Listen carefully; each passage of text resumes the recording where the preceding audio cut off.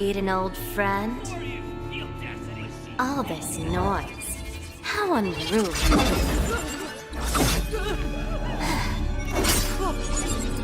My oh my. Such a grand ceremony, and yet it's become such a mess. Let me help you tidy things up!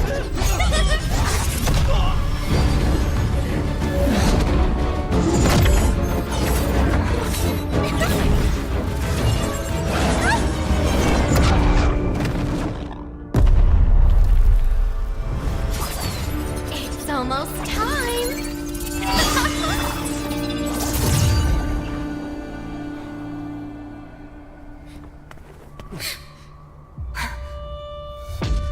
Hang in there! We'll protect everyone! Someone will come to help us! Who will come to help us? No! How interesting! Very interesting!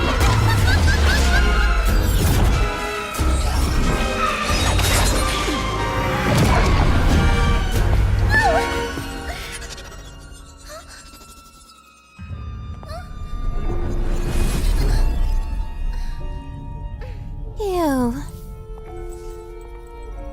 Why do you always cling on to him? Hmm? Austrian. It's been a long time.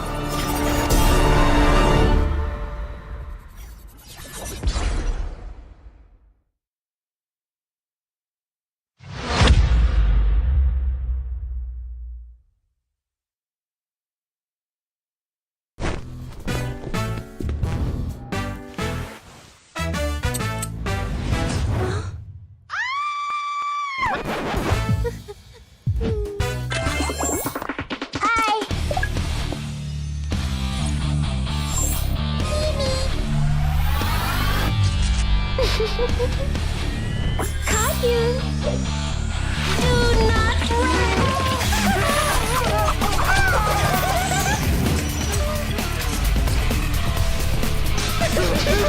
I like that. Hey! You! Hey! Stop! You!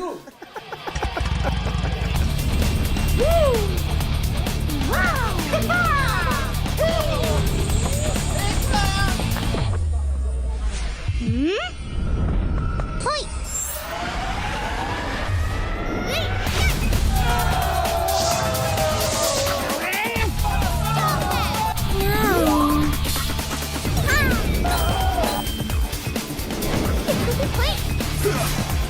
Cheers!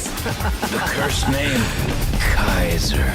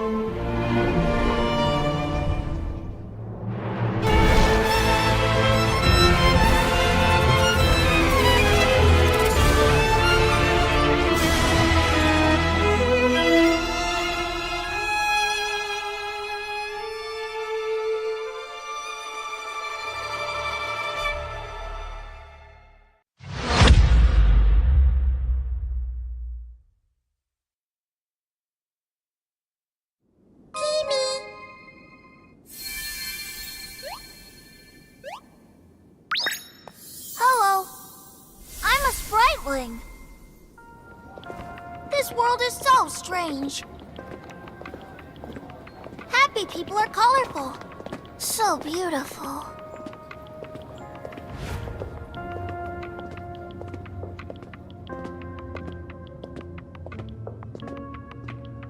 Are those their negative emotions? Ah, so scary! Huh? Oh, let me chase away the unhappiness! Sprite lane strike! Ha!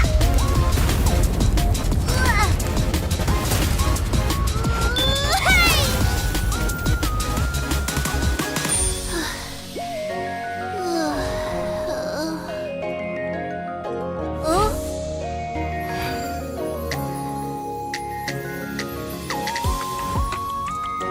I'm a spriteling. With me around, you'll never be unhappy. Ow! That hurts. Thank you. Let's be friends. Get him! Get him! Pitch blind, let's play another match. Charge! Welcome to the world of spritelings. I'll take you to our annual Spriteling Festival. Enjoy HOK and release your unhappiness. The world can't be without Spritelings.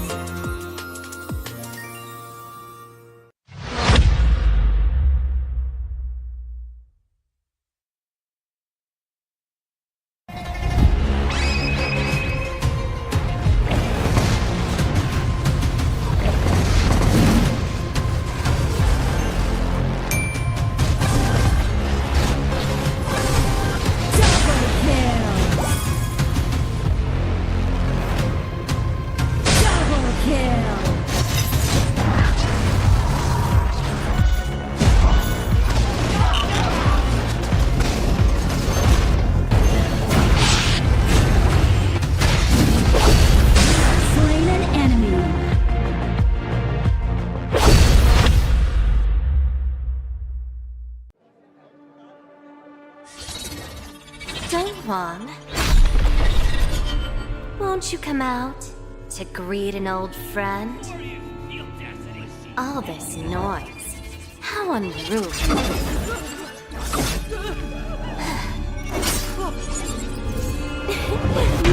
My, such a grand ceremony, and yet it's become such a mess.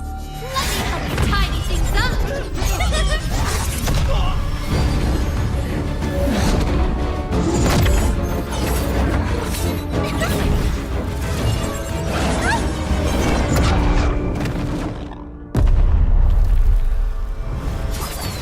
It's almost time.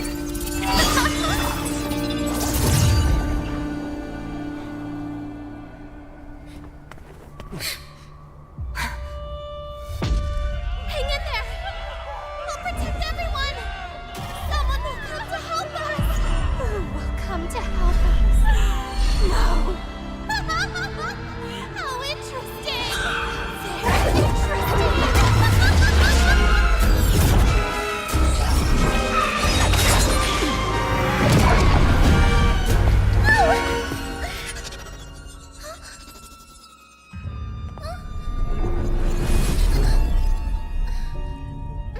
You.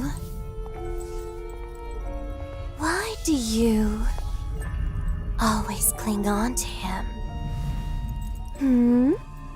Austrian. It's been a long time.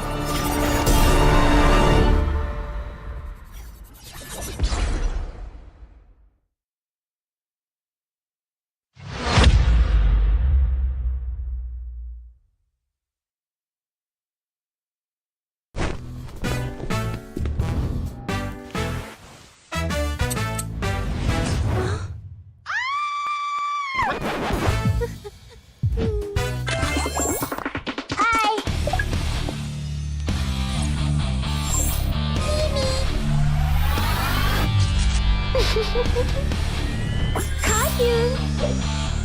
Do not run!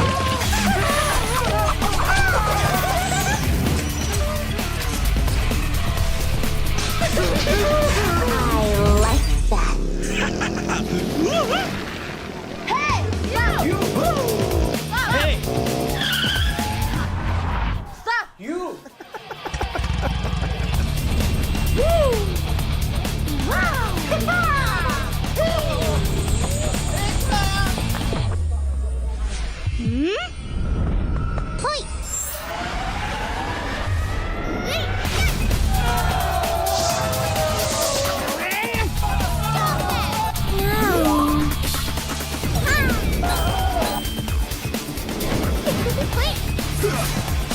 Cheers! The cursed name, Kaiser.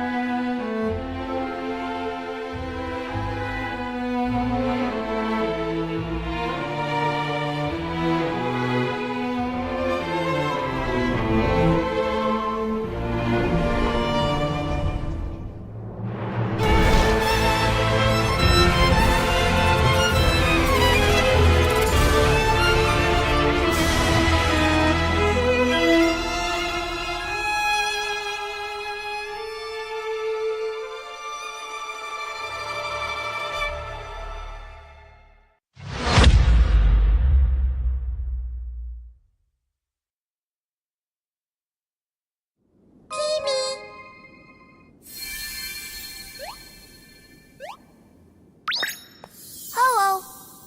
I'm a spriteling. This world is so strange. Happy people are colorful. So beautiful.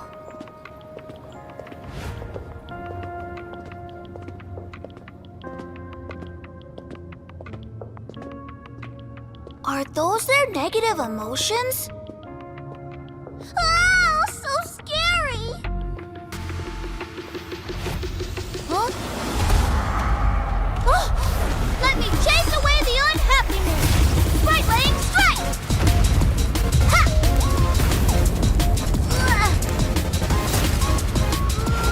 Hey!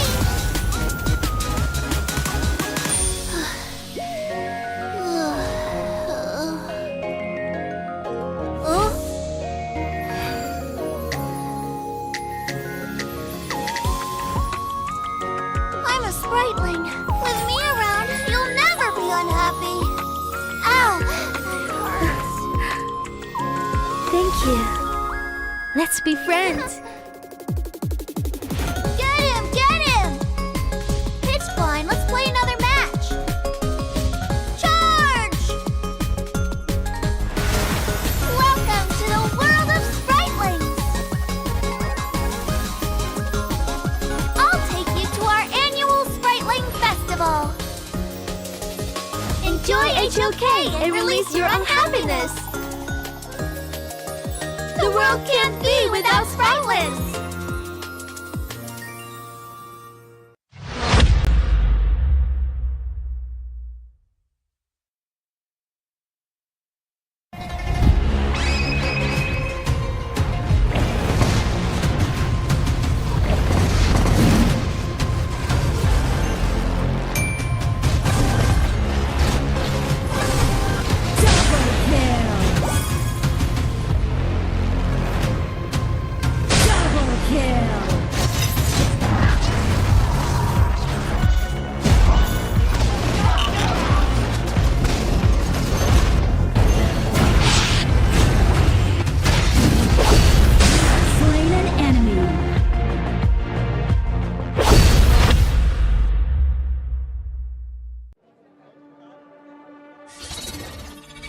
Mom, won't you come out to greet an old friend? All this noise. How unruly.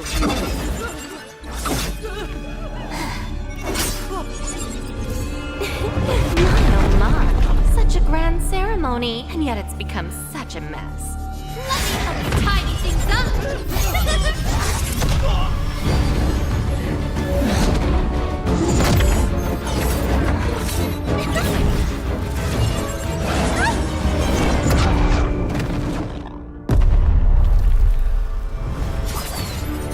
almost time.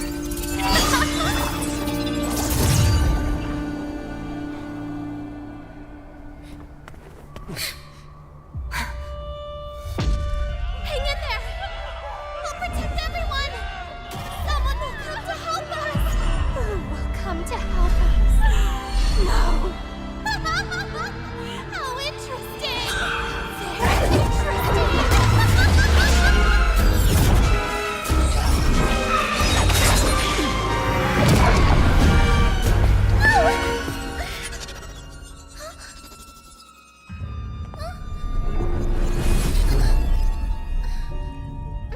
You.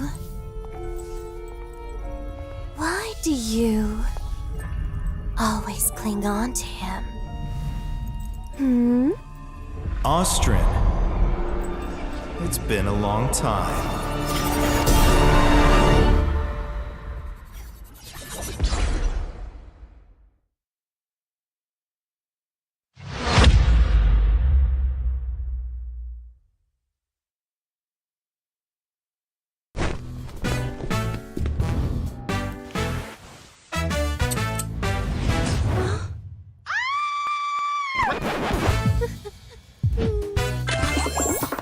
Hi!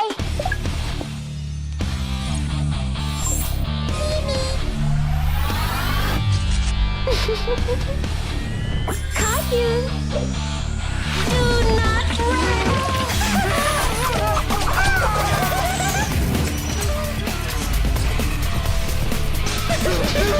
I like that. Hey! Hey! Stop! You!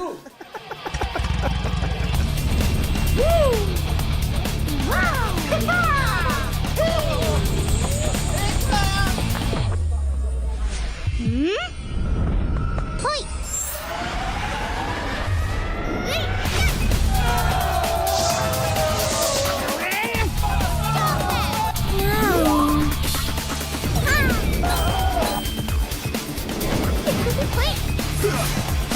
Cheers! The cursed name, Kaiser.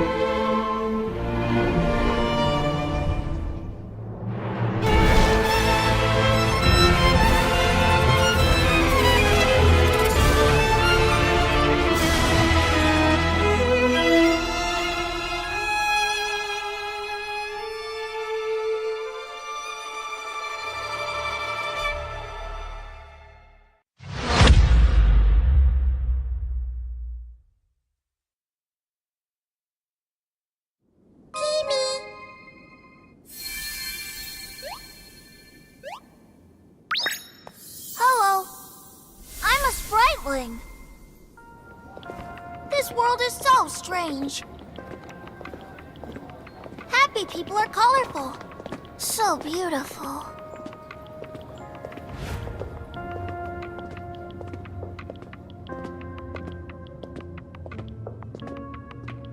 Are those their negative emotions? Ah, so scary! Huh? Oh, let me chase away the unhappiness! Sprite laying strike! Ha!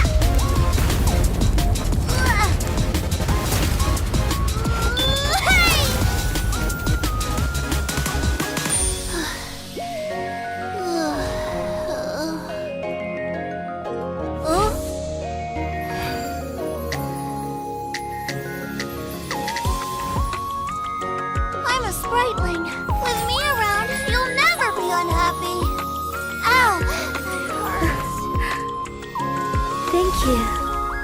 Let's be friends. Get him! Get him! Pitch blind, let's play another match! Charge! Welcome to the world of Spritelings! I'll take you to our annual Spriteling Festival! Enjoy HOK and release your unhappiness! The world can't be without Spritelings!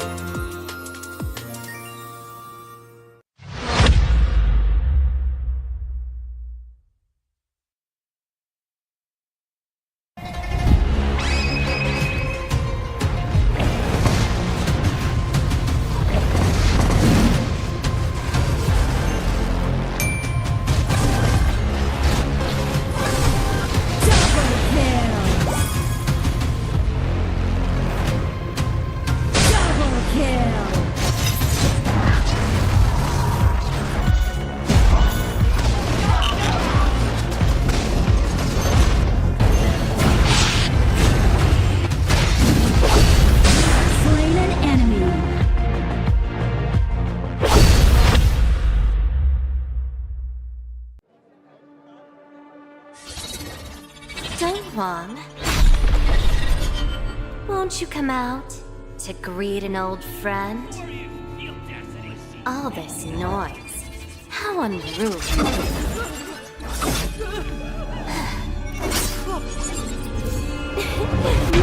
My, such a grand ceremony, and yet it's become such a mess. Let me help you tidy things up!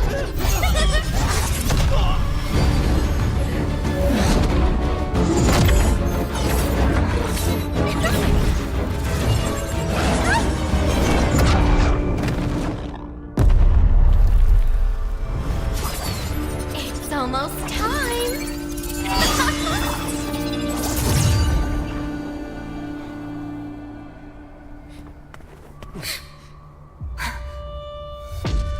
Hang in there!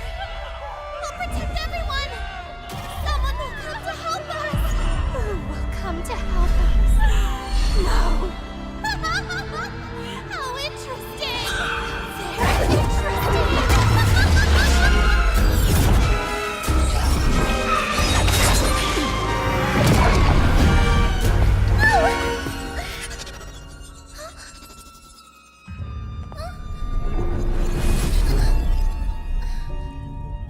You. Why do you always cling on to him? Austrian. It's been a long time.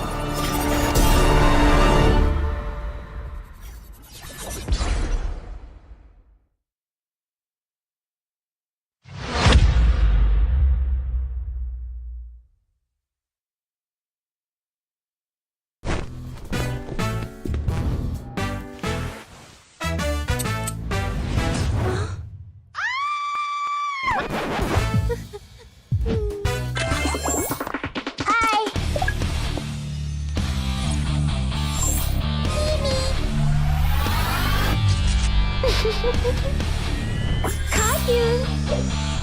Do not run!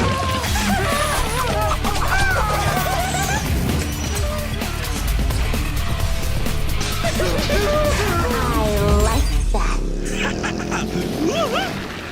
Hey! You! Hey! Stop! You! Wow!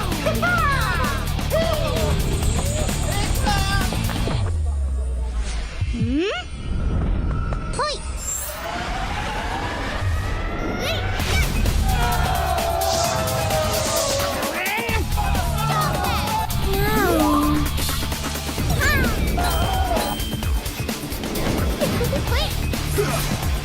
Cheers! The cursed name, Kaiser.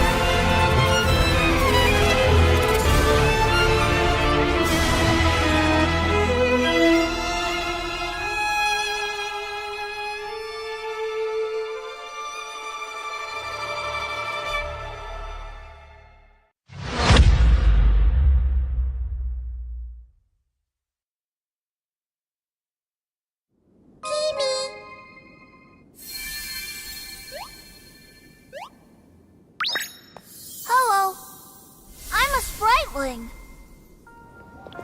This world is so strange. Happy people are colorful. So beautiful.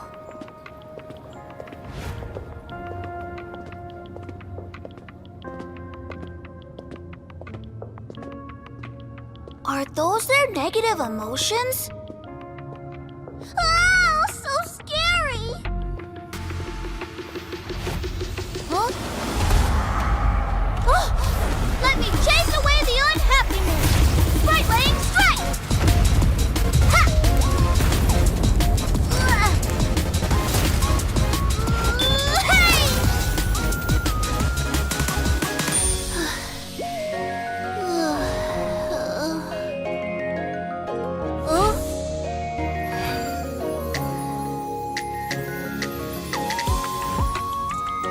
I'm a Sprightling. With me around, you'll never be unhappy. Ow, that hurts. Thank you. Let's be friends. Get him! It's fine, let's play another match. Charge! Welcome to the world of Sprightlings. I'll take you to our annual Sprightling Festival. Enjoy HOK and release your unhappiness. The world can't be without Sprightlings.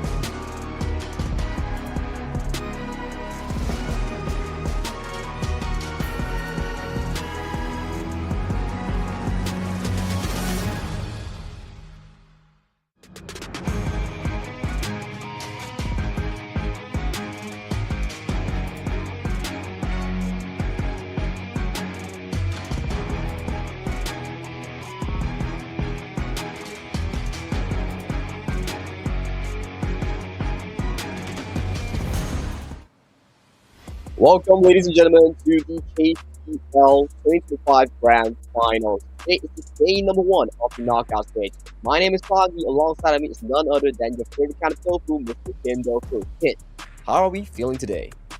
Great. It's a great time to re-enter with the English rebroadcast as well. We get to see two of the strongest teams duke it out again. Familiar names for you, it's going to be LGDNBW Gaming going up against WEIBO Gaming.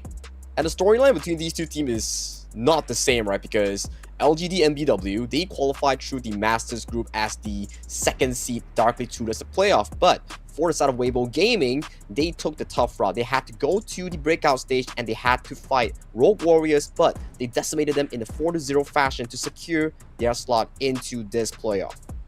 So I would say they're pretty warmed up for today. Let's see if they are going to continue in their winning ways against LGDNBW.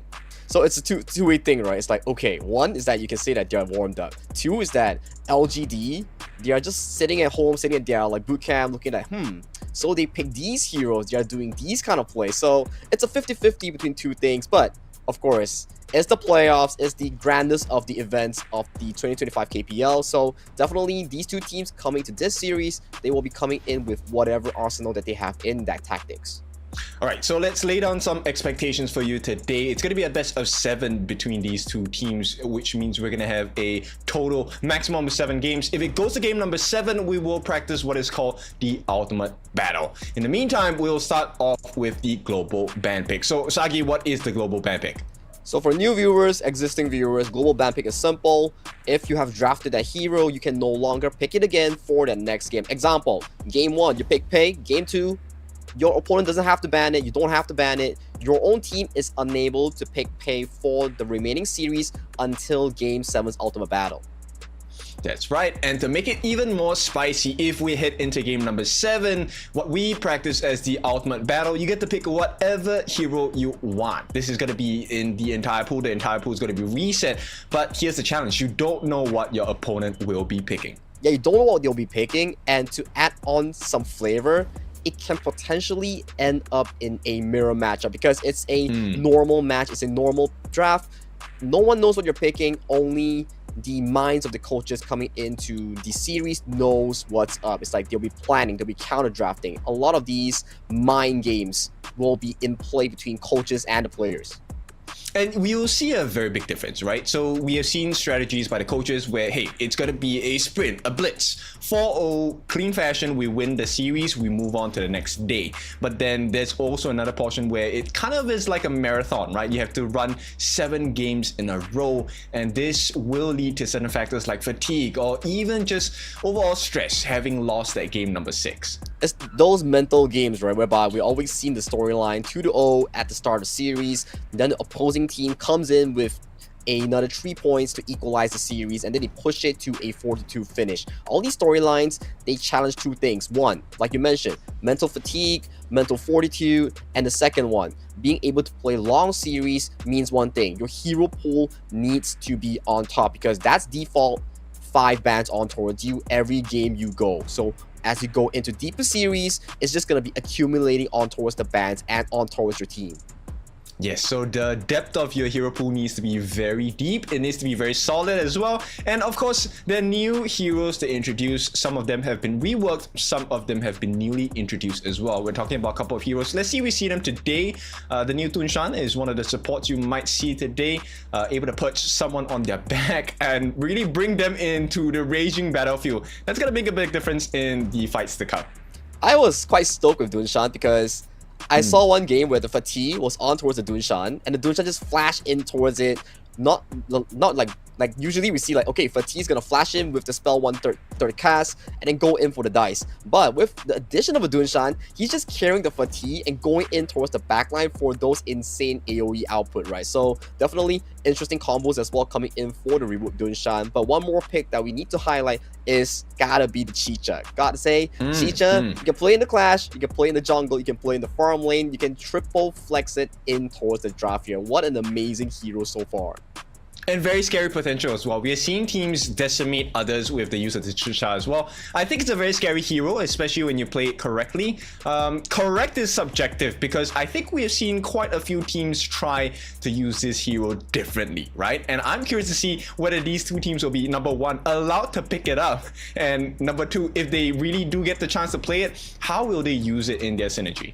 It's very interesting, right? Because as we've seen so far, Chicha, she takes a lot of time to actually scale up. Once she hits that Sparks Forge and Doomsday, man, she's gonna be popping an ultimate and she's gonna be shredding that tanks with all her weapons. So that's something interesting about her. So you often see her going into these carry roles like the Clash, jungle, or farm, get these resources, and once you hit that 2 items, the damage on towards the tanks, not a lot of tanks that really tank up the damage.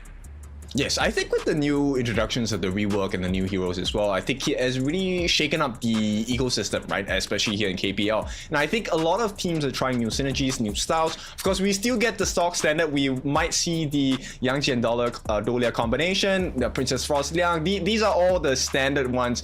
And I think maybe today something surprising might happen in a clash lane between both of these clash laners because they are the top of the top in their game.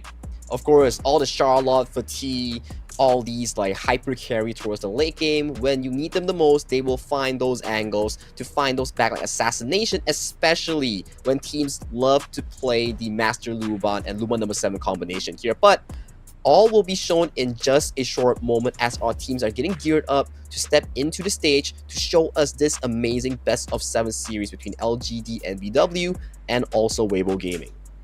Yes, and you know what? I want to talk about the captains of both teams for a minute. So, you know, for the first one, let's talk about LGDNBW. Captain of the team is Luo here. He has actually appeared in KPL for 6 seasons already. In comparison, Ling Heng has 14 seasons, almost more than double of this guy. So I'm wondering if this EXP difference is going to be the difference maker in this best of 7 series. Hey kid, like you mentioned, right, it's all about the mental fortitude, going to long series here. Maybe the 14 series that Lin Heng has on his back, just like his FMVP Jing, that will bring some sort of surprise factor coming in if the series does go into that Game 5, Game 6, or potentially Ultimate Battle Game 7 situation here. So that's just something that this FMVP player has, that charisma he has to be the captain of Weibo Gaming. Yes, and I think a lot of teams have already practiced the Master Lupan and Lupan number 7 combination. We have seen them quite a bit in the breakthrough rounds as well. And today for knockout stages, I think it's a soft guarantee we will see this combination again, which means maybe for the start of Weibo Gaming, if you have a FMVP Jing, I think it's good news for you. And it goes to show, right? Because when we talk about Jing and Weibo Gaming, they often bring it up at the most important game, right? Because usually you see like, oh, Game 4 under eliminations or Game 7 Ultimate Battle. You will always see Lin Heng go back to his trusty Jing here. So that's definitely one point. But moving back to the point that you mentioned about the Luban number 7 and Master Luban, we've been seeing this hero setup a lot in that Ultimate Battle. All these teams, they love this combination because of how well Luban number 7 functions with that Master Luban.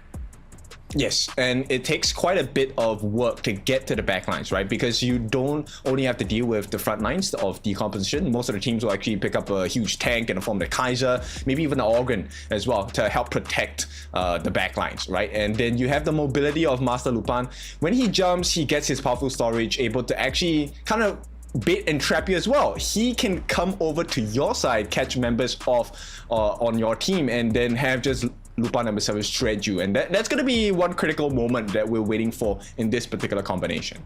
Yep, that's those two combinations, especially when we see towards the blue side of the game. You often see Master Luban being a pick or ban scenario in these early games, right? It's either you take up the Master Luban ban or you ban away the Luban number 7, forcing this Master Luban to be more of a disengage and engage roamer, whereby it's often a pretty good counter against the Aoyin or Lone. Yes, and that is one of the spectacular things that might happen in the farm lane, in the mid lane as well, right? We all know it, the Cat Boom. This has been a masterclass for all the different teams. So far, it has been the #1 prio pick and ban in the mid lane, right? The second comparison probably will come in the form of the Mai Shiranui, but most teams prefer the Cat Boom here. Yeah, Cat Boom, amazing in terms of the mobility. You have so much early game damage at poke, and then you just evolve with this tempo pick to contest against the enemy, right? Doing all sorts of these damage output, poke, early game jungle invasions with the pay, the double cat combo. All these are frequent visitors of the Cat Boom lineup. It is. So I'm curious whether both of these teams will really start off with this early centric kind of draft, because we've seen teams kind of start a real rampage, right? Having that very strong early game the moment they hit level 4 or even at that 4-minute mark. It's going to be a very dangerous part for the opponent teams. But let's take a look at the teams as they enter the venue and build upon their dreams. 2025年 KPL 年度总决赛淘汰赛的现场，我是殷凯，欢迎大家的到来。在成都，我们经历了紧张刺激的擂台赛、突围赛，甚至加赛。现在我们来到了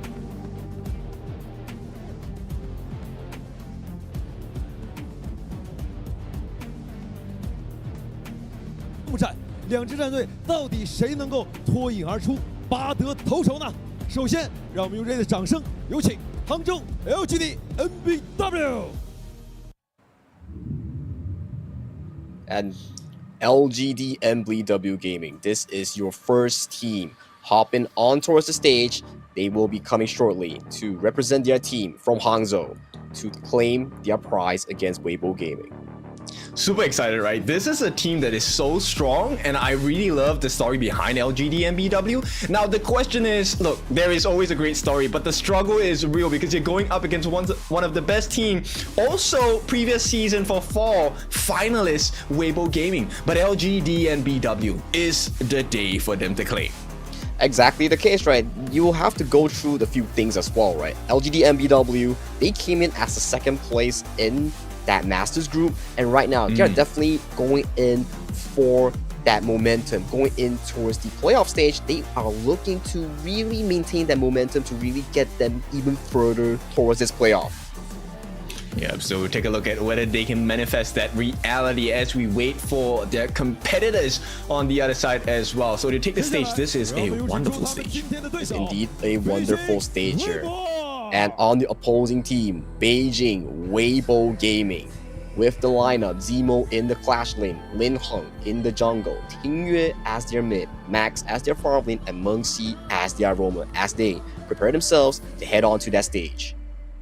Well, they come in with a very strong, role, right? Because they've come here with a 4-0 victory against our Rogue Warriors. So to come in here, I think there definitely is an air of confidence on the side of their team. I'm just wondering whether they can, finish the job against LGDNBW.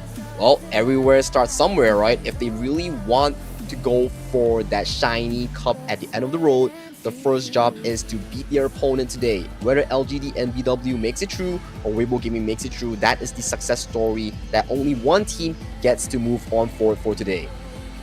Yes, it is. And to do it in front of the fans, that's going to be a very big mark of success. I mean, the feeling is very different playing live, right? And for these players playing week in, week out in Honor of Kings, it's going to be still, nonetheless, a challenge because this is the Premier League KPL 2025. Yeah, Premier League KPL 2025. You have spring, you have summer, you have fall, and you all, in the end, bring it towards this grand event, the grand finals of KPL. So this is what all these teams are working on for the entire year. All right, let's take a look at what the story is.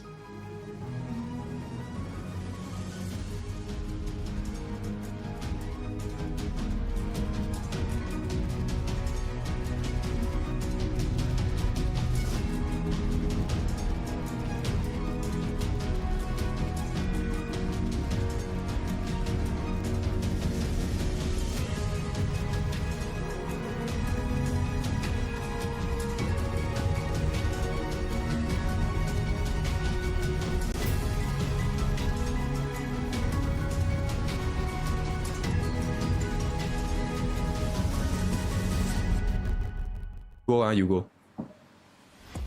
And that was a short VCR coming in from the side of both of these two teams, the premier highlighter matchup here. If I'm not mistaken, it will be going in towards that jungle between Hui and also Lin Heng from both of these two teams as they march on towards the gorge.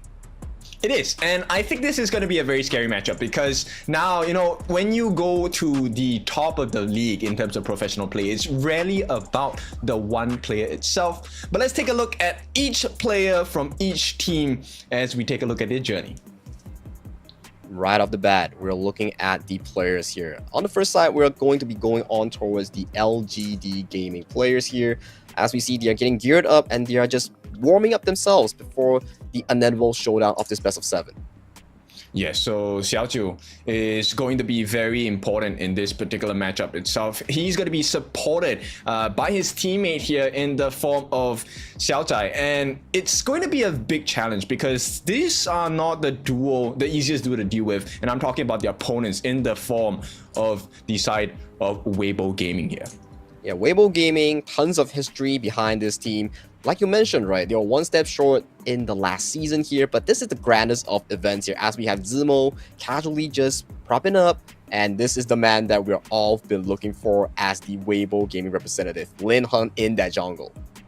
Yes, he is. And in the mid lane, it's going to be Tingyue. This guy has been phenomenal so far in the entire season of KPL. But heading into this grand finals one, I wonder if it's going to be enough. In order to aid them in this entire journey, we're going to have the farm laner, and this is going to be the form of Max. He has been consistent so far. They're looking for him to put his best performance, and in the roam, of course, being supported by his teammate, this guy is going to be Mengxi. He's going to be responsible for not just protecting their lives, but setting up chances for the team to capitalize on the mistakes.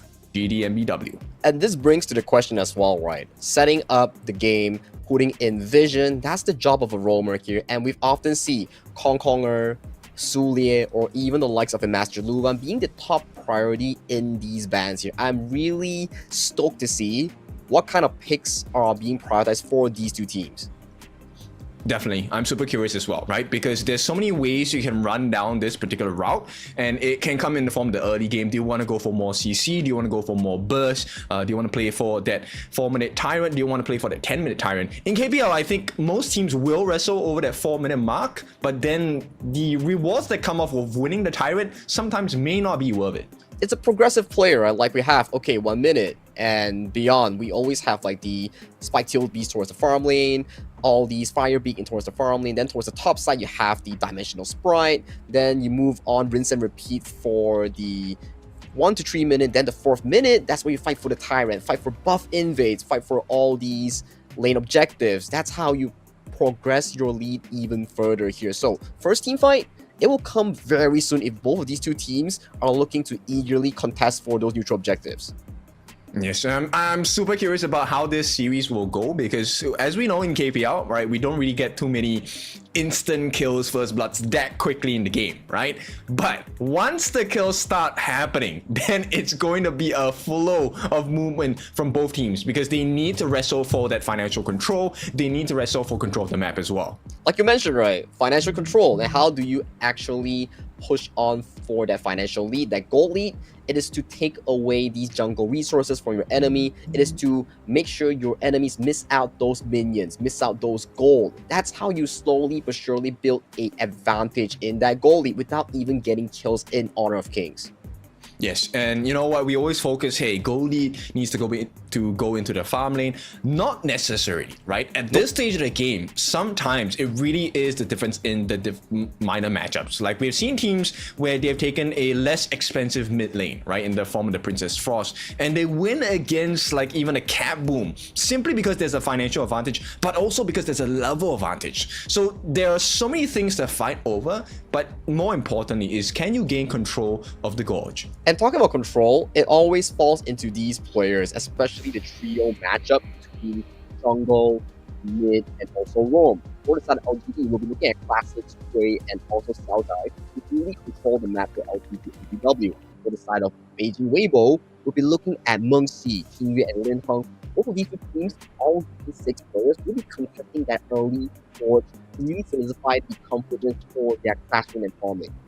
Yes, I think we will see a little bit more of a tussle in the clash lane. So far, these are the positions where both teams will actually wrestle control over, because instantly you get that TP down. Once you get the space sprite, you have the portal open, right? So teleportation, you're able to rotate straight into the mid lane. This is going to aid with, number one, your rotational speed, which means you get the faster gold, more gold as well. You don't lose any of the resources across the map. And you can see towards the audience, right, there's a lot of Lin Heng Nuanyang fans. They know this player has so much history in the KPL. That FMVP Jing skin makes a statement here. Maybe we might see him pull out that Jing here in today's series. I mean, I would put money that it would happen. 14 seasons in, I definitely think he will be able to showcase his skills. And if it doesn't, there is a chance that, hey, they might have just won the series, right? Because if you get to see the Jing, either LGD has prepped for it or it's going to be Game 7. LGD going to prep for it or Game 7 here. Usually we will see it as game goes on every while we go. But slowly, it's still game number 1. We haven't yet go into the bands here. Let's give it a bit of a break here and we see what are the teams going in for that first pick. I think that will be dependent on the first few bans, right? Normally, we will see the Hyrule being banned. It's going to be the Pay ban, as well as the Cap Boom ban. Artie ban as well? I'm not sure, because there's so many options you can explore. Yeah, so many options you can explore. Cap Boom, Haya, all these, Master Luban, or even Kong Konger. All these are the frequent first picks that we often see on towards the blue side and red side. Like we always mention, the reactive side. You get that third pick and then you progress towards the second phase. You drop 3 more bans on towards the enemies to form that counter pick.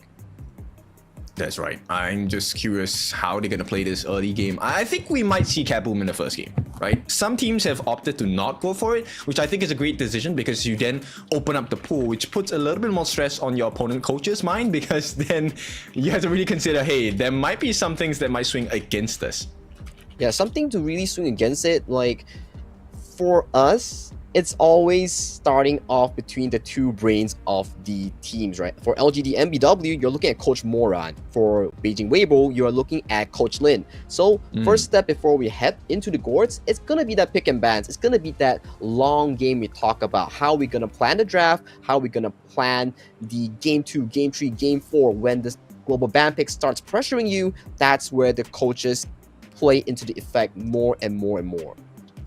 All right, so let's head right into the ban pick phase. This is going to be game number 1 between LGDNBW as well as WEIBO Gaming. Now, what do we want to take a look at here? Do we secure the mid lane first, and do we try and secure the jungle early on? Well, first things first. Let's get Master Luban out of the way, because that's not what LGDNBW wants to be prioritizing. They know WEIBO Gaming has an insane game on towards it, and starting off the bat, more roamers have been banned away. Dunshan as well, being banned away from WEIBO Gaming. Oh, they take out the Dunshan and they take out the Nuwa as well. So, and the final first phase ban is going to be the Conqueror. Now, both teams, they have a similar type of game timing. 16 minutes seems to be that call time, right? Where they end the game. And this is, slightly towards the later part of the game, and which means they will be allowed to tussle for the first 4 minutes as well as the shadow variants in that 10-minute mark. It's the team fights that matters, right? And talk about team fight and talk about safe pick going into the game number 1. We have Kaiser being locked in on the hands of Hui in towards that jungle here. Ever since that rework on towards Kaiser, now he can dash over the wall with his basic attacks. He's been stirring up a lot of these pick and bans with his presence.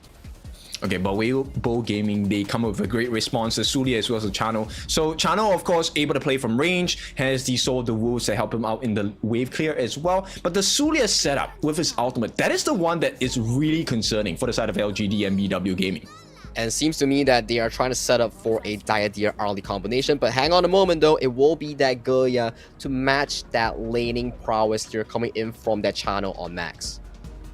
Okay, I like the idea, right? So the Kaiser is just meant to be that front-facing shield, and if things go sour, you have the heals from the Diadeer. You also have the debuffs in the form of the Bitter Farewell. Now, this is going to create a lot of space for Xiaojiu as the farm laner on the side of LGDNBW to really get the damage in. But WEIBO Gaming, they respond with the higher, or the higher is, ultimate Moonscape Mirage, able to lock you in an ultimate dimension, and it's 1v1 down there, which means it's going to be a 4v4 fight. And the interesting part about a Haya is always comes in the form of being able to play aggressive, defensive, locking away the jungle for the smite contention, or go in for that assassination towards the backline, go in for the flash follow-up, right? So Haya is a very flexible pick. Yes, she is a mage, but when we talk about a mage, she can be so flexible in that ultimate.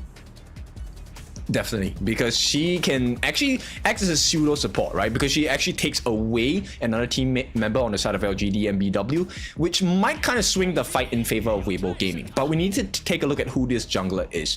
Banter complete, there's no Ogren, there's no Dun, so tanky members are out of question for WEIBO Gaming. Menki maybe? Yeah, Minky maybe. There's still a lot of these picks being the floorborne tank still available here. So for WEIBO Gaming, they actually set up a potential jungle assassin setup here coming in for the side of Lin Hong, because you have Zimo and also Mengxi on all these beefy boys like the Byron, like the Sulie for example, and we have Charlotte, the main hero here coming in from lore, locked in game number 1 for LGDNBW.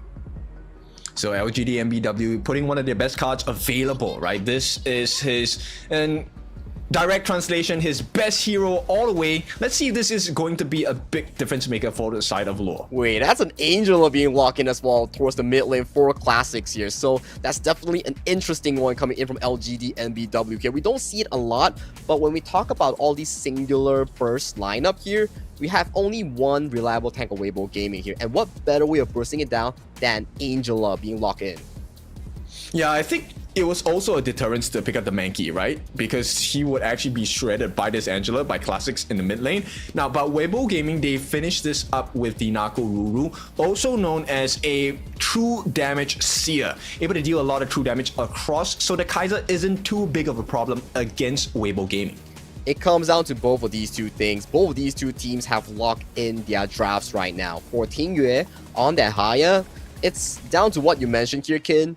can he find those key engages? Can he find those key members here? If he manages to lock away Xiaojiu, that could be huge coming in from WEIBO.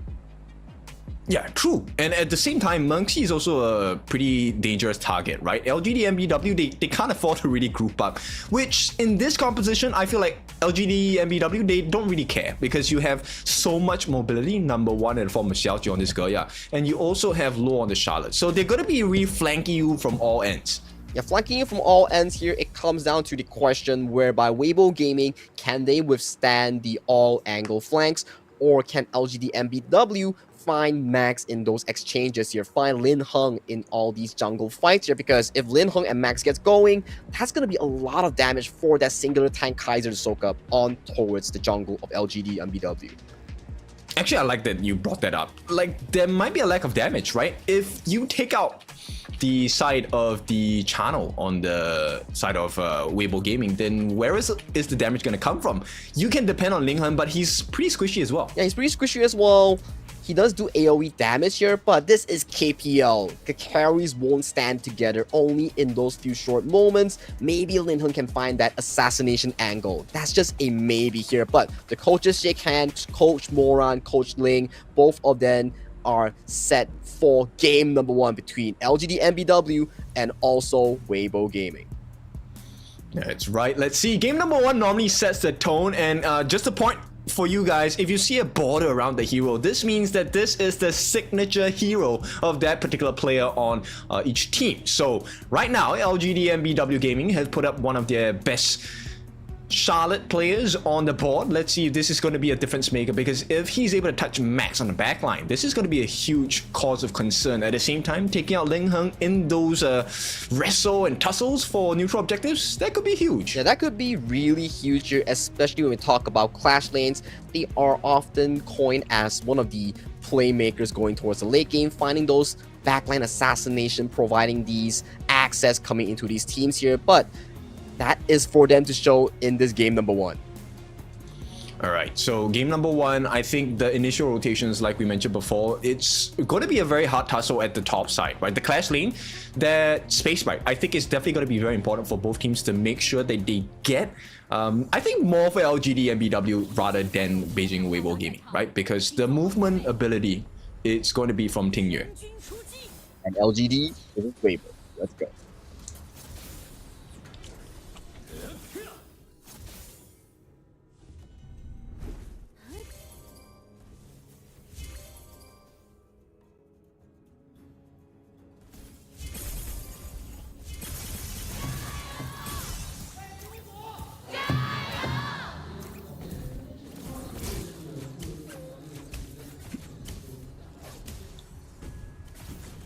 And right off the bat, we see a lane swap here coming in from the side of LGDNBW here, swapping Xiaojiu and Xiaozai towards that clash lane to put pressure onto Zemo on this Byron.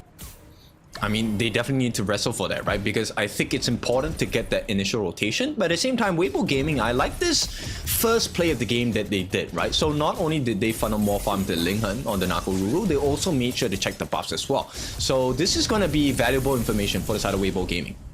Yeah, right out of the bat, a bit of a tussle here coming towards the top side here. As previously we mentioned, right, the priority will fall on towards this Space Sprite. And you can see 3 members from WEIBO Gaming, they already positioned themselves to push LGD back from this objective.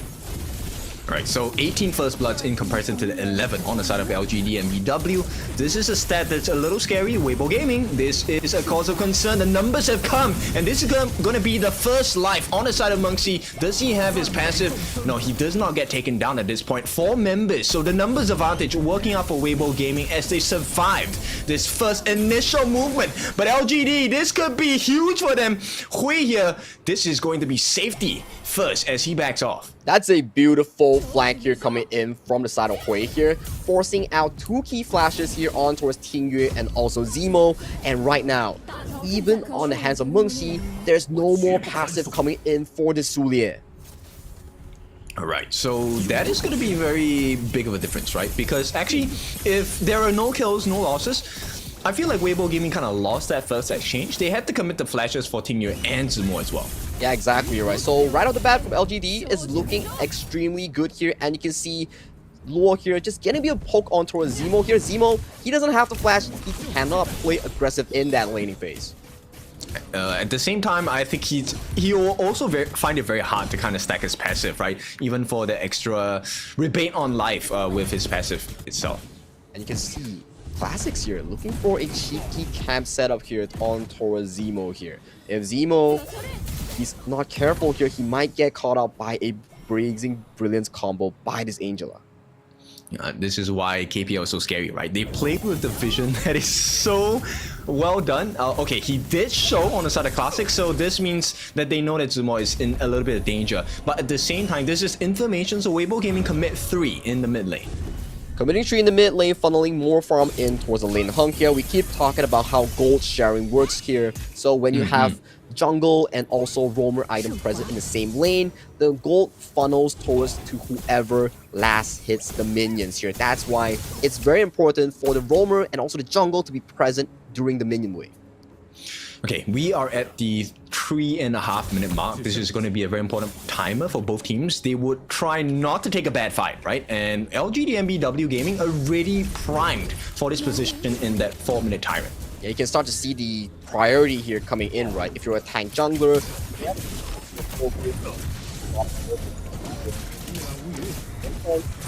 helping Zemo to fasten up that tempo, make that early transition in towards this Tyrant here. As game number 1, 4th minute mark, the first Tyrant has been spawned on towards the Gorge. Okay, Law is going to be a little bit late, so WEIBO Gaming actually have prior over this, but they're going to start engaging on. Hui here manages to put them in a difficult position, but with that, the ultimate is going to be committed by Tingyu as well. They secure a Tyrant. Now, the question is there any rewards for winning this fight? Hui gets the Invincible Warrior down as well. The heals come through, and First Blood, they have taken down the passive. Iron Colossus is going to be committed. It's First Blood for the side of LGD in the form of Law as well. Now, there's more to be taken. Yazio Golem up for grabs. They will be able to secure it. This one goes into the hands of Law as well. Can they make it out safely? No, they will not. Hui has to give his life. The jungler in a trade for the Tyrant as well as the Azure buff. But look at Zemo here. He wants more. He wants to be forcing away the rotation here back towards his mid lane coming in from LGD here. A flash engage onto a Zemo here, but there's no follow-up here coming in from Classics here. As Lin Heng gets himself a Azure Golem counter on that exchange as well. So smart, right? Like the reason why Zumo was actually hanging on for a little bit, because number one, he knew he wouldn't die there, and you know, with the committal of the flash, if there was not enough damage, this means that you have to commit. And with that distraction, Lincoln actually managed to steal the Azure Golem, so they kind of reset the loss of that initial take from the side of LGDNBW. Still a 50-50 exchange, right? On the side of WEIBO Gaming, you do get the higher end, you do get the trade-off of the kills here. Hence, you see gold is really even between these two teams here. So, we need to see the following engages here. Who plays the jungle control much better between these two teams? And I like the way that WEIBO Gaming is playing right now, right? Because if you take a look at the previous stat itself, based on the First Blood stat, right? If LGDNBW Gaming gets a First Blood, they have an 80% win rate of that particular game itself. So WEIBO Gaming actually wrestling back control of jungle resources kind of puts that stat to a little bit of difficult decisions here, because it's going to be a 2-on-1 here, as Law will be able to make it out. They're trying to force out more resources or even a life at the clash lane. But for now, it's going to be the reverse. WEIBO Gaming being pressured at the bot side as well. Moonscape Mirage here, already committed by Tingyu here though. Is there any follow-up here coming from WEIBO Gaming or LGD to protect from this play? Oh, they have to do it quick because the team is rounding up as well. Hui is caught in the middle. They get the jump in, but it's not enough. The heals do come true, but Hui still gets taken down. And now all 5 members are here present. WEIBO Gaming much faster rotation here coming in from WEIBO Gaming to capitalize on Hui's attempt in that Azure Golem rotation here. That leaves a 4-5 upfront here for WEIBO Gaming here. Do they contest for this objective? I think they might try. Look, Hui is down though. There's no smite, so they could definitely fight for this. And at this point, they will not take the risk. The save coming from LGDNBW Gaming members has been worth it, but they lose a tier 1 in the process. Yeah, losing a tier 1 in the process here, unable to find that trade on towards the cross map here. So small wins all over the board coming in for WEIBO Gaming, accumulating that 1,000 goalie already in this 7th minute mark. So the scary thing here is Weibo Gaming actually, they're at the top of the net worth charts, right? Both Ling Heng as well as Max, both of them close to 5k at this point, which is a very scary number. But it's just a 1,000 goal lead, close to, for the side of Weibo Gaming. Yeah, close to for the side of Weibo Gaming here, but you can see more of these controls are being tussled over to the side of LGD. They know they need to control this mid side to even get more control, more vision in towards that river here. Hence, you see so much priority is being put focused by LGDNBW here. Yeah, they need a wrestle. They need to find something to get the counter, right? Steal back that advantage. For now, they're keeping close. It's not exactly 1,000 gold just yet. But for now, Weibo Gaming definitely in cruise control of the map. Full control of the map here. Don't go into the river here because in that river, you might find a fit Nakoruru here with her burst damage waiting in for your arms here. As we see, more of these lane assignments here fall in favor of Lin Heng to get more of these resources. As we see, the next Tyrant has been spawned on towards the map before that Shadow variant. Oh, that was so close. Lure almost made a game-saving play there by stopping Ling Heng from using that teleportation portal. But for now, in this 8.5 minute mark, it looks like Weibo Gaming, they're inviting them in. Hui takes the bait. They get the Tyrant as well. Lock in by Tingyue onto the bottom side of the map as well. Weibo Gaming looking for an opening, unable to find anything else. They're waiting for that cooldown. Xiaojia is going to be taken down, and that's the call. Weibo Gaming are going in. Xiaojia is the next one to fall as well, as Max goes in with the chase. He is done farming the minions. He wants the heroes as well. Classics and Lure are going to be left, and the rewards are plentiful for the side of Weibo Gaming. Tingyue is so clutch with that Moonscape Mirage Flash, immediately capturing Xiao Zai from that team fight, removing the healing, removing the crowd control provided by that Diadea here. This Haya is making so much work in the Gorge. Very big usage, right? The Moonscape Mirage, we've talked about it. Like, who do you want to catch? And most of the time, I think at the start of the game, Weibo Gaming was kind of like, let's take out the tank, right? We take out Hui and we should be able to melt down the rest of the members. But LGD was pretty good at kind of stepping and backing away, which kind of saved their game for a little bit. But in this wrestle for neutral objectives, you have to fight. You have to fight, and we can see the replay here. Tingyue here finding the opportunity on towards Xiao Zai's Diadea, immediately flashing in. And after that, when you come back from the fight, it's already too little too late, as there's no front line here provided for the side of Xiao Jiu. So this Geya couldn't do anything in that team fight. It was so scary, right? Because you needed Hui to be that ultimate shield for your team. And once Hui, I mean, look, he's behind in levels, behind in gold as well. This is going to be a very hard wrestle in this particular buff itself. Crimson Golem should go into the hands. Does get secured by the side of Hui, gets the smite down, but at this point, 5-1 in terms of kill score. Weibo Gaming have now a considerable hold over the Gorge. And you can see the double carry potential here coming in from Weibo Gaming. 8,000 in terms of the gold from the side of Lin Heng. 2.5k lead against Hui's jungle matchup here. This Nakoruru and also Max Chano here, they are farming so darn well.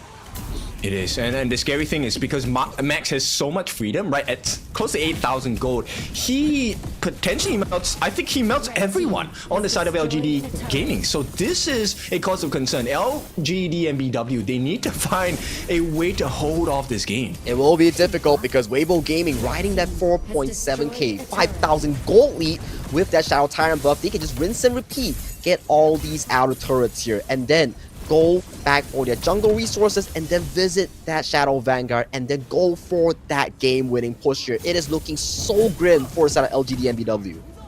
Yes, Demolition Squad completed for the side of Weibo Gaming, right? There are no more T2s, only the T3s are left. And we are only 11.5 minutes into the game, which means in the space of 5 minutes, this could be Weibo Gaming winning the entire game number 1. They're looking and knocking on the doors at this point. Yeah, 3 waves all simultaneously clashing in towards the high ground turrets here. As we see, some form of damage here being committed on towards Zemo here, but it's just poke and prod here.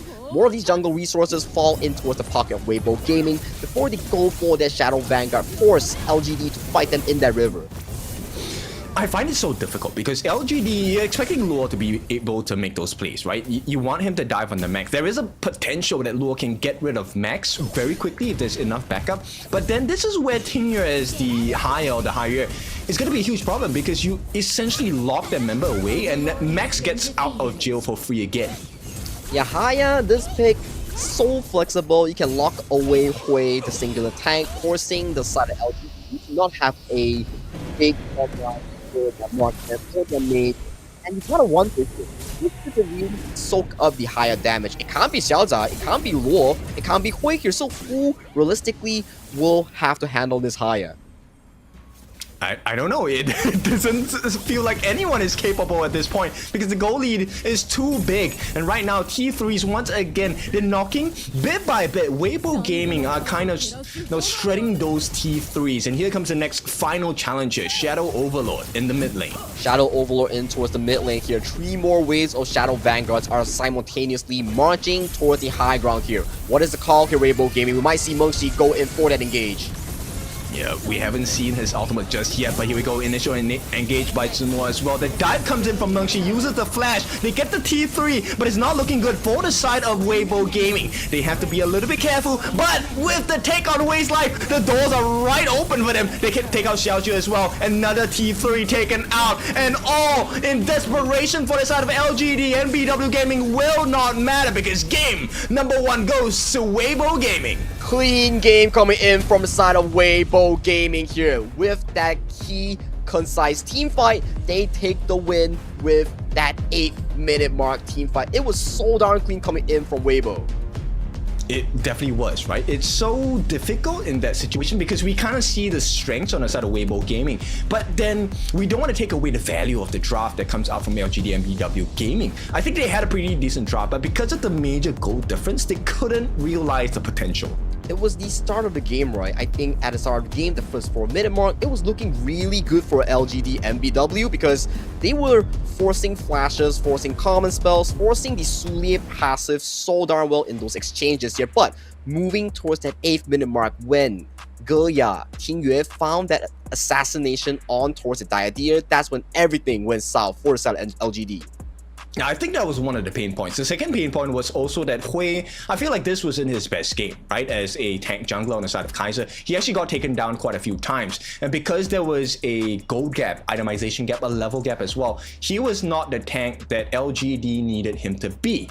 And I think this was one of the main pain points they experienced throughout the game. Of which, you know, at the same time, they never shut down Max. There was no pressure onto this farm lane on the side of WEIBO Gaming. Exactly, well said here. Max had a cruise of a game, not even making any form of mistakes here because there was no one that could really break through the Haya, no one that could break through Mengxi on that Sulie here. He was untouched the entire game on that late game channel here. Very well done, very well played in this game number 1 by WEIBO Gaming. I feel like, you know, WEIBO Gaming, this is not their strongest version just yet. Mengxi was kind of quiet this game, but I think it's still okay because he did try to make some plays. We saw that empty flash at the bottom, at the mid lane, where he wanted to try and get a catch, but at that point, because they were so far ahead, that mistake wasn't able to be punished from the side of LGDNBW Gaming. But once again, like you said, we take it slow. It's game number 1 only. Yeah, game number 1 only. Global ban pick starts kicking in after this game number 1. You have 5 default bans here every game, and then after game 1, you add on 5 bans, game 2, more 5 bans, and then you start stacking. That's where the pressure comes in for both the coach and the players here. But that's game number 1. Game number 1 for me, it was all smooth sailing here coming in from WEIBO Gaming with their superior execution and draft. Okay, so execution and draft, great job on their side. Let's have a little trivia here. Who would you, in your opinion, would be that MVP for the side of WEIBO Gaming? It gotta be Tingyue. He was finding those clutch moments, finding those assassination on those moments here. I think the first ultimate, he removed the side of Hui from actually going in for that Tyrant, and then following into that 8th-minute mark, he single-handedly removed the LGDNBW roamer here, the Diadea, from any contention, from any healings here, and from there on out, it was just a slow landslide coming in for the side of LGD to really lose out the game tempo over to WEIBO Gaming. So difficult to play, right? Xiaozha, I think he did his job well, but here we go. This is going to be the stats for the game itself. I mean, there's nothing much to compare. The goal difference between Max as well as the side of Xiaoju, it's very clear. It's night and day, right? 2,000 gold ahead for the side of Max. 2,000, man. And if you look over to Lin Heng, Lin Heng's riding a 4,000 gold lead against his jungle opponent Hui in that jungle matchup here. It's not an easy feat to be able to gap your jungler with that much of a pressure here. Yeah, exactly. The Siege Breaker on the side of Lin Heng, that blue color sword that you see on the right hand side of the screen, that item is one of the strongest damage items in the game. He got that for a good 2 to 3 minutes in the last portion of the game. So there was a lot of threat from this jungler coming in from Lin Heng. And it's a very interesting build as well, right? We see the Hunter's Grip, the pink jungle item, usually built for tanks here, to really allow this jungle assassin, the Nakoruru, to be more beefy, not being singled out by the likes of the Charlotte or the likes of the Angela here. As we see towards the damage dealt here, all these numbers, we see Tingyue on the Haya here, 33.3% damage on that mid lane. So guaranteed, right? He has to be the MVP. Let's see if production agrees with us on this point, because he was pretty sneaky with the damage as well. 80,000 worth of hero damage. That is something you don't expect from Tingyue's higher down there. I mean, granted, he got a couple of nice catches, but there was a lot of action happening at the other portions of the map as well. Max was chasing in to the backlines of LGDNBW, which is kind of rare for a channel, right? You don't want to see a farm laner rushing into the middle of 5 different members, but that's exactly what happened. It goes back to what we discussed just now. It really revolves around the completion of that team draft here. For WEIBO Gaming, once that Kaiser has been removed from the pool by the Haya ultimate, everything is just easy coming in from WEIBO Gaming to go for that backline, to go for these pickoffs here, because there's no one to peel for that Goya. Yeah, Max just did everything, right? That particular graph or that chart itself, it was just all Max. And at this point, like I said, I think Mengxi had a pretty muted game for a roam on the side of WEIBO Gaming, which is perfectly fine. But the same story for the side of LGDNBW, it's not going to be their favorite situation. And here we go. This is going to be your MVP here. This has to be the Haya, the mid lane Tingyue. This guy has been on a tear so far, and there's no way this Haya did not get the MVP. He's our Haiku MVP in this game number 1 between LGDNBW against WEIBO Gaming here. His Haya proven to have all these pressure points here. He was the sole engager, sole assassin here coming in for the side of WEIBO Gaming, finding those angles on towards members of LGD in this game number 1. All right, so this is going to be a great start, right? Dream start for the side of WEIBO Gaming, but like you said, this is game number 1. We'll take a look at the, replays across the different portions of the game. This initial jump, it was looking a bit scary for the side of WEIBO Gaming. It was very well done in the side of LGD, like you mentioned, right? They were getting kills, they were getting buffs, but the back end of it, the continuance of the engages here, it all fell into favor here. And this was one of the catches here that really singled out the side of Hui to allow him to be removed from that team fight, to remove him from those engages to be that tank front line. Yes, the biggest difference maker I feel on the side of WEIBO Gaming is the fact that they consistently tried to make the trades, right? So they got the Tyrant, but they lost a couple, they lost the First Blood, they lost the Azure Golem to the side of LGDNBW, but then they came back and made some very clear decisions about holding off the different members on the side of LGD so they could steal back that Azure Golem from the opponent's end. Yeah, smart jungle all this advantage is so good. Yeah. It was so good coming in for the side of Beijing WEIBO. Everything fell into favor here, aside from the small kill that's being dropped by the side of Mengxi here, but it's just a small kill here. Mengxi, he did his job as what a Suli, a tank roam, has to do. Open up the vision here, open up the resource, the map for his team to further push up in that jungle here. And that was game number 1 here, Kin, and I gotta say, it's looking really good for WEIBO Gaming. Yeah, but as we all know, right, you can have a great start, but you need to have a great finish. That's the most important part, especially when it's a best of 7. So we'll see what this next lineup is going to be on the side for both teams. I'm just curious now, they've picked up the tank jungler on the side of LGDNBW Gaming, right, with the Kaiser, this composition. I think it makes sense, but to give the Kaiser's life so early in the game and to not be able to recover that financial gap and level gap, that was one of the pain points that they never really recovered recovered from on the side of LGD. That's definitely something that they really need to revisit back into their drafts for game number 2 or the rest of the series moving on forward here. There's still a lot of these prior picks here that we haven't really visited. The Master Luban combination, the Arlie, the likes of the Haya as well, the Cat Boom. All these are still up for grabs here for some of these teams here, aside from the side of WEIBO Gaming. They've already expanded their Haya. But if we take a look at the strategy itself in terms of the draft, now that they know that WEIBO Gaming does not have a hire, this is going to open up so many doors for the side of LGD, because now there's access into Ma Chao, there's access into the Guan Yu, there's also Shi Kong Zhen. There's so many options now that hire is off the board on the side of WEIBO Gaming. It's like, hey, it's a buffet. Which one do you want to kind of strike back against WEIBO Gaming? There's still the Chisha as well, right? The triple flex hero that could be in a red side draft where you can do it as a counter pick into these big beefy boys here. That's definitely something you could visit to in the future games that we'll be going to see in this best of 7 here. But for game 1 only, the point that we really missed out was the Angela here. Do you think that was a good pick here coming into this game number 1? I think they were expecting a different jungler, let's be honest. I think Nakaruru was not in their cards. I thought they were going with another tank jungler to be able to hold steady against the Kaiser pick. I felt that was what the Angela was meant for. I mean, this is what we normally draft the Angela for, right? To be able to strike tanks.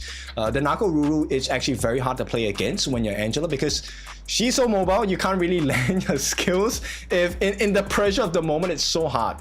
It was indeed really difficult, and not having a beefy front line or the Diadea to constantly set you up for that crowd control so you can land that Blazing Brilliance combo was a bit of a difficult stage here coming in from LGDNBW here. But game number 1 draft, they pick up the Angela. It does mean that they have more of these picks going into the further stages of this best of 7 here. So maybe it's a experimental dupe pick here coming into this game number 1.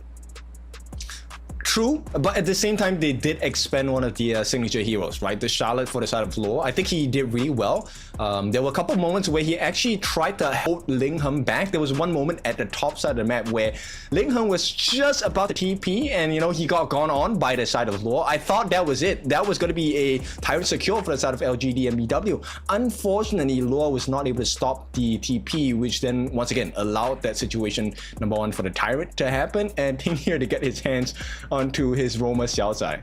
Yeah, luck is always a part of the game here. They found that opportunity, and they found that 4v5 of approach here coming in for the side of WEIBO Gaming here.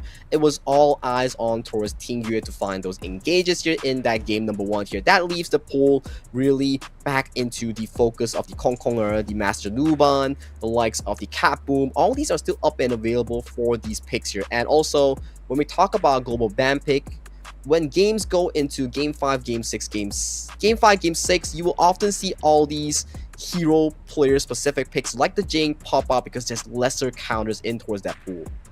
Not only that, I feel like as we go deeper into the series, this really shows you what it takes to be a professional, right? Because you need that resilience. As a professional player, now you lost game number 1, right?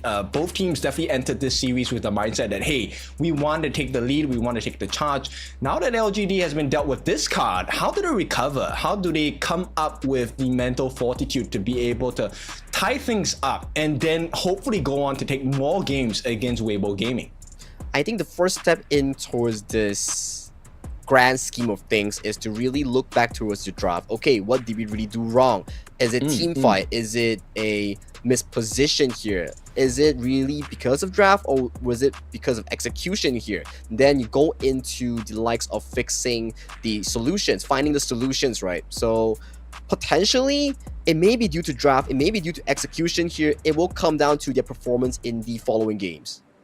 It is definitely the most minute of differences, especially at this start of the series, right? So take a look at the stage once again, a beautiful one. But let's get serious. It is time for game number 2. The BP, you talked about it. It matters quite a lot in this game. What do you want to start with? What do I want to start with? That's an interesting question here. Maybe we might see the Master Luban here being picked up by any of these teams because, like we mentioned here, Master Luban, Cat Boom, all these picks are the known first picks here coming in towards the blue side here. Yeah, I'm curious about the placements because it does really matter. All right, prio pick is something you can play around. Counter pick is also something you can play around. We've seen teams kind of deal with that situation. They pick up a roam when you're prio pick, so it leaves you with more option to explore in your other roles as well. So let's see how this really plays out. Ooh.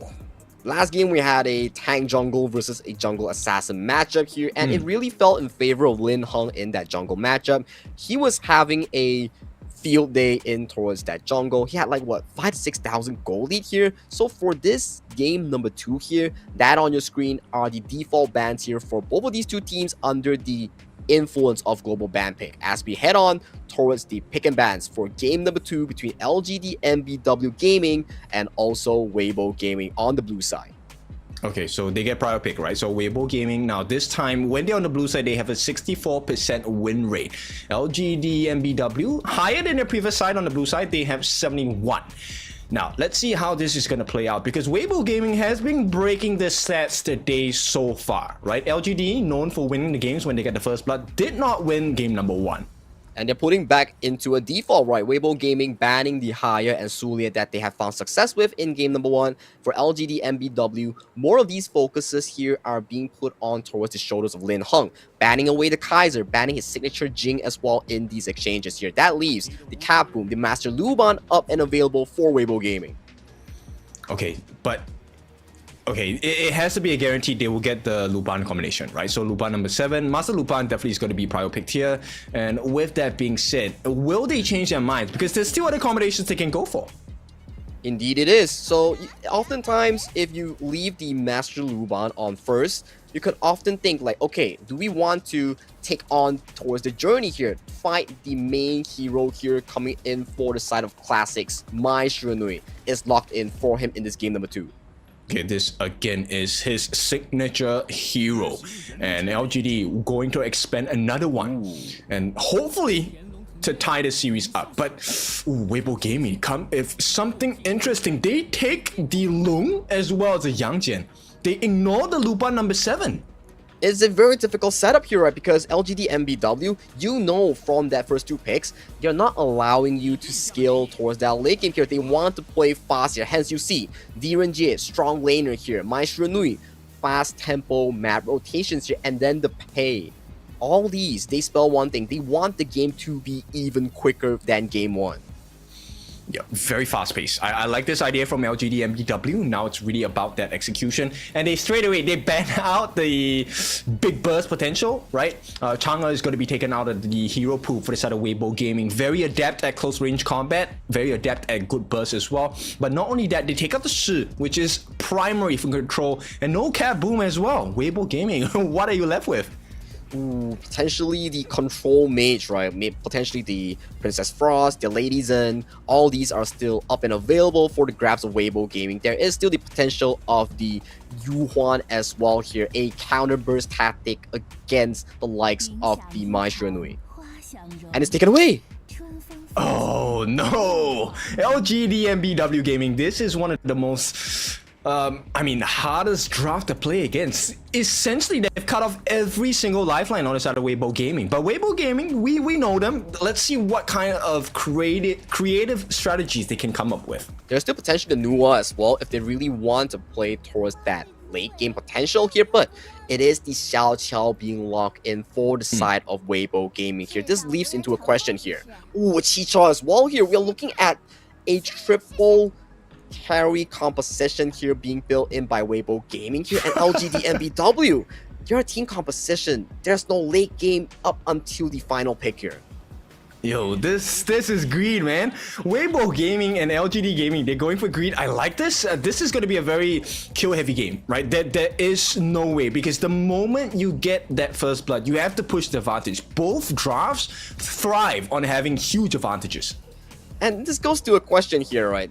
Two teams, they're playing two very distinct styles. For WEIBO Gaming, they're playing the mid-late game approach. Let the Chicha, let the Xiao Qiao, let the Aoyin scale towards that mid game. That's where they're active. For LGDNBW, however, they want this game to be fast here. You have the Byron, you have to pay the Mai Shiranui, the DRNG, all these, they're extremely strong in that early game. Yeah, we might even see a 3-man rotation into the jungle, right? And this is going to spoil the game on the side of WEIBO Gaming if they don't respond in kind. So let's see, because both teams, they have experience playing against each other. I want to see what the strategy is. How do you counter the thought process and the execution? Because LGD, I think they have the better starting game draft. They will definitely have to withstand the early game aggression here coming in from LGD here, because man, this pay on the hands of Hui will play a lot of tempo here. If he can find a successful early game, it will be difficult for WEIBO Gaming to stall towards that late game that they really hope to achieve here. So LGD early game is the name of the game here for Classics for Hui. And this is so scary for WEIBO Gaming if they hit their marks here. Max and Zimo, both of them are heavy hitters. And when we are just ignoring Lingheng and Tingyu at this point, but yo, they have 2 big burst damage potentials here in the form of the Long and the Chicha as well.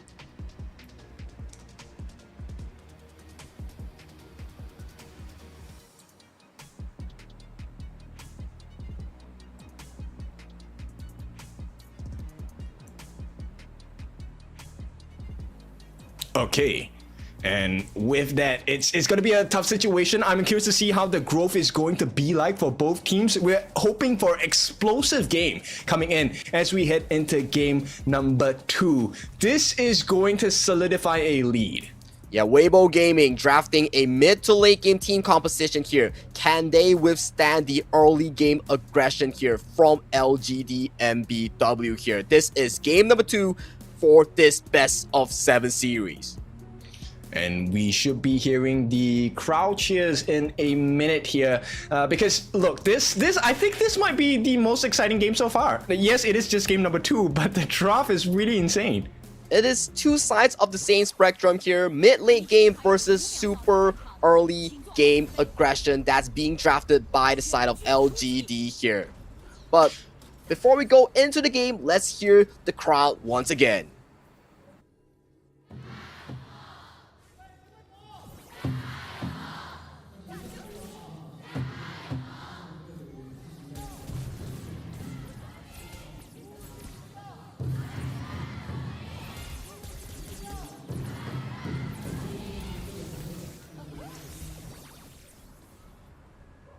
And right off the bat, we see priority being given over to the mid side for WEIBO Gaming here. They need to facilitate this mid side, avoid the invade here coming in from Hui. That is what they need to do in these exchanges here. Yeah, but LGD, they're doing so well to make sure that they put pressure. Okay, they didn't really get that steal, right? Spike Tail Beast is going to go into the hands of Lingheng. Or no, it went to the hands of Mengxi, who actually took it away. So they secure it, and they're keeping pace with LGDNBW Gaming, which is not a good sign if you are an LGD fan. Now, WEIBO Gaming, they have to be really careful. This clash lane for Zimo, I feel, could be an opening that LGD could expose. I'm also wanting to talk more about the Mai Shiranui pick here coming in from Classics. It's not to say that it's a non-popular pick here compared to Global. It is so darn popular, but in the KPL, this is a player-specific pick that is not always in the draft here. So I'm very excited what Classics have for us with his signature Mai Shiranui. Yeah, I mean, every time we talk about signature hero, you know, and we expect that there's going to be a huge amount of proficiency in the style that they play, decision makings across the map. We'll see how this is going to go for them. But in the meantime, I think LGD have kind of really made their win condition suffice at this point. Hui does have a level lead against Lingheng, and this is a good sign for LGD. And that is the strength of the pay, right? The superior mobility, jumping around walls, crossing the gorge with the pounces here. And that is how you generate income, generate resources here. That is the strength of the pay. Oh, double incomes, we want that. But funnel a little bit more pacing into the game, because so far they're just doing late clears, and this might be the opening. The flash commitment by them, and with that, Mengxi gets the catch for the team. Can they finish the job? Yes, they will be able to. No, just one more hit. Okay, they do get the first blood. So WEIBO Gaming, that was a little close for comfort there, but they do get the job done. It was a beautiful setup coming in from Mengxi here, locking in all paths here as Tingyu here. He flashes away and in towards safety here, but back towards that catch towards the top lane here. It was so beautifully set up by Mengxi here. There was no flash angle here coming in from Luo. and the execution onto Zemo here, that final lock-on shot on that spell to range form really secured the deal for that first blood. Yeah, Chicha so hard to play against, right? Like, the instant lock-on from the second skill, like you mentioned, that is so hard to deal with. And especially in lane, we'll take a look at the replay here. Sagi, break it down for us. Yeah, look at the engage, right? It was so darn clean by the side of Mengxi, and it was the early game Byron tankiness, but even though he got the healing deal, that shot coming in from the Chicha secured the deal here. For those who don't know, Spell 2 Chicha in range form, it does extra damage to enemies that are low health. Yeah, but you know what? I would like to put an argument there that was a heavy cost for the side of WEIBO Gaming. They committed 3 different flashes, 2 for, I think 1 for Zemo and 1 for, I think it was Mengxi, right? So both of them committed a flash. At the same time, right after that situation, they actually Classics got Tingyue to use his flash as an escape mechanism to avoid getting knocked off the map. It is a trade-off, right? You are committing flashes to allow Zemo on this Chicha to have that smooth early to mid-game transition here. When this Byron has no more early game aggression, that's where the Chicha gets such a comfortable early game away from the pay Byron setup here. But like you mentioned, if 4 flashes has been expended in that 1 minute, it could be really difficult for the side of WEIBO Gaming to find more aggressive plays, and they are exposed to some of these catches that might be set up by LGDNBW. Yeah, I want to see the timer on this when we go back into the game, right? So exactly when did they use his flashes? Because if it's going to be before the 4-minute mark, I think LGD are going to be so happy with this, and it's going to be a huge punish when that 4-minute tyrant comes online. I think it's about like a minute and 30 or 2 minutes when that play happened here, so if we go towards the Tyrant, they will be safe and they could play for those heavy engages or big team fights here. But we come back from a technical pause. This is the continuance of what happened just now. As we go into the Gorge, 3 minutes 30 seconds is on the clock. I think LGD, the next play, if it works, it's going to bring them way ahead of WEIBO Gaming. For now, WEIBO Gaming, right? Oh, actually, this timing, no, it's not going to be fun for them. They will not have the flashes in time. This is 3.5 minutes already. Yeah, 3.5 minutes already. They won't have their flash coming in for this Tyrant here. So the priority coming in from the side of WEIBO Gaming is to play this early game chill. Play this early game slow so it doesn't go over to the side of LGD here. And everything seems to be falling in line for the side of WEIBO here as bottom side here. Yep, they're going to go in. They force out the infinite fastness. Job done, right? They didn't expect to get the kill. They just wanted to force out the ultimate, and this is going to be a great situation. They still, unfortunately though, don't have Prio over the Tyrant Pit, and that one decision means they get it. Instead, WEIBO Gaming will secure the first Tyrant of the game. And that was a flash being expended by Classics Maestro Nui here. He missed that spell 1 flash. He couldn't find any form of HP trade-off here on towards Max here, which causes this issue, right? No HP going down means that bottom turret still stands against that Direnjie. Oh, this was not supposed to happen, right? LGD, they got the ultimate committed by Max. They were supposedly in a better position to be able to take the Tyrant at the 4-minute mark, but WEIBO Gaming, I think they're just so experienced playing against LGDNBW Gaming. They knew exactly what the call was, and instead of trying to back up Max, they actually just straight went for the Tyrant and got it instead. That is the beauty of the trade-off here, right? If you miss your spells in towards that bottom exchange here, you best believe a return of a play, a recombat will be committed by WEIBO Gaming here, and that is what they do so well in these exchanges here. Has their confidence been shaken, right? That is the big question, because LGDNBW Gaming, every single call they're making has been countered by WEIBO Gaming. Ooh, we'll have to see if Classics can find more of these engages here or lower here, because so far, the early game has not been in favor of this super scary draft that's being committed by LGD here. But bottom turret does go over to the side of LGD here as Xiaojiu and also Hui finds that first push. Okay, LGD, that's a good job. They need more though, right? They need to have a couple of things happen. Number one, they need Classics that have the gold advantage right away. You see that pressure coming from Tingyue. I think he has a pretty sufficient amount of damage. And here we go. Lin Heng opens up the map for the team. They will not be able to get this kill. They just want to force him back. Can they burn the ultimate? Will not be required to. At the same time, they just keeping attention on the top side. They have found a target. It's going to be Zimo, who looks onto the side of Lure, but the backup does come from the side of LGDNBW Gaming.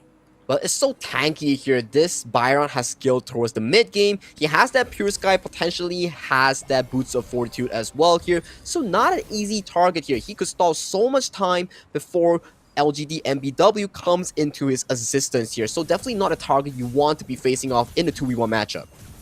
But look, LGD, I feel like they have like 9 minutes left in this game, right? 15 minutes is exactly where WEIBO Gaming will really hit the strides of power, the power spikes that they're looking for in their draft. And so far, there hasn't been much done to kind of slow that down. We'll have to see what Classics and also Hui can actually accomplish in these exchanges here as we see. More of these rotations here coming in from WEIBO Gaming here. But for LGD, they take the turret and they dip out to safety. Okay, this is great, right? So you get both key ones, one at the bottom, one at the top. This is going to be more space across the gorge, which means there is a little bit more aggressive potential coming up from the side of LGDNBW Gaming. It is more of also a thing whereby Classics here, he got forced out a flash by Max here and almost got taken down here. So that is a aggressive spell being removed from Classics pool for the next 2 minutes here. No flash Maestro Nui means her reach will be reduced. All right, we might see the next Tyrant coming up. It's going to be, what, 45 seconds? 40 seconds at this point. So at the close to 8.5 minute mark, this could be the next juncture where LGD has a chance to come back into this game if they can get a couple of knockoffs from the map. Yeah, 30 seconds on towards the clock here. 8:30, 8:10 will be the next Tyrant revival here. But still, the same thing here, Kin. No flash Maestro Nui is a problem in not making these plays here, because Maestro Nui, as we know, who's he gonna target here? There's triple carries here coming in from WEIBO Gaming. Yeah, essentially it's going to be a trade, right? And it has to be more than one on the side of LGDNBW Gaming. So Classics, he has his work cut out for him. At the same time, WEIBO Gaming, they're playing this game really quickly. Yeah, Heaven and Earthform being committed towards the mid side here to put on pressure here as a tower has been traded out toward the bot side here, but top side minions are being burned out under the tower for WEIBO Gaming here. They do want to look for the fight here. Do they really want to fight on the side of LGD? They get caught out, they have to force the pull, and Mengxi makes the change for the team. But right now, the life of Zimo is falling a little bit low. LGD, they need to find an opening. They might find a nice knockup from the side of Lore, and this could be the opening that LGD has been waiting for. They get rid of Tingyue, as well Lin Heng and Zimo. 3 members down, they force the ultimate from Max as well. He takes to the skies, but is it going to be enough? There is a lot of chase potential, and LGD say it's okay, we got what we came for, and the T1 should be ours. Lore was so clutch on that backside engage here. He found that 3-man Storm Strike on towards the members of WEIBO Gaming, and he sealed the deal in that team fight here. He saw so much damage from the side of WEIBO. And this is exactly what we talked about, right? LGD needed a big play, and it came off of that Tyrant take. Now, did they secure it? No, they did not. WEIBO Gaming actually secured it. But for the first time, LGD gets the cleaner reward because they got 3 big members down. I just want to talk about a replay here. Look at the side of Lore here. He took so much damage, utilized the Pure Sky, utilized the ultimate coming in from the Byron here. First, they take down the side of the jungle here from WEIBO, and immediately following up with a 3-man Storm Strike, securing the big team fight win coming in for the side of LGDNBW. Yep, and it was getting a little bit scary for the side of LGD, right? Because that was the last commitment of resources available. And right now, this is the 10-minute mark. Shadow variants. LGD are in a prime position. You see Lore at the sidelines as well. And Zimo and Max is nowhere near this objective here. It was so difficult for the side of WEIBO to actually contest for this objective. Okay, they're going to try and get the steal. Not going to happen. Hui gets that lock, and here they go. They might oblige to the fight. No, they will not.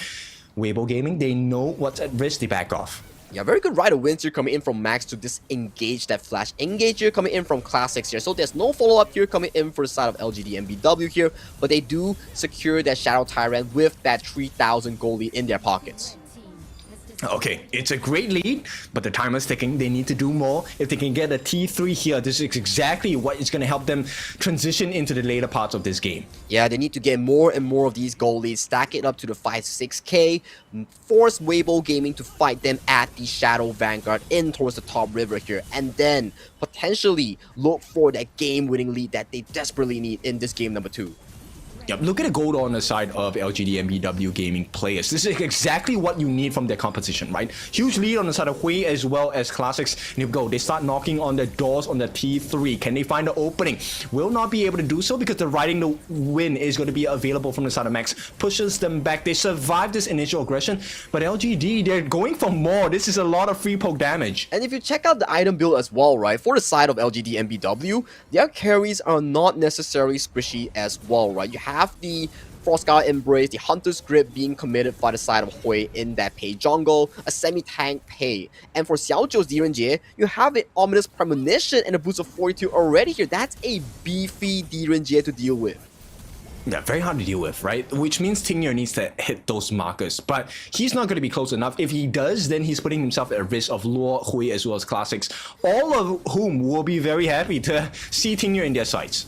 And this Shadow Vanguard will go uncontested in towards the pockets of LGDNBW here. They do secure this strong pushing power here for the boys in the red team here. So, can they continue their dominance here as Max here might be caught out?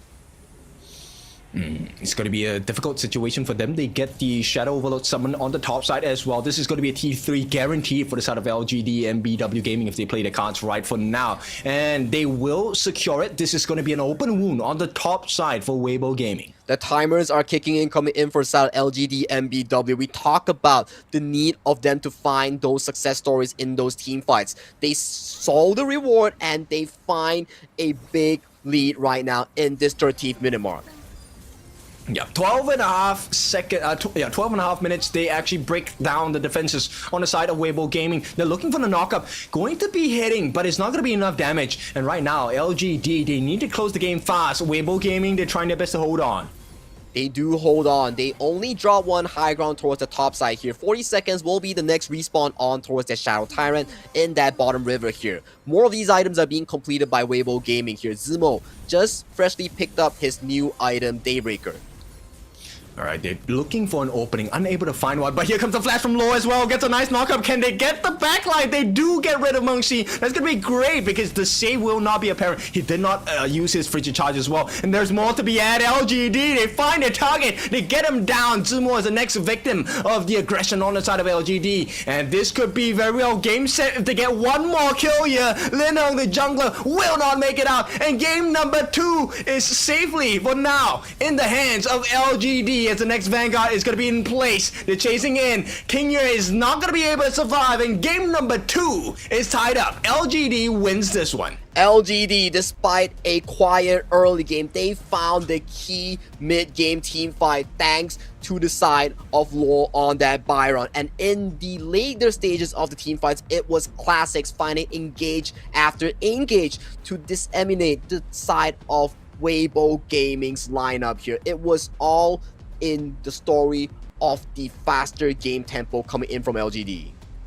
That strategy works, right? So we like it because there's also the very good poke potential coming in from the side of LGDNBW's gaming's draft, right? You have the Mai Nui with the Kachosins. You also have the Monfu Temple and Tragic Beauty coming in from the side of the Yuhuan as well. These are all very nice range poke skills, allowing them to really find that initial marker to have entry into the backlines. I actually think that the Yuhuan here that's being picked up for the side of Xiaozai here, I think he actually did a lot of damage because those AoEs were hitting so hard in that later stages of the fight. I believe he purchased the Breakthrough Rope as well as his second item in after the Roamer item.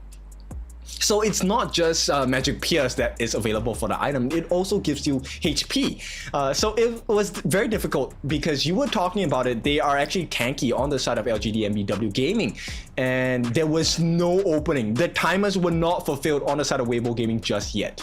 Yeah, timers were really not fulfilled. They really lost that bottom fight thanks to the side of Lore finding that 3-man engage. It was so darn beautiful that's being set up by the Byron, and they were losing like ways on towards the top side. They could have just took the Tyrant and bailed out, but the team fight from the side of LGD was just far superior on that 8th minute mark. Yes, they really made a big difference, making very clear decisions not to take the fight, right? They were more concerned about, hey, can we melt down the towers on the side lanes first? And then once we have control of the vision across the gorge, we can then pick better fights and we can play from range. And that's exactly what their composition allowed them to do on the side of LGDNBW Gaming.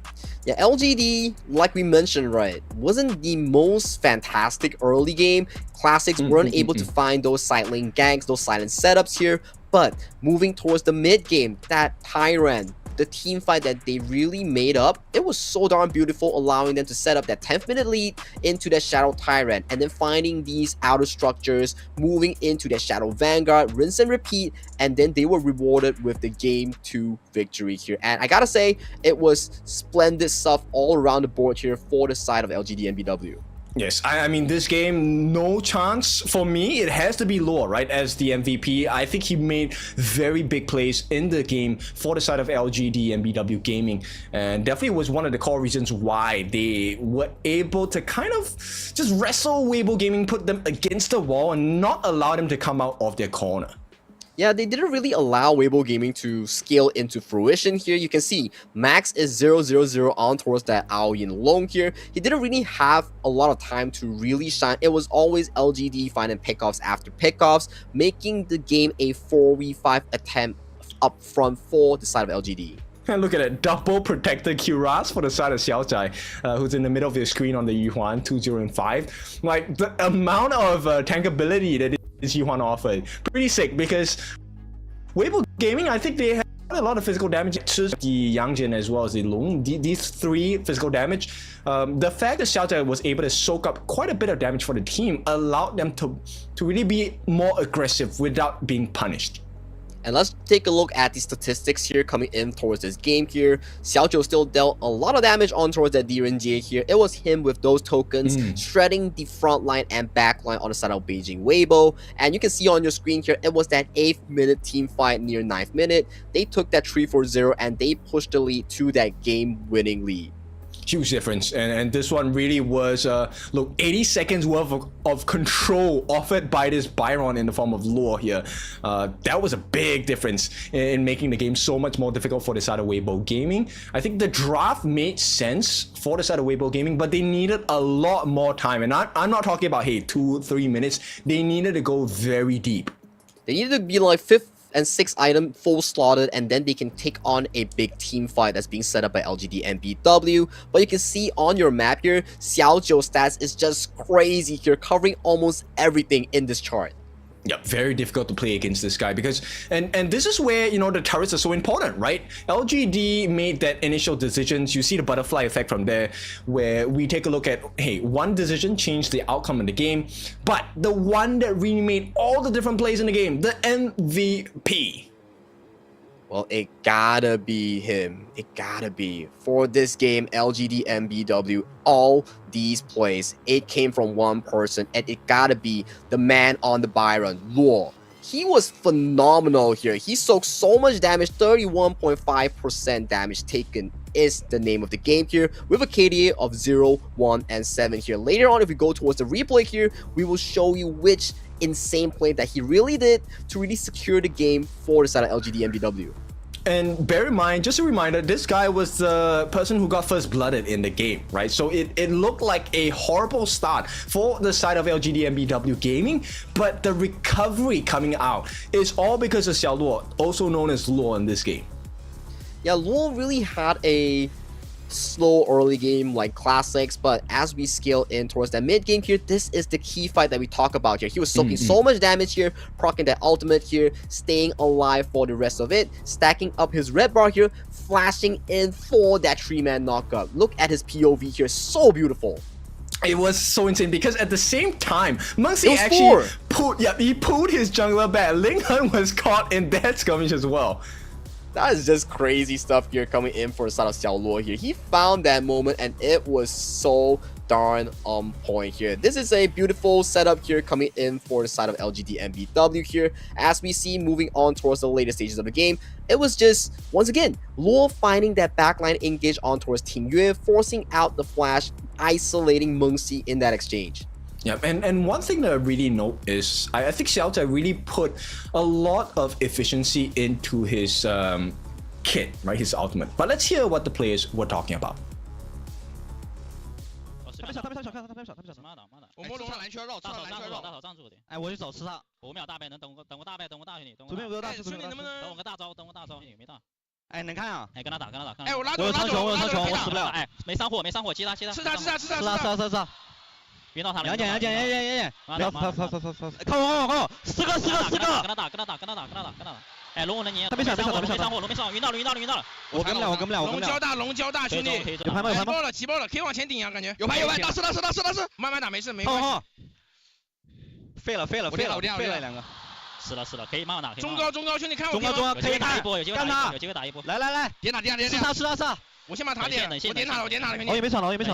等线有能一波，兄弟不用太急。熬夜没抢了。看着我就行，你们，我看你。杨戬。排了。点打。别急，还没有线，来，扛，我挡。他们都没抢的。来，站一起。死了。You can hear the excitement here coming in for the side of LGD. Despite a Game 1 loss towards the side of WEIBO Gaming, they were filled with fire and they came in Game 2 with a goal here. It was to equalize the game and they did the job. Yep, Xiaoji was the one that was kind of like egging the team on, right? Making the calls and say like, hey, we can get this guy, tear him apart, we will get the crystal. But the team was very well versed in the form of alignment, right? They were telling the team to really just hang on, be patient. The Vanguards are coming, we will be able to take this crystal. So I like this commitment from the side of LGDNBW Gaming. We definitely have a series on our hands. It's 1-1 right now. And it feels like we have found the formula. Feels like LGD, if they play this early game well, they should be able to take the games. But hey, that's the global ban pick here. That early game draft is removed from the pool for the side of LGDNBW here. Same goes for the side of WEIBO Gaming here. They won't be seeing that Game 2 and Game 1 draft for the rest of the series unless they go towards that game number 7 here. But it seems to me that we have a series like you mentioned here. It will come down to the coaches, to the players, to express the depths of their hero pool in this best of 7. We'll see how it's like, because I think we've already seen the bans on the Jing and the Kaiser coming in from the side of LGDNBW Gaming. They know that Ling Heng is one of the catalysts for the side of WEIBO Gaming. I wonder if there are other strategies that WEIBO Gaming can come up with. And it's also a very expensive draft that's being committed from the side of WEIBO Gaming as well. Oh, yeah. They utilize the Chicha, they use the Master Luban, so all these and also the Yang Jian, right? So you are removed away the Yang Jian Dolia, the Luban number 7 Master Luban combination here, and Chicha Flex is no longer available in the pool of WEIBO Gaming here. So they will definitely have to plan a better draft moving into game 3, 4, 5, or 6, 7. Actually, it feels so hard now. Like, these are all the meta heroes and they're not available for the side of WEIBO Gaming. I mean, there's still the Tunshan, right? Most of the teams, they pick up the Tunshan now with the Lady Sun to extend the mobility and the range of the damage of the Lady Sun. Let's see if there's going to be an option for the side of WEIBO Gaming. And we talk about Dunshan, right? It's a very amusing pick, right? You can play it defensively, play it with your marksman, bring him around, or you can play it aggressively, bringing the likes of a Fatih, bringing the likes of a backline assassin like the Ma Chao, go in for that backline access, right? So there's a different playstyle portrayed with that Dunshan here. It can be aggressive, it can be passive here. It relies on what your team looks to play. Most importantly, I think you cannot ignore a Tunshan. That's the biggest difference maker. You can't leave him alone because he's going to bring someone of his team that is of massive power. And yeah, if you leave the Tunshan alone, you are probably going to be taken down. And ever since the rework, right, he can now throw his shield on the ultimate and it will knock up and block projectiles along the way here. So if anyone stands in a straight line or they get camped by a Dunshan, you might see some crazy engage that's being formed by that new pick. It's going to be insane. And I think this is definitely a formula that I believe WEIBO Gaming should go for because they have expended quite a few big picks, right? I don't think we'll ever see the light of day for Luban number 7 on the side of WEIBO Gaming because Master Luban is not available anymore. it will be difficult to just try and go single Luban number 7 because you're lacking the extra mobility that's being provided by Master Luban here. Hence, that's why it's a paired combination here coming in for this Luban combination here. Excess damage, but no mobility. Master Luban comes in with the spell to bail you out of danger here. But that's removed from the poll from WEIBO Gaming in this game number 3. Okay, so a couple of things that we are able to explore for both teams. Flowborn Tank is still available. We still have the Flowborn Marksman if they want to. I don't think anyone will entertain that idea. It has to be tank, right? Yep. Which means we might get to see what Fuzhi, Daqiao, these combinations might be open as well. It will be rare, right? Because so far in the new KPL seasons, we have only seen it once, and it was between DRG and also AG, whereby they played the Fuzhi and the WEIBO in the farm lane matchup here. So coming into this series so early on as game 3 to whip it out, it's still too early to say that we will see these fighters going into the farm lane. That's true. We also have not seen the RD come out yet for the side of WEIBO Gaming. That is definitely one consideration they can go with. They also have the Geya to play around with. So there's actually quite a few combinations in the farm lane that's available for them to explore. We have not seen the Princess Frost and Liang combination from either teams. So many and plenty more games to play for this best of 7.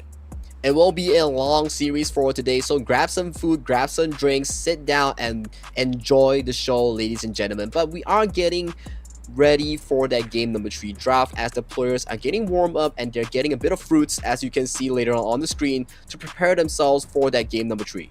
Yeah, and we can then go on to discuss things like, okay, so WEIBO Gaming, maybe they consider a pay combination. Now, both teams also have not played the Cat Boom just yet.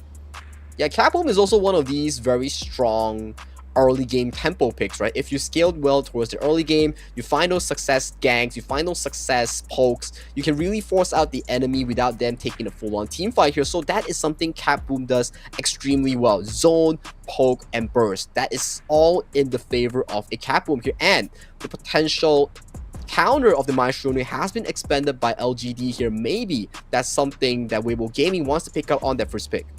But the scary part, I feel, is Law. I don't think WEIBO Gaming has had an answer for Law just yet. His performance in both games have been not only just good, but consistent, right? He has been the game changer so far for both of the games itself. Unfortunately for them, game number 1 did not go in their favor. So LGD, look, there's so many other options as well. There's the Ma Chao, there's the Guan Yu, there is Ma Yin, someone we have not seen just yet, and even Ambrosia.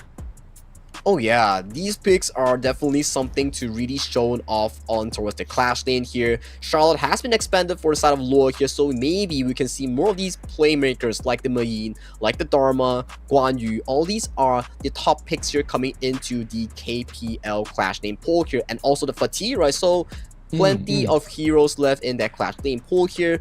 More of these playmakers will come in towards that clash lane between Luo and also the side of Zimo. And then I want to see if WEIBO Gaming is able to kind of expose the weaknesses that LGD have kind of shown us, right? I think map control has been the stronger part of the game in game number 2. Let's see if they can continue on that performance in game number 3. It's definitely a mental refresher here coming in from LGDNBW here after that game number 1 loss with that game number 2 clean victory here. So both of these two teams, we're looking at a 1-1 scoreline here. A best of 7 requires you to go in to win 4 games for your team to claim that spot in towards the semifinals.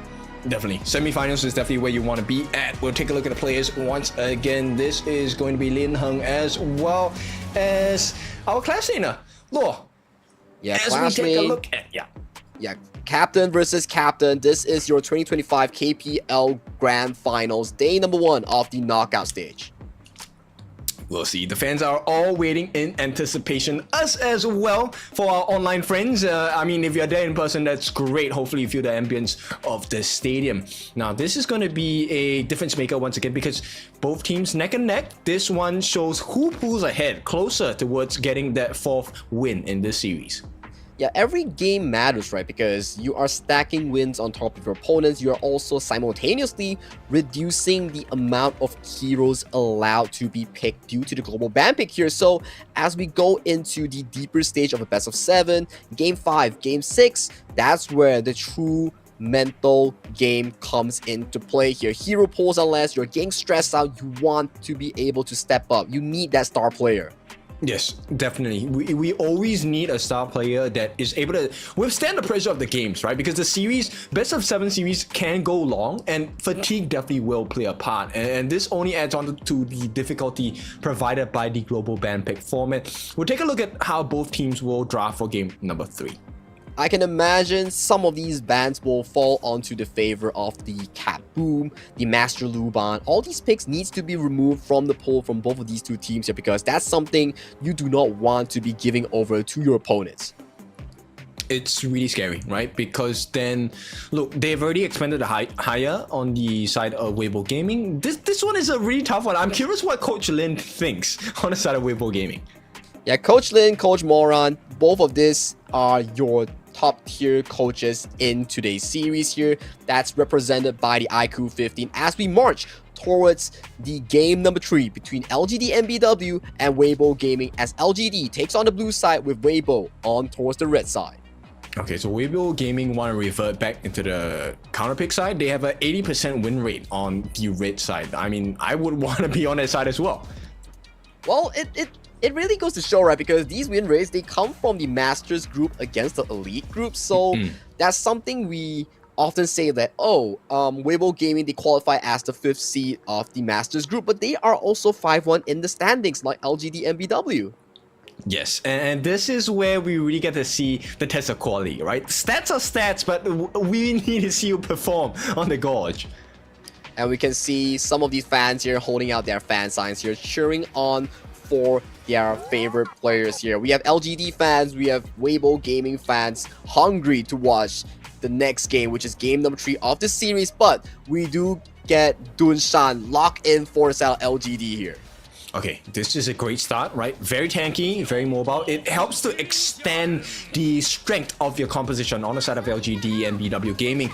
But WEIBO Gaming, they get the counter pick in. They steal away the Lady Sun, one of the nice combinations available with the Dunshan. And of all the people that have it, this is a signature hero for the side of Max on the side of WEIBO Gaming. And it's also a very smart takeaway, right? Taking away the Lady Sun, taking away the fatigue that does very well with the combination of the Dunshan is something that you really want to take away in this draft. Yep, definitely. But then that opens the doors. We're going to see the Eren coming in. Very good mobility and burst damage as well. Now, Cat Boom is going to be prior picked for the side of LGD. 100% win rate, 6 times.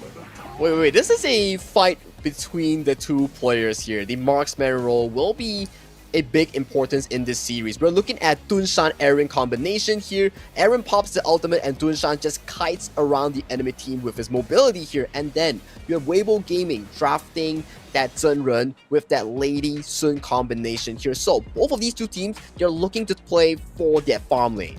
I feel like WEIBO Gaming wins this particular trade because then you get to survive. Now, LGD Gaming, this composition of the Dunshan along the Eren, it almost soft guarantees you land all of your hits with the ultimate on Eren, right? But with the 4 Signs ultimate for the side of the Zhenren, you are able to soak up all of the hits and still come back and fight for more.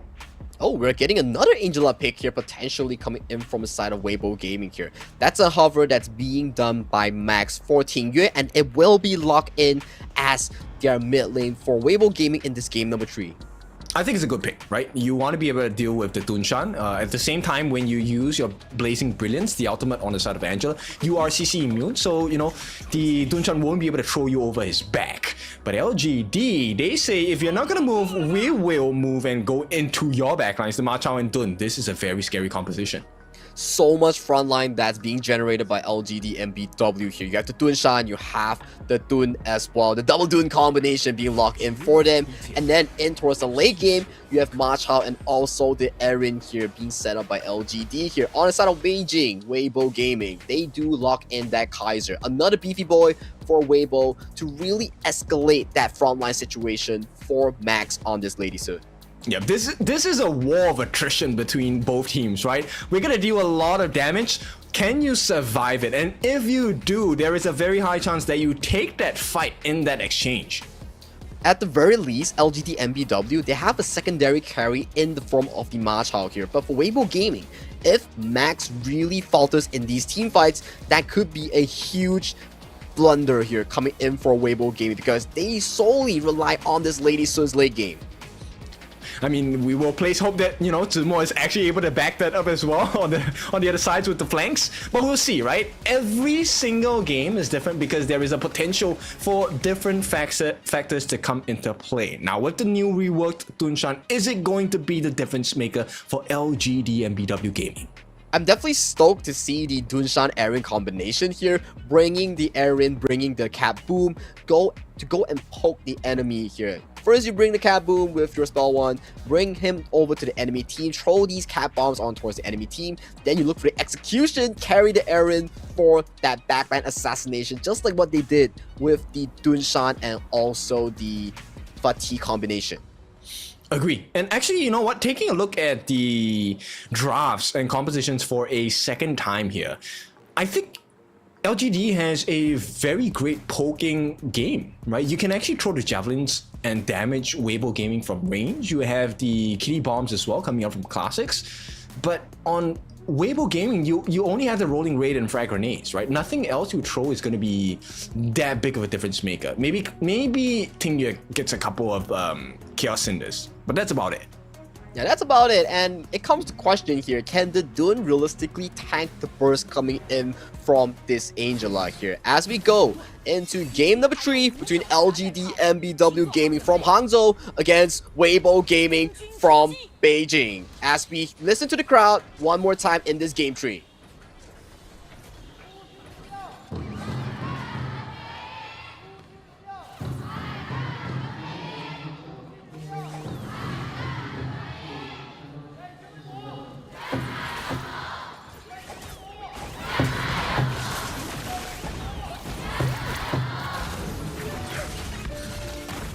Alright, mirror movements by both teams, but WEIBO Gaming actually not receiving the best of trades in the farm lane as well.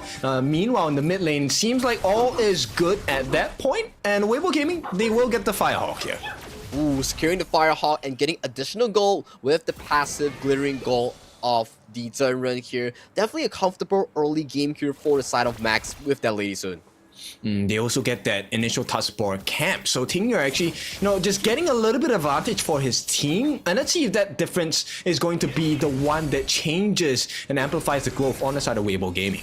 You can see both of these two clash lanes, they are playing exceptionally safe here. None of them wants to give a bit of an edge here, but Tingyue here has rotated himself towards the clash lane here to help his Zemo player here secure this space prep. Okay, they did show the vision. They know that Tingyue is up here. The decision now by LGDNBW Gaming is, okay, how do we get the numbers advantage? It's going to get a little bit of free damage in, but I don't think it's the biggest of differences. So teams now match 3 for 3 in the mid. 3 for 3 in the mid lane here. Unlocking your mid lane is what you need to do here, as LGD gets the first push. They get to go into the river first compared to Beijing WEIBO here. So that's a bit of a lead here if you're looking to escalate the map. Okay, we'll take a look at the hands of Max here as he plays on this 1v1. So far, it's been an honest matchup, right? Hits level 4. I think this is a great timer. But at the same time, Xiaoqi, once he hits level 4, I think it's a big risk, right? LGD then have a huge power spike in terms of teamfight. Yep, that is exactly the case here. And we do see a small freeze here being committed for the side of Max towards the bottom lane here, as Classics here going to the top side here to find a bit of a damage here on towards Zemo here, forces the ultimate from the Fatih. Yeah, they know the risk. The moment you burn the ultimate, you know something is up. So LGDNBW Gaming, they know the backup. And this means WEIBO Gaming get the second space sprite here. Aids in the initial rotation. We will see where Munxie is going to head to. He's going to head into mid to hold the wave so that his mid laner will be able to shut a gold with him. And you can start to see the passive of the Zhenren here coming to effect, right? Already a 700 extra gold lead here being generated by WEIBO Gaming, thanks to the glittering gold passive from this roam hero. Yeah, and they have stolen quite a couple of number of camps, right, from the side of LGDNBW Gaming. So WEIBO Gaming, this is a strong start. I think this is also one of the reasons why they have a pretty strong win rate playing on the red side. This side is always the reactive side. You get all these potential counter picks here for your team in that later stages of the draft here. That is what makes it so darn good as you go deeper and deeper into a best of 7 series, because in the first 2 games you're thinking like, oh, what am I gonna pick for that first 2 picks? What am I gonna pick on that first pick here? But as you escalate into a deeper best of 7, 5, 6, for example, you're looking at counter picks, you're looking at reactive picks. Yes, and also about the resource management, right? Both teams, I think because they know this is a difference maker of the game, they've been really safe. Like, nobody has expended their flash, nobody used their big ultimates just yet, and this is all for that 4-minute fight. It is indeed for the 4-minute fight here. That is all what they need here, but Blazing Brilliance here. Yep, going to be committed just as a deterrent for now. WEIBO Gaming, they get control of the pit for now. It's going to be Lin Heng who is in the sights. They get the catch as well. Invincible Warrior committed by the side of Lin Heng. He's trying to control the rest of the members. But the damage is coming in from the side of LGDNBW Gaming. Can they get the catch? Nice catch. Mengxi manages to catch out too. Where is the damage? It's not going to be enough. 4 signs going to be used. Save the lives of Tingyer. It's not going to be enough for both sides. So it's a huge exchange, but nobody gets a big advantage. Yeah, big spells being committed by both of these 2 teams here. Only cooldown that we see that's very significant will be Team US Flash being expended here, but health bars are low. Both of these 2 teams, they get their recall and they have to reassign themselves to collect these minion waves. As well as the buffs, right? This is a very important marker. Actually, both junglers very dependent on the blue here, especially for the side of Wei. He needs to make sure that this Azure Golem is always in his pocket. Yeah, exactly, right? You have to be making sure that even if you want to fight for the Tyrant, your jungle needs to be cleared out. You need to secure all these big EXP resources before you look at this Tyrant here. But an engage again goes on towards the Hui here, but he does use the ultimate to bail out from safety. Yeah, it's getting a little bit too hard for the side of LGDNBW Gaming here. WEIBO Gaming trying to rush this Tyrant, will be able to get it for now. Smite committed as well. Lin Heng needs to move across the map because at the same time, LGDNBW Gaming, we have seen Law making that split push happen on the top side. And we see it on the port's bottom here. That's the Dunshan and Aaron combination here. Right on towards the Dunshan here and push as we go here as Law. Going in for a bottom rotation here does poke down the turret here as more of these members are converging on towards this bottom tier tree. The fake commit there with the teleportation by the side of WEIBO Gaming in the form of Zimo. Not going to be used, and this is going to allow him some space on the top side. Now, we take a look at the goal lead here. It's actually the side of Law, who is #1, matching closely for Max. This goes to show that how much resources is actually being funneled on towards Law's Clash lane, right, as Aaron gets engaged on. Yeah, they jump in, they want to get the lives, but it's more importantly to push the members back. Invincible Warrior not going to be committed by Lin Heng just yet. Now enters that. First life gone for Zumo. They want to run and disengage. Can they get to disengage? One more life, but the jump in comes in. First blood goes to the side of LGDNBW. They save the members. They save the T1 as well. But that is a 1-for-1 exchange in favor for both teams here. It is a neutral trade-off here. Losing out Law is a big marker because that's one of your late game heroes that you need to have good tempo on. So for now, that was under the influence of a tower as well.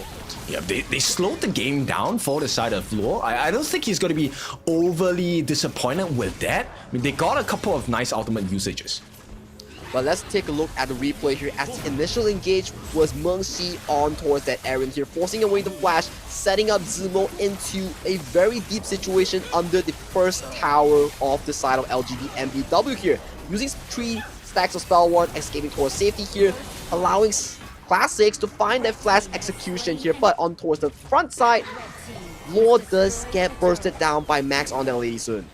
Okay, Radiant's gonna be committed. I think the fact they saved Xiaoju was one of the biggest difference makers for the side of LGDNBW Gaming. Now, once again, they're gonna have eyes on the top side of the map because Max did secure the T1 on the top. This is gonna open up vision, but once again, they get caught out. Can they save his life? The 4 signs ultimate is gonna be used. He's gonna be safe for the time. And T1, this is where they're choosing to fight under. Here comes the ultimate from Erin as well. They will be able to take down Lin Heng. This is a great opportunity for the side of LGD Gaming. If they can get out, and get out they will. It was a beautiful pickoff here coming in from Law, finding the single man Max on that Lady soon, pushing in that damage, forcing the reaction play here coming in from WEIBO Gaming. So much reactive spells being used to protect Max on this Lady Sun. But at the same time, they bought too much time for Zimo, right? Zimo actually gets the T1 at the bottom as well. So WEIBO Gaming, it feels like once again, they're one-upping every single move that LGDNBW Gaming is making. It's still very 50-50, right? Although you do get the turret here, you do trade off a turret and a kill here. So the goalie that we are seeing is all generated by Zhenren. Mengxi's heroes passive here, 10 to 20% gold for everything that dies near him here. So that's definitely something that we need to look on at. We're looking at a 50-50 game so far. Yeah, I mean, there is a 1,000 goalie going into the side of Max. Once again, they get the Radiance down onto Ling Heng. They want to go in for the chase. Chase is one of the strengths on the side of Law as a Ma Chao. Let's see if he's going to make the commitment here. For now, it's not too safe. There is a 2,000 goalie for the side of WEIBO Gaming, so they need to be really careful. And you can see more of these rotations here going in towards that mid-river side here, fighting for this mid-river control, fighting for the vision is the name of the game between the tanks of WEIBO and also LGD. Yeah, because they don't have vision, right? LGD and BW Gaming now playing with the lack of vision on the side of WEIBO Gaming, able to make the faster rotations. They're pushing all across the maps, right? All 3 lanes now cleared off. And LGD, they have a better positioning in the gorge.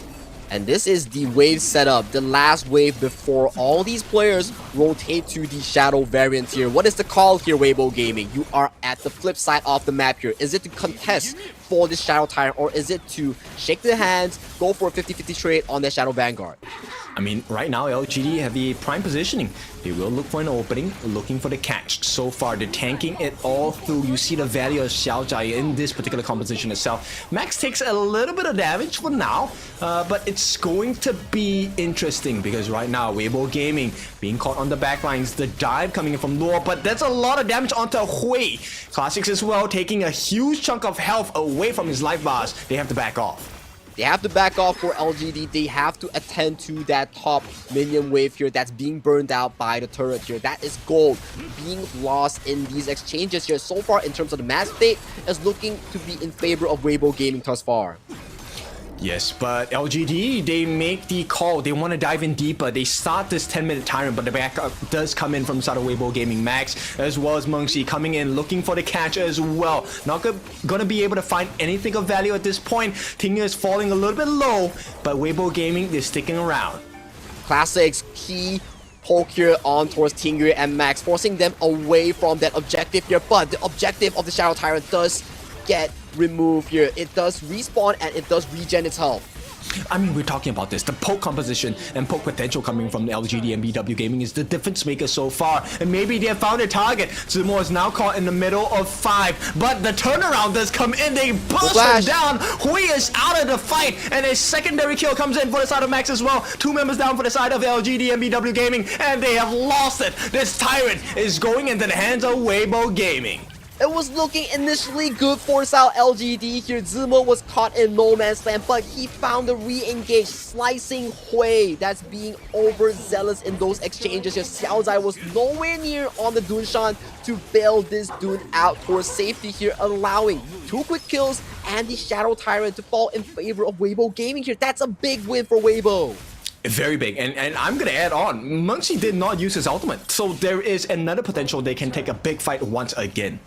Let's check out the replay, right? Let's see. The initial engage on towards Zimo here, but Zimo going in, slicing and dicing on towards the Dun. And Dunshan from that previous fight had no more flashes. So that's just 2 beefy boys falling in favor into his pocket of this fatigue here from WEIBO Gaming. And this is where Zimo as well as Tingyu, the both of them provide so much value, right? The shred, just potential the shred to take down the main tanks. And once you take down Hui as well as Xiaozai, then like, let's be honest, who's gonna survive? LGD don't have the tankiest members. Exactly, the single front line coming in for the side of the Dun on towards the hands of Hui. Once he falls, same story of game number 1. Everybody has to scatter towards safety here. And right now, with a 5,000 goalie in the favor of WEIBO Gaming here, they look to be super in control of this mid game. And 5,000 is 3,000 mostly in the hands of Max as well. He has a massive lead against Xiaojiu. And for now, he's going to be the difference maker. The rolling raids are hurting the turrets even with backdoor protection. he's starting to go for that final defensive item on that Succubus Cloak here. So this Max will be a monster to be taken down with. Already going for those key items here. You have the ultimate here on that Zunrun to keep this Lady Sun alive in these exchanges. Yeah, and I mean, that's because Classics is the one that's responsible for the poke, right? He's the one that's getting a lot of the poke damage down onto WEIBO Gaming. So Max, very smart itemization to deal with that problem. And for now, they switch just sights into the Shadow Overlord. This is going to be map control over the Gorge for the time being. LGD will need to hold for the next 2 minutes of this pusher. If they can manage to hold, stall the game to a Tempest where gold lead no longer matters, that will be an equal fighting ground, a 50-50 shot for both of these two teams. But right now, WEIBO Gaming with that Shadow Vanguard, they look to tear apart these high ground turrets. I mean, that's a very tall order. That's 6 minutes, 6 minutes at least, and you're dealing with a 6,000 gold difference now. And with the take on the Shadow Overlord, they have acquired 1,400 gold advantage for themselves on the side of WEIBO Gaming. Exactly, the banner below WEIBO Gaming, that is the Shadow Vanguard power play here. It shows you how much gold they harness and gain a lead on in the duration of the Shadow Vanguard as the Vanguards are marching into the high grounds.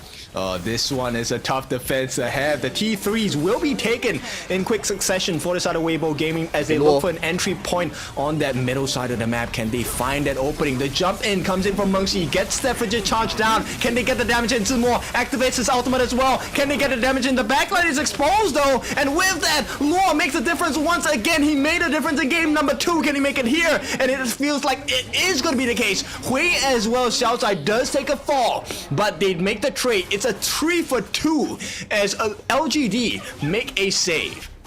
Law with a masterclass flank here to find the backline, find Ting Yue, find Mengxi, and Zimo was in the depths of the crystal here. He was too far to be safe at that point here. It was a good play here overall by Law here that puts them into the position to find a comeback in this game number 3.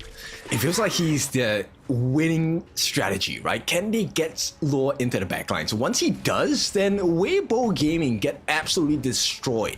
But in terms of destruction, T3 on the top needs some protection. Tier 3 in the top does need some protection here, but it does seem to me that LGD wants to give up this Tier 3 for the control of this Tyrant here. That may be a big mistake here from LGDNBW. It definitely will, because the later this game goes, then you have to deal with the super minions as well. And with that WEIBO Gaming, they get the reset done. And LGD, they have to lick their wounds. We're all going to be responsible for making the fix on that mid wave. But the catch is waiting to happen. Mengxi catches a 3. The jump in comes in. Invincible Warrior by Ling Hun as well. He's pushing everyone away. They get the knockdown onto Wei. The tank jungler is down. There is no smite battle to be had. Then WEIBO Gaming immediately switch their sights into the Shadow Tyrant. This reminds me of that same mistake that Hui did at that Tyrant here. It was the same exact mistake. He was nowhere near Xiaozai's Dunshan to bail him out with that carry-on spell here. So for Hui to drop at this pivotal point here, 20 seconds exposed before the minions march through here. Can LGDNBW survive before the tank jungler respawns? This is a tough one because the T3 in the mid is the last objective in terms of structures to take, and WEIBO Gaming will not be denied at this point. They're looking for an opening, and here comes the rolling raid as well. They have the Sage's Sanctuary onto Max. That's look, that's 7 lives to play around with for the side of WEIBO Gaming.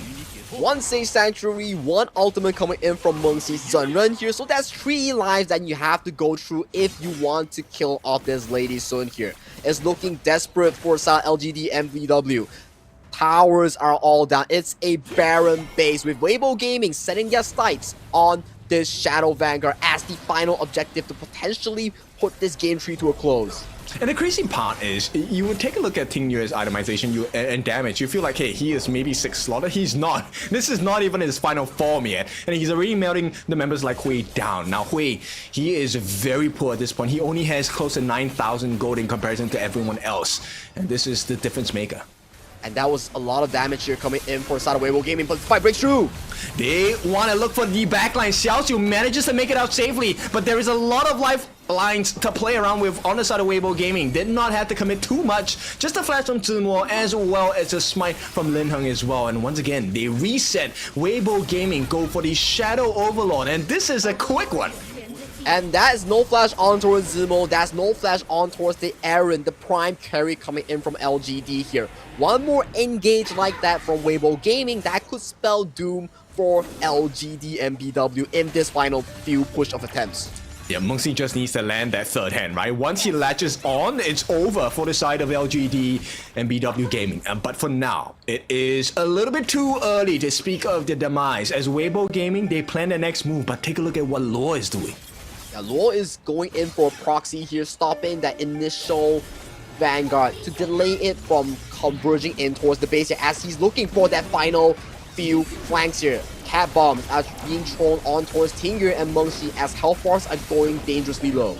Okay, but they do manage to hold on. They have gotten rid of the Shadow Overlord. This is a great situation. The poke damage does come in from the side of LGDNBW Gaming. At the same time, Luo has managed to catch the attention of Zemo, manages to run away. He's going to make life a little bit difficult. We're talking about timing. They have done it.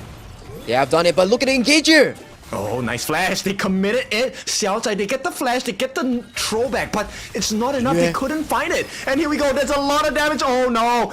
Right now, Xiaozai is falling a little bit low for the side of LGDNBW Gaming. And with the map against their favor, WEIBO Gaming have now set their sights onto the next big objective. 30 seconds more, Tempest Dragon. 6 minutes ago, we were talking about the potential late game that LGDNBW needs to stall to put the game back to an equal footing here. 6 minutes now is the 20th minute mark coming soon for that Tempest Dragon, the first one in this game number 3. Yep, first one of the day, and I feel like this one is, the odds are stacked against LGDNBW Gaming. This would be a crazy situation if they can somehow steal it away. WEIBO Gaming, they just need to play the waves, play the macro game here, let the waves crash into the base here, force LGDNBW to react to the defensive play here. That's all they need to do here for LGD. Can they force a fight? Can they force something before the waves spell demise for their base? Not gonna be easy. Zumo just bought 2 big items here, the Phantom as well as the Sky Dome, and they're looking for the opening here. They get the jungler down, Hui is down, there's no more defenses and the door is wide open. WEIBO Gaming, they see the target, they go in, the last member Lore. He was supposed to be the difference maker, but he is now just the last surviving member as WEIBO Gaming take game number 3. Insane catcher coming in from WEIBO Gaming. Once again, they found Hui rocking alone in that jungle, capitalizing on that catch. Immediately, Zemo finding that assassination on towards Xiaozai here, immediately sealing the game for the side of WEIBO Gaming in this game number 3. They were just waiting for that. You know it, right? They were waiting for the mistake from Hui because they know that he has to be around the Tempest Dragon. They need that information. And he's the only tank in the game besides the Dunshan. It's very difficult, like you mentioned, right? Because for the side of Hui, he needs to provide vision. Hence, he is always putting himself in a tough spot to push out for vision to check Tempest Dragon here. But he needs to be on the lookout here. Where is the Dunshan? Is my roamer there to bail me out of a tough pickle here? But out of that game just now, all these moments were on towards the side of the Dune to be killed off by the WEIBO Gaming side here. So that's definitely something LGDNBW's jungler needs to fix before going to game number 4. I feel like maybe it's not him to fix. I think the rest of the team needs to back him up, right? You have a poking composition, you have the cat boom, you have the kitty bombs to throw around. Check the brushes with that. And I feel like that would have been able to provide the jungler Hui a little bit more safety to check around. They also have Law, who is able to really just, weave in and out of sticky situations as he did in the last few minutes of the game. But I'm starting to see a sign of a repeat here, right? Whereby if you put Law or you could put like the player Hui on towards the side of a tank here, you don't find a lot of success story here. Like in game 1, we have LGD's jungler Hui on towards the Kaiser here. Not to say the best of the stories that we have, but game number 2, you put on the pay, he was finding tempo after tempos after tempos here. So maybe consider putting Hui on a carry jungler will be a better fix here, a temporary fix here coming in from LGD in this 7-game series. In most cases, I would agree, but in KPL, I feel like it's hard, right? Like, look, the Angela, we were questioning that pick at the start of the draft. Like, how much value is this Angela going to bring So in much the value. form of Tingyue? Yeah, so much value. The way he melted Hui was so insane. At the same time, even the Dunshan wasn't able to hang on to the lives of their members. They had to commit so many things like the flashes, the redemptions, just to make sure they were safe from Tingyue. That was the problem coming into game number 3 for South LGD, right? We were thinking like, oh, you draft the Dunshan here. Are you trying to play for an aggressive Dunshan, carry the Aaron, go for these backline access here? But due to the fact that there is so much pressure on towards the Dun to solo face check, you need all these spells to funnel this Dun to save him from these dangerous like side missions here, because if there's no vision, you can't play the game. And the biggest difference maker for me is the fact that, look, let's talk about the itemization of Max. So he has one lifeline in the form of the Sage's Sanctuary, second lifeline in the form of the ultimate on the side of Mengxi as well. And then, look, there is so much coverage. Ling Heng has the Sage's Sanctuary as well. He has the Frigid Charge. You also have the double itemization. You know, Zhenhua was switching items left and right. Sage's Sanctuary for this one, but he had the Sky Dome along the Phantom. There was so many life bars to run across before you could actually touch Max. And look at the damage that he did. Oh yeah, he dealt a lot of damage here with the primary poke damage coming in from the side of the Cat Boom here. 41% damage that's being dealt by Classics on that pick here. But looking at the gold chart here, it was all in favor of Weibo Gaming from start to finish. I mean, okay, early parts of the game, yes, it was a little bit contestable, right? LGD was doing well to keep pace, but the moment you allow Max to just free farm, look, the biggest issue for me was LGD did not have a hard CC at all. Even if you got your hands on Max, and you managed to take down the first life, do you have CC to make sure you get the second, the third life? There was no such option. And most of these situations, we keep seeing Tingyue on this Angela find those success story, right? Finding those burst damage, finding those big chunks to force LGDNBW away from the river, away from the objectives here. That is something that he did exceptionally well on to allow Max, to allow Mengxi to carry on this Lady Sun and also Zenren combination. Yep, this is one of the most valuable Romans out there, and straight away you see who the MVP is going to be. It is going to be Max here. This Lady Sun performance was aided on by the 4 other members on the side of Weibo Gaming, but this guy made it a show. 6-0-2. He was so consistent, right? Aside from those early game, one of the early game blunders towards the Clash lane, whereby he was in a position to allow Lore to go in for that 1v1. Aside from that, he had a perfect game on the main carry here. They know if the Lady Sun falters, that could be game over for Weibo Gaming, but guess what? He did not falter a single time. And to think that this was a stolen hero, right? Because you know for sure, LGDNBW Gaming, they wanted the Lady Sun in their composition. Exactly right, and we see back towards the replay here, it was really in one thing whereby, okay, the Dun comes in, there's no Dunshan nearby, he gets bursted down by Max, and Max just has a field day here, auto attacks everybody in his side and claiming that MVP title in this game number 3. The scariest thing is that there's so many options for them to explore. You have the Chaos Cinders coming in from Tingyue, and then you lead to the Blazing Brilliance, big burst damage. Max as well, once he lands that frag grenade, that's extra damage, so he is actually able to pierce through your defenses, get all of that damage through, and this was the one mistake they made at that second part, because they needed to survive to the 20-minute mark Tempest game. They did it, but that one mistake cost them the whole game. Yeah, it was very difficult for the side of Hui on that Dun, because he was getting put so much pressure to push in for waves, push in for vision here, hence he was always on a bit of a pickle in towards that front end here. But maybe in that last fight here, if he were to cast that Unruly Blade early, he may be in a better position here. But at that point, that one catch sealed the game for Weibo Gaming in this game number 3. Currently, Weibo Gaming from Beijing, they're leading 2-1 in this best of 7 against LGDNBW. Halfway there, right? So they need 4 games to take this entire series. It's a best of 7. Once again, if you're new joining us here today, we are in our 3rd game. We just completed the 3rd game. We're heading into game number 4 next. Weibo Gaming now leading 2-1. Is this expected based on the performance you've seen so far? I think based on these two teams, they have very distinct playstyles, right? When we look at LGDNBW, if you give the jungler an assassin, if you give a jungler a pseudo carry, he does perform up to par here. But Lin Heng so far for WEIBO Gaming, he's on a roll. He could play the assassins like the Nakaruru, he could play the tanks like the Kaiser to a perfection here. So for LGD, so far they have shown us the fast tempo draft, the Direnjie, the Maestro Nui, the Pei. There's these three combos to play a fast game, right? But outside of that, they seem to be lacking a bit when we play these traditional teamfight compositions, putting the tank role on towards Hui. I think it's also because the way that WEIBO Gaming has played in these 3 games, I feel like they have figured out the rotations on the side of LGDNBW Gaming, right? They know exactly what the call is, they know exactly what they're going for, and they just wait for that prime moment to catch them off guard. Like they knew Hui was there. That's why they committed 4 different members at that 20-minute mark.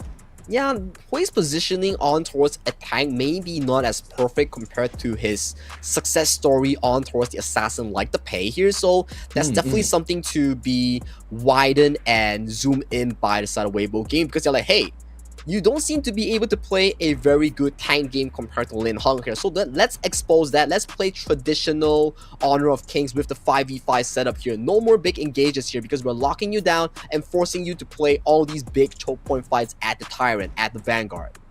But then this is where the beauty of the global ban pick format comes in, right? What's going to be a new global ban pick format means for the first 6 games in this best of 7, if you pick a hero, you will not be able to pick it again for the rest of the series. So is this a ploy? LGD, do they just go for all the assassin carry jungles now from this point on? It's difficult because there's still picks like the Liang, like the Floorborn tank, for example, super good in locking down these high frame assassins, right? So if you are the coach, which is Coach Moran on the side of LGDNBQ, you'll be thinking like, man, going into this best of 7 is not going to be easy against WEIBO Gaming. Oh, definitely it's not going to be, right? But this is where the struggle is a privilege, because you want to play against the best, you want to play with the best. And for now, I think it seems like WEIBO Gaming has bested LGD in the first 3 games of today. Game number 4, do we see a tie coming in from LGDNBW Gaming, or is it going to be potential series point for the side of WEIBO Gaming? I mean, for the viewers, for the fans out there, they will definitely want a Game 7 for an absolute banger to fill in that 7-game slot, because it's been a while. We haven't been seeing a Game 7 in the playoffs. We had a Game 7 between EDGM and also, if I'm not mistaken, DRG in the breakout stage, but so far we haven't had a best of 7 being played on in the knockout stage. And to start the knockout stage with a full 7 series, that could be an absolute banger. I'm all for it, right? If we go to a Game 7, I'm fully prepared for it. I mean, in my history, I feel like I've casted almost all of the best of 7s all the way. So we'll see if that's going to happen. But for now, I would like it if it's going to be a true comeback factor. So bring us to game number 4, take a 3-1 win, and then we go to Game 7 from there. I want to see what kind of like draft adjustments that LGD has for their team members, because so far, Game 1, Game 3, the draft is very similar, but it doesn't seem to me that they can really finesse that draft to 100%, right? So maybe visiting back that fast tempo draft, drafting the likes of a Musashi, drafting the likes of a Ukyo Tachibana, maybe something that's more fitting for Hui in that jungle to play more aggressive and set up his team for success in that early to mid game. I think this next game will be dependent, for the side of LGD, is dependent on the mid lane pick, right? Who Team gets his hands on. Because there are a couple of things that have not been used yet. My Yin is still available for Lord to use. We have the Mengtian that's available. Ambrosia is available as well. Yang Jin, another big, like, carry pseudo tank that is available for the side of LGDNBW Gaming. So there is a lot of potential for them to flip this script that we are at right now. I love the fact that you mentioned the Yang Jin, because it is one of those picks that you can lock in on first pick and then you can flex it between the top and jungle, pair of Vidolia, and then you can really finesse the full value of the draft value, right? Put it in the Clash lane, you're looking at a Assassin, Axe of Torment into the Pure Sky and then into the Spike Mill, full damage, and finding those Spell 2 flash angles here. Put it into the jungle, you can go into the semi-tank or the full tank build depending on what you are up against. I like that, right? But the thing is, I think Hui has been crushed for 2 games in a row as a tank jungler. Yeah. And I'm worried that it's going to affect his confidence, right? Especially at the top level, like things are so stressful. We are playing in front of a live audience. Tournament life is on the line. Everything against your back. I don't know if he is going to be able to carry that weight on him. And you have to wonder one thing, right? It's bad to think about, okay, what if he dropped to a lower bracket? But if you think about that, you think about one thing. Who's in a lower bracket if you do happen to drop in if you are LGD or WEIBO Gaming? It's either AG or TTG, and that is very difficult opponents. Yeah, I mean, difficult is an understatement at that point, right? Because either one of it is going to be a very tough series to play against. Yes, there is definitely still a chance, but these are the monsters of every team that you're playing against. But we'll take a look at that particular story as we reach that stage. For now, it is game number 4. Let's see how both these teams will draft again.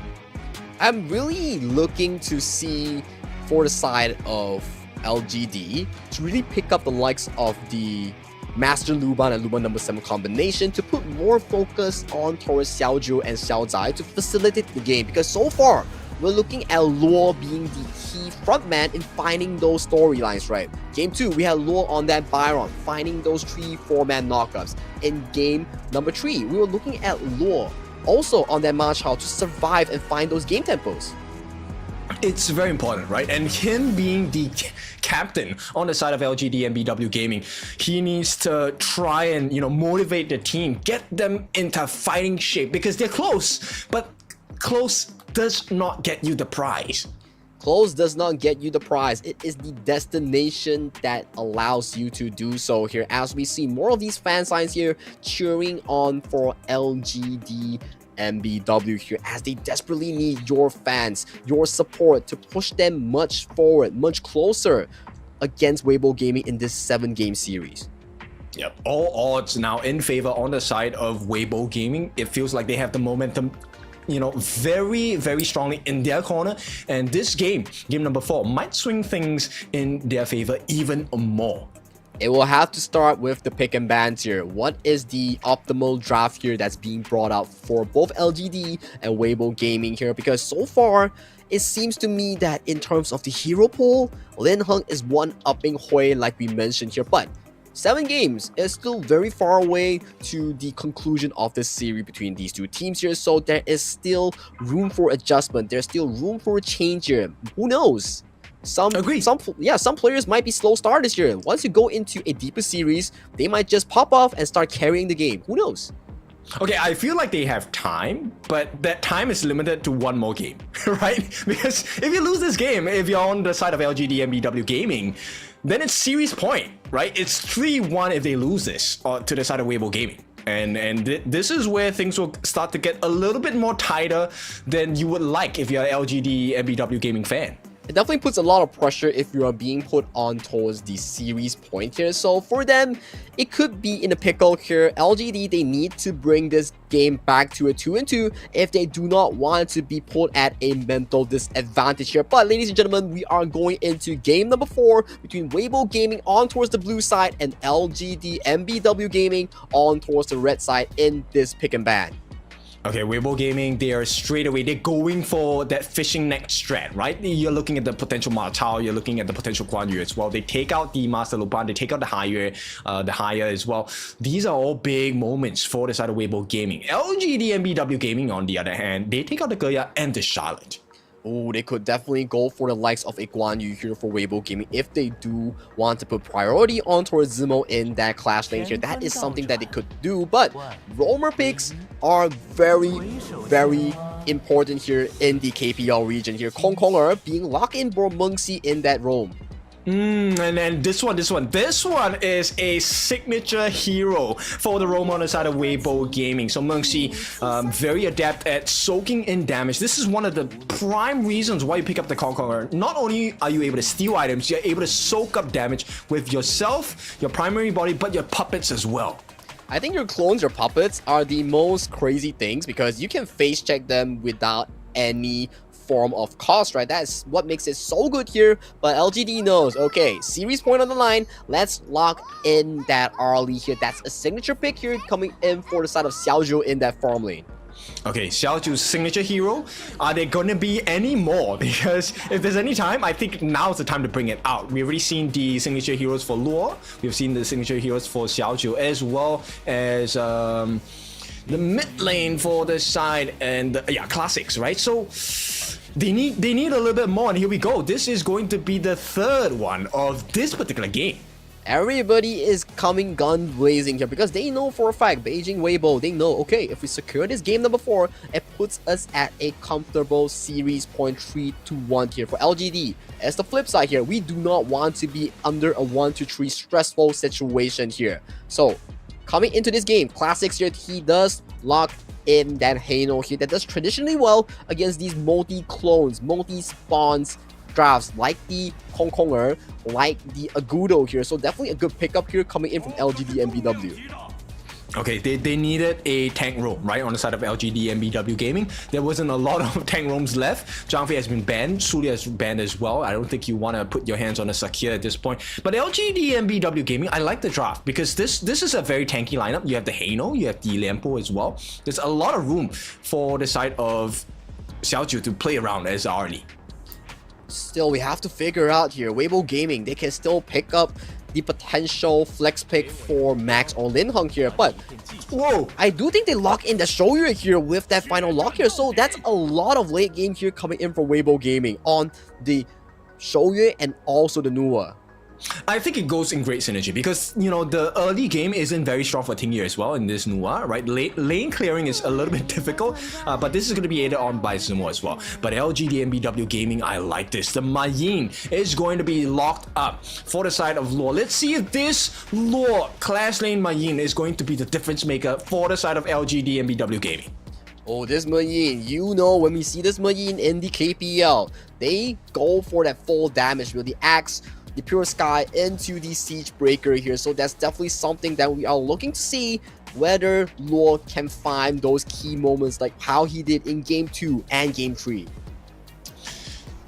Let's see. I mean, this one's a tough one. I think, once again, First Blood is super important for this game. We haven't had a lot of early First Bloods in the first 4 games, or 3 games that has been played by both WEIBO Gaming and LGDNBW Gaming. But maybe, I feel like there is a high chance we might see an early one here.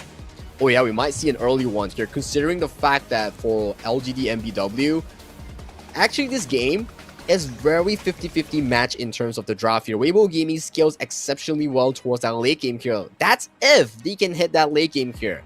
And both of these two clash lanes from WEIBO and also LGD, they're looking to capitalize on your backline here. So whichever clash lanes gets a foothold on your backline, that could spell a good story here on whoever finds that engage. Fully agree. I think both Luo as well as Zumo, they are going to be the biggest difference makers throughout the entire game in this game number 4, right? Because whoever gets that multi-man catch, you win the team fight from there. There is no way you lose it. I mean, there is a way, but like very hard. Yeah, very difficult here. But this is game number 4 between WEIBO Gaming and LGDNBW Gaming here. Storyline is simple. WEIBO Gaming wants to push this to a series point here. This is a best of 7. First to 4 seals the deal, seals the win, and pushes themselves into that semi-final spot. And we'll take a look at how both teams will be playing as we head into game number 4. WEIBO Gaming against LGDNBW Gaming. A lot of initial rotations will be made. But of course, I think we want to hear the fans knock another one out for the teams here because they definitely need the support. And we'll go straight into the audiences right now.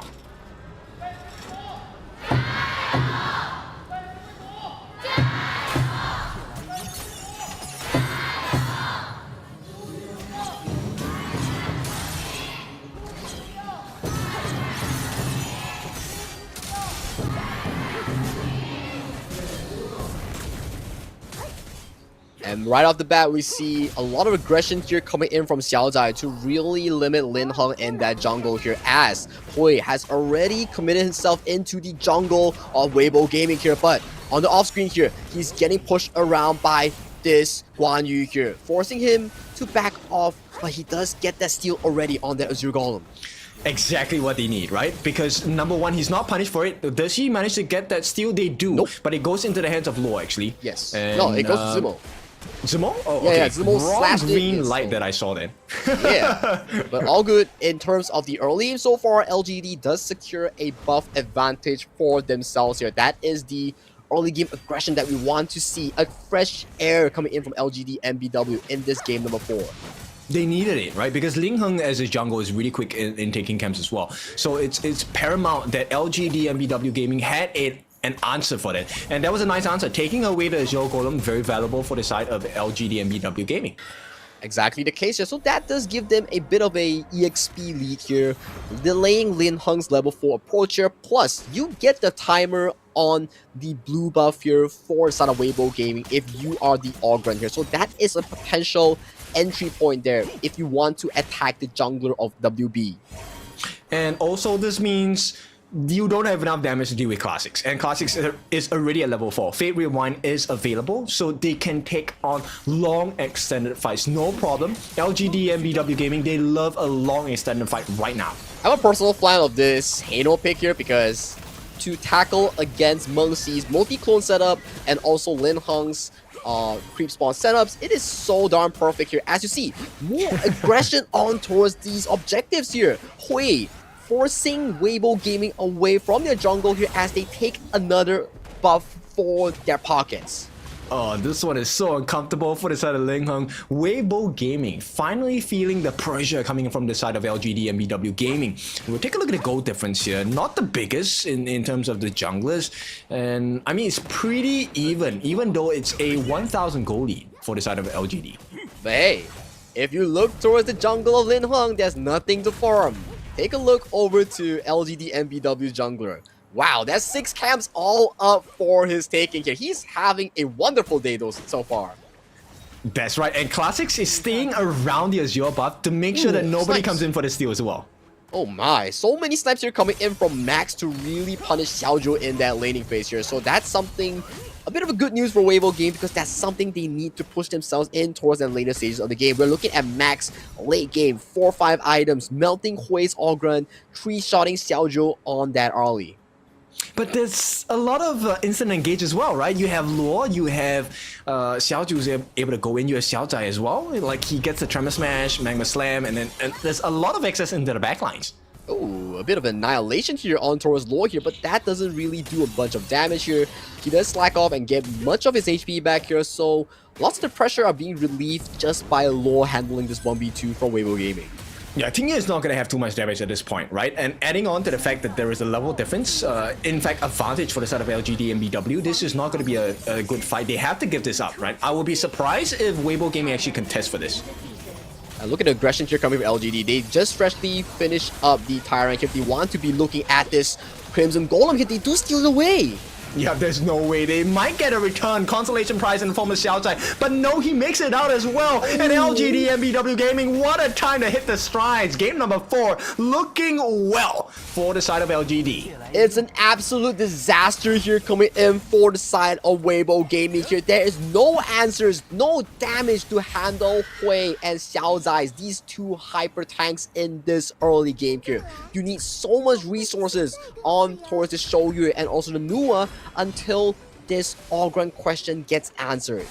Yep, LGDNBW Gaming, they have put a stamp onto the jungle side of WEIBO Gaming, and there is no way they're removing that right now. Like you said, Hui is at level 8. His goal difference now must be massive. Oh yeah, it has to be massive. He was doing Tyrant, he was securing the buff away from Lin Heng. He's just having a phenomenal game so far after that game 2, game 3, right? Because we were talking like, hey, what does it take for LGD to really reset their mental, reset their game plan here? But coming into this game number 4, my oh my, they are having a wonderful start. Yeah, this is a dream start, right? And look, there is a lot of advantage. At least close to 500 across the board for most of the members on the side of LGD. The only member losing that is Mengxi. Winning that, sorry, is Mengxi. But at this point, it's negligible. And right now, LGDNBW with the Tyrant buff, they should be able to march their way once again into the jungle of the side of WEIBO Gaming. And this was very different from the gold lead being generated by WEIBO Gaming in the last game, right? Because last game, it was because of a Zen run. This has no Zen run, and they are just pushing this gold lead to a 2,000 before 6-minute mark. This is just brute force, right? They're forcing their way in. The steal does come in, secured by Hui, and once again, he is sick and tired of being bullied here. This time, he wants to take control, and control they will have, as T2 is the next target on the bottom side of the map. LGDNBW Gaming, they push their members away. Every scepter of fate hurts. It's starting to ramp up, and it's starting to do so much damage here coming in from classics in that mid lane here. And you're starting to wonder here, when will WEIBO Gaming find that late game scenario here? Because so far, your jungle is just getting attacked continuously, putting Lin Heng further and further behind, removing max attempts in getting that Crimson Golem to really shred these tanks here, because this is such a greedy draft coming in for WEIBO. It definitely is. And you know what? The best thing about this situation for the side of LGDNBW Gaming is the fact that the three most important members have the highest farm. We have Luo, we have Hui, and we have Xiaoju. The three cores, they are all rich. And look, they're close to 5,000 already.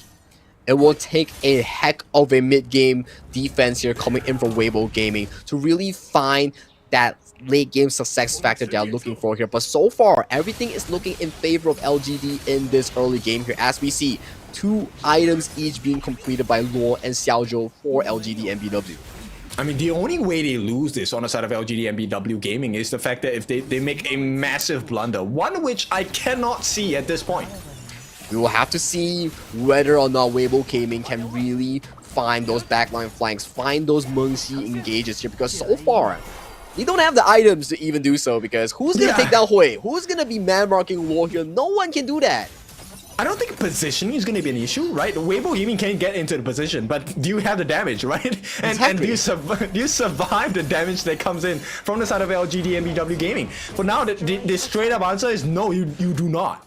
Yeah, you do not, and it will take a long time for WEIBO Gaming to scale into fruition here. Hence, the map control will be fully relinquished towards the side of LGDNBW here. But hang on a moment though, as bot side here, Xiaozhou gets an attempted engage by Zemo here, but it's in our lead here. He gets out safely. Yeah, there's no way Xiaoju faced this situation too many times. They're looking for the dive here, and the prime target is going to be Tingye. He's going to be taken down. The first blood goes to the side of LGDNBW Gaming, and what a way to do it. They are looking for more as well. Classics going in for the chase. He wants to clear the waves, push them back, and it's just total God's domination by the side of LGDNBW Gaming. WEIBO Gaming is starting to get desperate there. Xiaozhou on that early is not the prime target you are looking to engage on. It is so difficult to handle that slippery early here. And you gotta see, there's no physical or magic damage that could harm Hui in this early game here. He is an absolute great boss to be dealing with. Yeah, and he's not the only problem, right? Right now, Xiaozhou as well as Classics, the two of them are just making sure that the WEIBO Gaming members have to take a very giant step back. They can't even defend the T1s and the T2s at this rate. So it's going to be a barren side of the map. Look, it's entirely red on the left side of the screen. It's all LGDNBW Gaming. LGDNBW repeating the game 2 success here, amping up the game tempo, doing more of these jungle invasions here, allowing Hui to play his game of Honor of Kings here. And right now you can see he's just chilling, he's just racking up gold, level 13 against level 12 against Lin Heng here. But Lin Heng, interesting build on towards Agudo here. It's not the tank Agudo that we see, it's the Doomsday into the Daybreaker. He's a tank buster. He needs to be, right? They need some form of damage, because right now Max is not going to be the one that's responsible for doing that. He will not survive the onslaught that comes in the form of LGDNBW Gaming lineup. It will be difficult, as we see. 10th minute is started, and WEIBO Gaming, they have no answers to the double objective start coming in from LGDNBW here. You have no damage to take out Classics, you have no way of face checking Xiaozai here. They are forced to give up double objectives at 10th minute. Yeah, double objectives. This is the marker that tells you that a team has a massive lead. Now, is looking even more grim for the side of Weibo Gaming as of this point, because right now, what does it take to really take down Hui and Classics here? You have no damage, you have no sufficient items here on Max or Team Yue here. It would take a miracle of a blunder from LGD for Weibo Gaming to really relinquish this pressure that's constantly on their shoulders. And that's two things. We're not asking for one. It's a miracle and a blunder. So that's a very tall order for the side of Weibo Gaming. We'll see what they're going to be able to do against LGD, because right now, the itemizations are on point. Law already has a Siege Breaker. He is a big problem. I think one combo here coming in from Law would delete Lin Heng, Ting Yue, or Max from the side of the map here. So that's definitely one thing that they have to look out for as they march on for this high ground here. This is such a big lead only with 1 kill here. 11 minutes on the mark. 0-1 in terms of scoreline, but 6,000 gold lead for LGDNBW. 6,000. It's not the biggest goal difference we've seen in between the series, but here we go. That's going to be the reset. They're jumping in as well. Xiao Zai finds the backline, gets a 2-man knockup. They get rid of Ling Heng as well as Meng Xi. No more tanks. Simo, maybe he can save the day, but he's going to have to give his life in order to do so. Max and Ting Yue, they're going to try their best, but with that, Simo is going to be taken down, and the Vanguards as well as the Overlord, they're still pretty healthy. LGDNBW Gaming, this is the series that we want to see. This is the game that we want to see as well. Very dominant, very strong. They might get rid of Max as a consolation prize. No need, they just want to push him back. Oh, they do get a shutdown onto Lure, but the game is very much over. LGDNBW Gaming, this is game number 4. Game number 4 in total control of LGDNBW Gaming here. From start to finish, it was their game plan. It was their superior starting from start to finish here. They did everything perfectly, really shut down Lin Heng and the team from Weibo Gaming to play that greedy draft. So hard to play against, which is why I was kind of like, I love this draft, right? Didn't know it was so potent. I just saw that, hey, Heino able to drag the games, you get, long extended fights, which is one of the strengths of the Organ as well. And, they just completely dominated the Gorge from minute 1.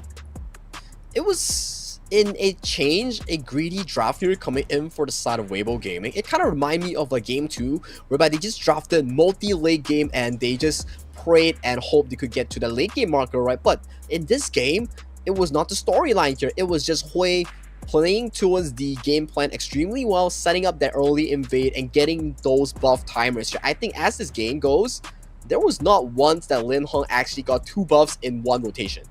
Oh, for sure. I mean, the initial steals, that was one problem already, and then later parts, it was just the rest of the members. Like Classic, I think, had a very great game. Classic had an amazing game on towards the Heino here. He was indestructible along with Xiao Zai and also the side of Hui. These 3 were just being a nuisance in towards the jungle of Lin Heng. He was scratching his head like, man, one Ogre is so difficult to handle, and we'll have to deal with like Xiao Zai on a crazy roam tank and also Classics on a Heino with Fate Rewind. Man, what can I do if they invade my jungle? Nothing. Exactly. There was nothing they could do. And we're not even talking about Lore, because Lore had a Siege Breaker, never allowed to really show the potency of this Mayan pick.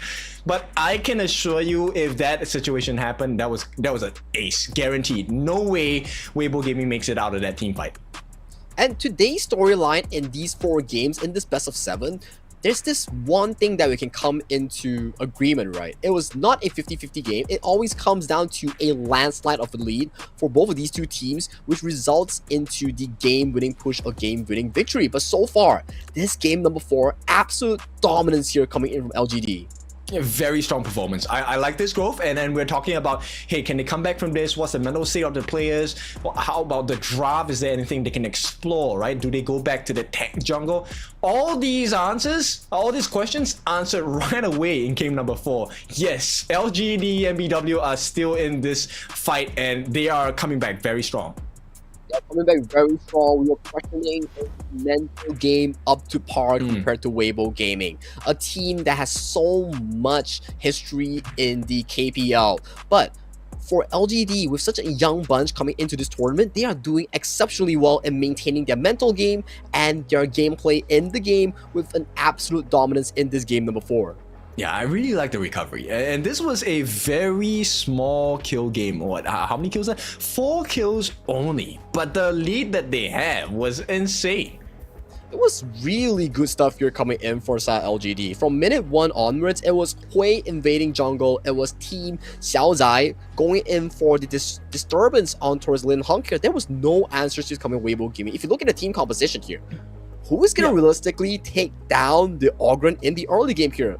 Max has no damage, Team Yue needs items, Lin Heng has no damage, Zimo, he's just a Guan Yu here, so what can they do to take out these multi-tanks? You can only push him out, right? So with the initial invasion from the side of the jungler for Hui, like it's pure instinct. They knew they won that instantly, right? But the biggest thing here is the fact that I feel Classic's 51,000 worth of hero damage, he was a pain in the butt. Oh, he was a pain in the butt. He was just man marching towards the jungle here, getting everything that's needed in towards his pockets here, funneling this Ogren to a perfection in this game number 4. Yeah, and look, Law had like a lot of time, 77 seconds into the jungle side on the side of WEIBO Gaming, and this was very hard for them to deal with because Lin Heng was just silenced from minute number 1. It was a difficult game coming in for the side of WEIBO Gaming here. I gotta say, I'm no coach myself, but it does seem to be a major draft difference here coming in from LGD against WEIBO in this game 4. Agreed. I feel like WEIBO Gaming was trying to test things out, but this was a too greedy of a draft to really put things to test. It may maybe be a dupe draft, right? It's like we always mention, like, oh, you win one game, you dupe the other draft because you want to be expending your opponent's important picks here, allowing you to do better drafts in game 5 and game 6, right? But our MVP player does fall on towards this specific player known as the early. Xiaozhou had a phenomenal game on this early. As we can see later on in the team fight, he was untouched and unscattered in those exchanges. Too much freedom, right? There was too much space created by his teammates, the Ogren, as well as the Haino, even Law onto the Mayin as well. He had all the time in the world, all the space in the world. I mean, it felt like he had multiple passports going in. Oh, he was just having a field day so far because of the fact that there was so much pressure being generated by the Ogren and by the Lianpo. He was untouched, and even at the one attempt that WEIBO Gaming tried on him, which is this one, he was playing it flawlessly, baiting in Team Yue into such a difficult situation, already overextending his position, faltering himself, allowing the lane to be pushed even further for his team. Yeah, he was looking for the punish. And this is a situation where you knew, right? Number one, they already had a goal lead at that point. So that was going to cut very deep. And this dive by Xiaozai was beautiful because it set up the fight perfectly for Xiaochu to really just go into the hearts on the backlines on the side of WEIBO Gaming and get the punish in. And it was so close for the side of the Arlie here. He almost got taken down by the Guan Yu in this final few exchanges here, but he played it to a perfection. Xiaozhou here played the wall to a nice kiting here, but this last one, maybe a bit of luck here, but he did make it out alive. Yeah, a little bit too safe, too dangerous for Comfort with there, and they do get that consolation prize in the form of the last knockdown onto Law and the Mayin, right? But for now, we are tied 2-2. This is not what I expected based on the performance of the first 3 games, but here we are, and you know, next team to take a win. This is series point for them. Series point up for the grabs here for both of these two teams here. LGDNBW, after a devastating game 3 loss, they came back with a much better game 4, a completely good draft to really dominate this 4th game and bring it back to a 2-2. Right now, 2-2. It's not a 3-1. It's not a 1-3. Mentals are at a safe here. So it's all about the draft. It's all about the gameplay, the micro of these players in this game 5. Okay, so let's entertain the thought that that was a dupe draft. That was something that WEIBO Gaming was kind of testing things out. So is this a game where guillotine strikes are happening, right? You let go of the string and WEIBO Gaming just come back with such a strong force that LGDNBW Gaming don't recover. And okay, so far, right? Let's take into consideration, right? Okay, game 1 and game 3. What's in common when WEIBO Gaming won? It was big team fights and all these early game aggressions that's being generated by WEIBO Gaming that allowed them to put a game to their favor. And what's the difference for the side of LGDNBW? It was all these early game advancements that they always do. For example, game 2, they drafted a super early king composition. They found success with that. And game 4, with the Algram pick, with the Liam Poe, they found success as well. And what's the similarity in this? 2 and 4 was WEIBO Gaming drafting insane late game team comps. The other way to put it, insane greed, right? It was super greedy. There was no way that draft would work out if they got invaded and gave away the first blood, which exactly was what they did. So yes, I feel like there is a chance that WEIBO Gaming might come and bite back in game number 5 here as we approach this tiebreaker between the two teams. If you just joined us, once again, welcome into the 2025 KPL Grand Finals. We are having two teams here, LGDNBW Gaming as well as WEIBO Gaming. This is a best of 7. And this is day 1 of the knockout stage, as mentioned by Kin here. It is going into potentially the full depths, right? Because for 2-2 in terms of scoreline, it's not the best of 5, the best of 7 here under the influence of the global ban pick here. So 4 games in, it means 4 times 5 heroes, 20 heroes being default banned for both of these two teams here. Plus that 5 bans, 25 bans on these heroes are removed from both of these two teams in the pool. Insane. It makes it so much more difficult, but at the same time, it means winning feels a lot more rewarding. Yeah, winning feels a lot more rewarding. It preps you into a prime position to close off the series here. As you can see, moments coming into both LGD, both the side of WEIBO Gaming. As you know, they all want to be the victors of the series as they want to move on ahead to their semifinals. Let's see which captain is going to be responsible for bringing their team into victory here, Luo or Lin Heng, both of which have vast experience in KPL so far as we head into the ban pick phase.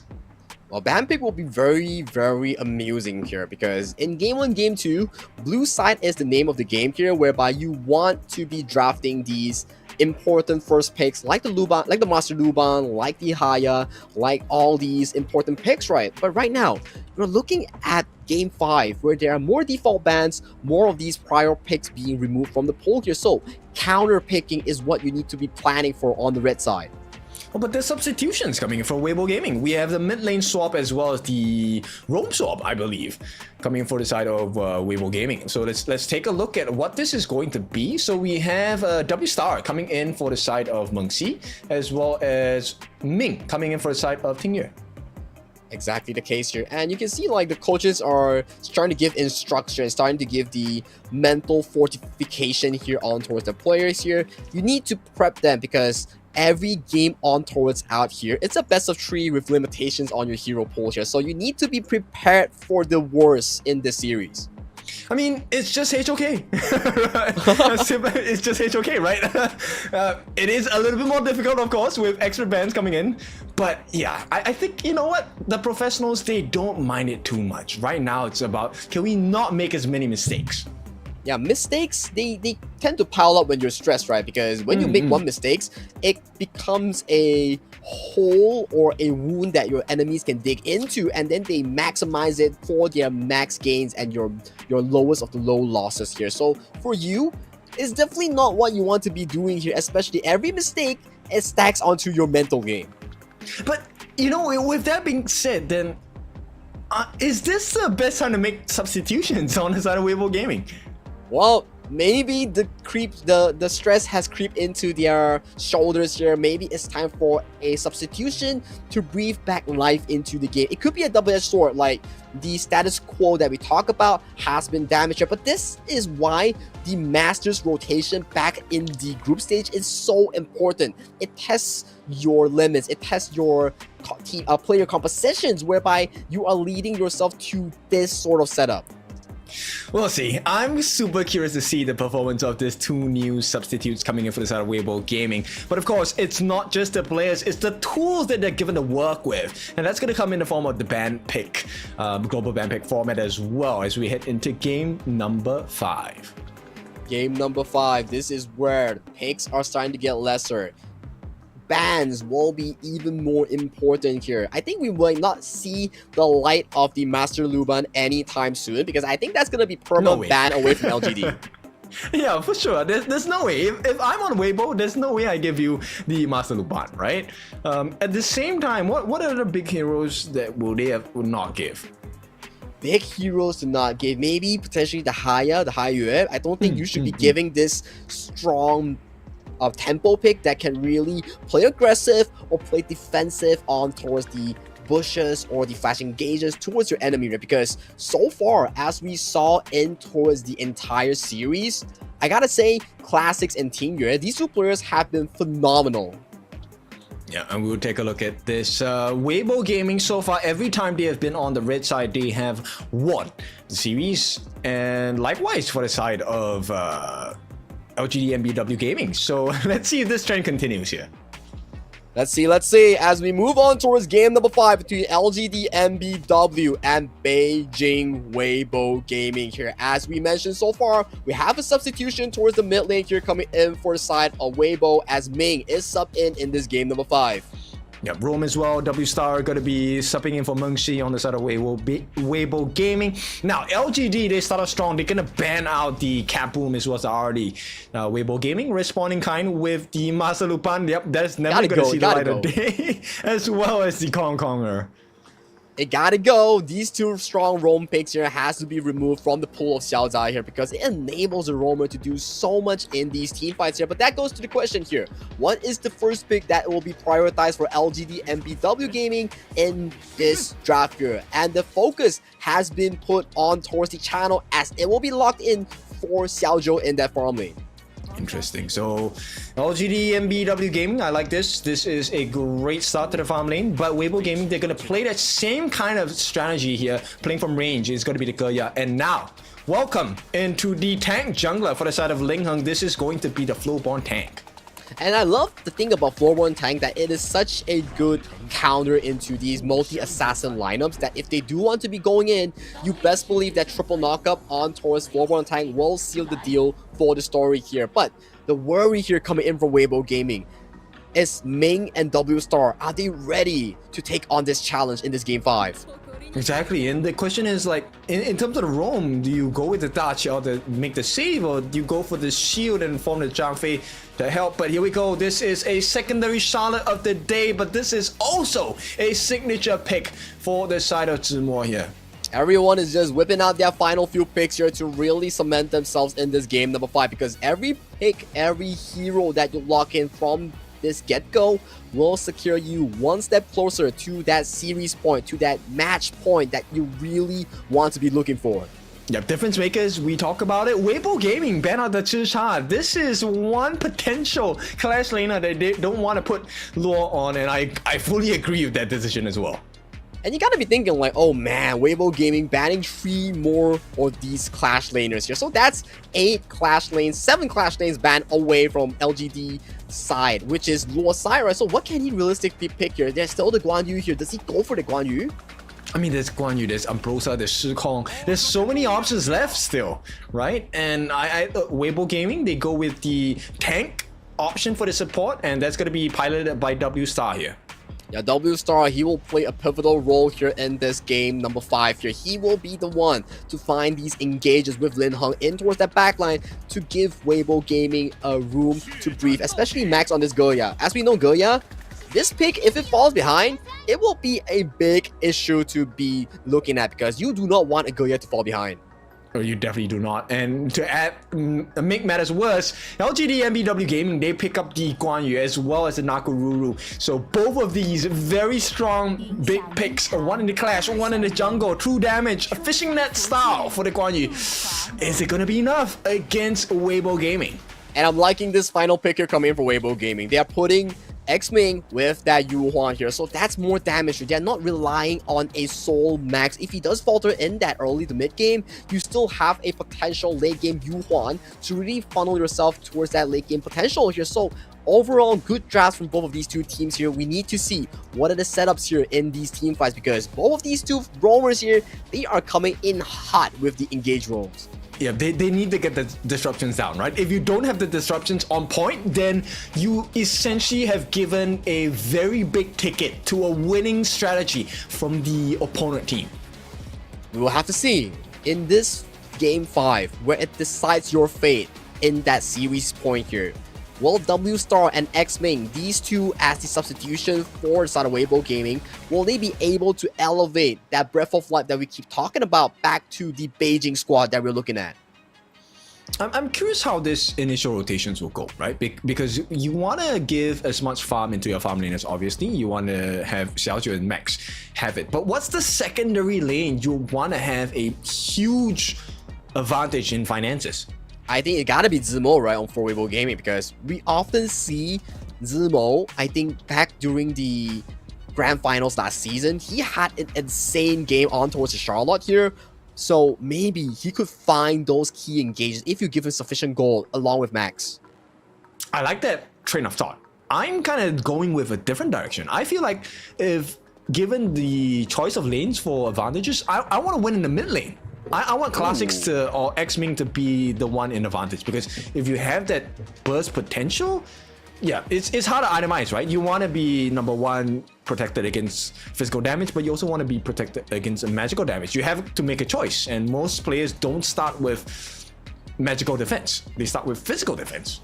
Oh, that's true, but there's still the options of these jungle going directly straight towards the Succubus Cloak, or to just, you know, stack those like tier 2 items, right? Like the Protector's Cuirass or the Silence Robe. All these are still possible itemizations that these players can look towards to here. But ladies and gentlemen, this is LGDNBW Gaming from Hangzhou up against WEIBO Gaming in a best of 7 series. This is game number 5 here. This is series point up for grabs.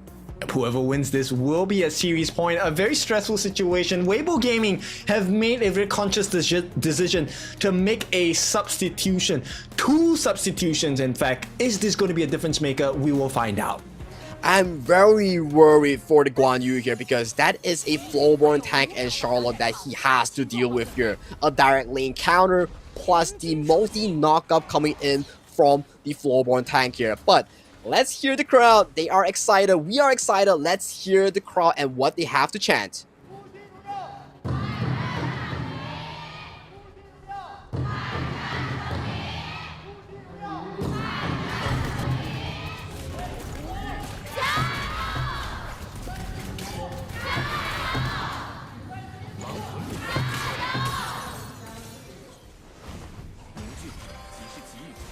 Alright, difference in terms of strategies here. They go straight for the invade. Will they get punished though? Because the jungler on the side of LGDNBW are coming in, and they get the punish. First blood goes to LGD, and of all the people, it goes in the lure. He will have the advantage you were looking for in the clash lane. Wait, Lin Hong tried to repeat that invade here coming in from that game number 4, but he was punished heavily by Luo's rotation, and he got caught by the Guan Yu here. That is 1 kill up for LGD in this start of the game here. That just spells disasters for WEIBO Gaming. Yeah, and there's no way to contest this in the farm lane as well. The Iron Colossus, the passive for the side of Xiao Zai here, being the support of the Sulia, gives him an extra life. And with the numbers advantage, they don't lose this. They get the Firehawk, they do make the trade on top of the space sprite, but everything is an advantage to LGDNBW Gaming. Looking at first blood, the gold does funnel over to LGDNBW here, but still, buffs are in favor of Lin Hong here. He does stall the level 4 coming in from away here, as level advantage wise is still in for WEIBO Gaming jungle. Yeah, definitely. I think at this point it's really about how much can you rush and push this advantage, because you need to push on for more. Yeah, the more is what you're looking for, as we see Zimo's hand camp here. This 1v1 does go in favor of the Charlotte here due to the side that Charlotte has more mobility and can really slow down Luo's attempts in that 1v1 here. So side lane might be a consideration for LGDNBW in that late game. Yeah, the power gradation, here we go. They are starting the setup. I don't think that's a great idea. They do catch 3 different members, but Annihilation comes through. Luckily for them, there is no finishing blow. So WEIBO Gaming, they will have to walk away, but this is a limp rather than a walk.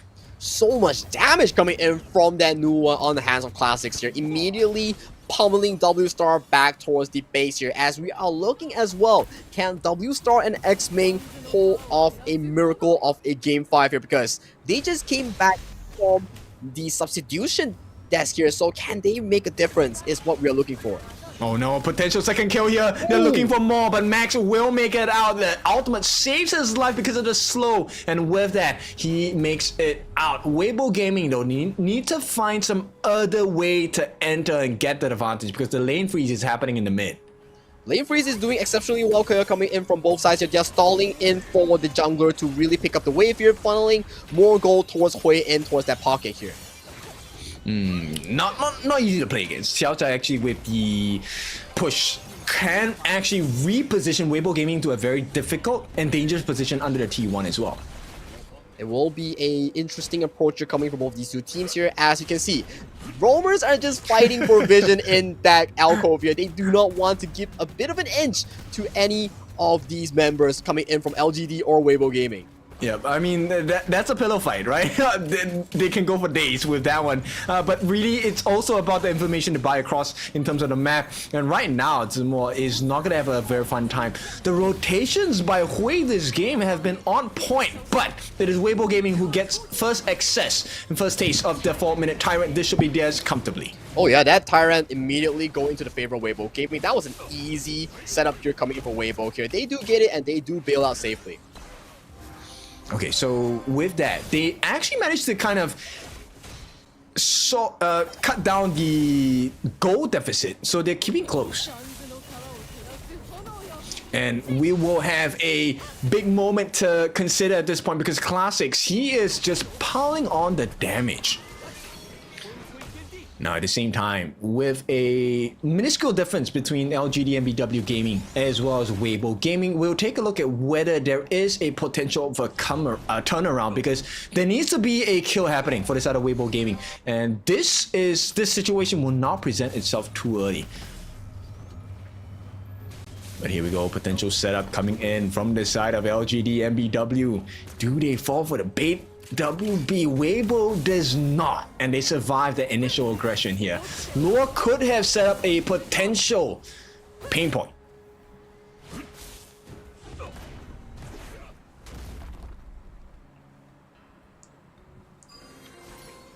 Yeah, and yeah, it's not an ideal situation for the side of WEIBO Gaming, because number one on that goal chart is actually going to be the jungler on the side of LGD. And here we go, Hui with that lead. Can he do anything for the team? They're gonna try and make a trade on the side of LGD. No, WEIBO Gaming on the top side. T1 has been traded for both sides, one at the top for the one at the bottom. But the real tussle here is going to be this Azure Golem. Can they get their hands on it? Well, now this is going to be a wrestling match. LGDNBW looking for the opening will not be secured by the side of WEIBO Gaming. Does go into the hands of Classics. Not the worst situation in the world. It is the mid laner. You want that cooldown reduction and damage on the Nuwa.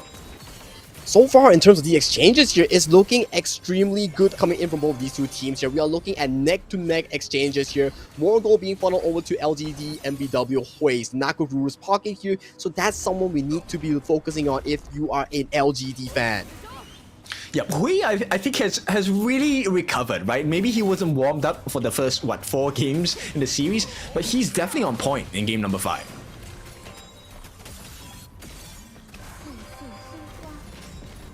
Going over to the favor of WEIBO Gaming here. Yeah, and Classics, he knows that the value that he's providing with the lack of a flash isn't that huge. So he's going to just continually throw annihilations across the map to make sure that they have the wave advantage.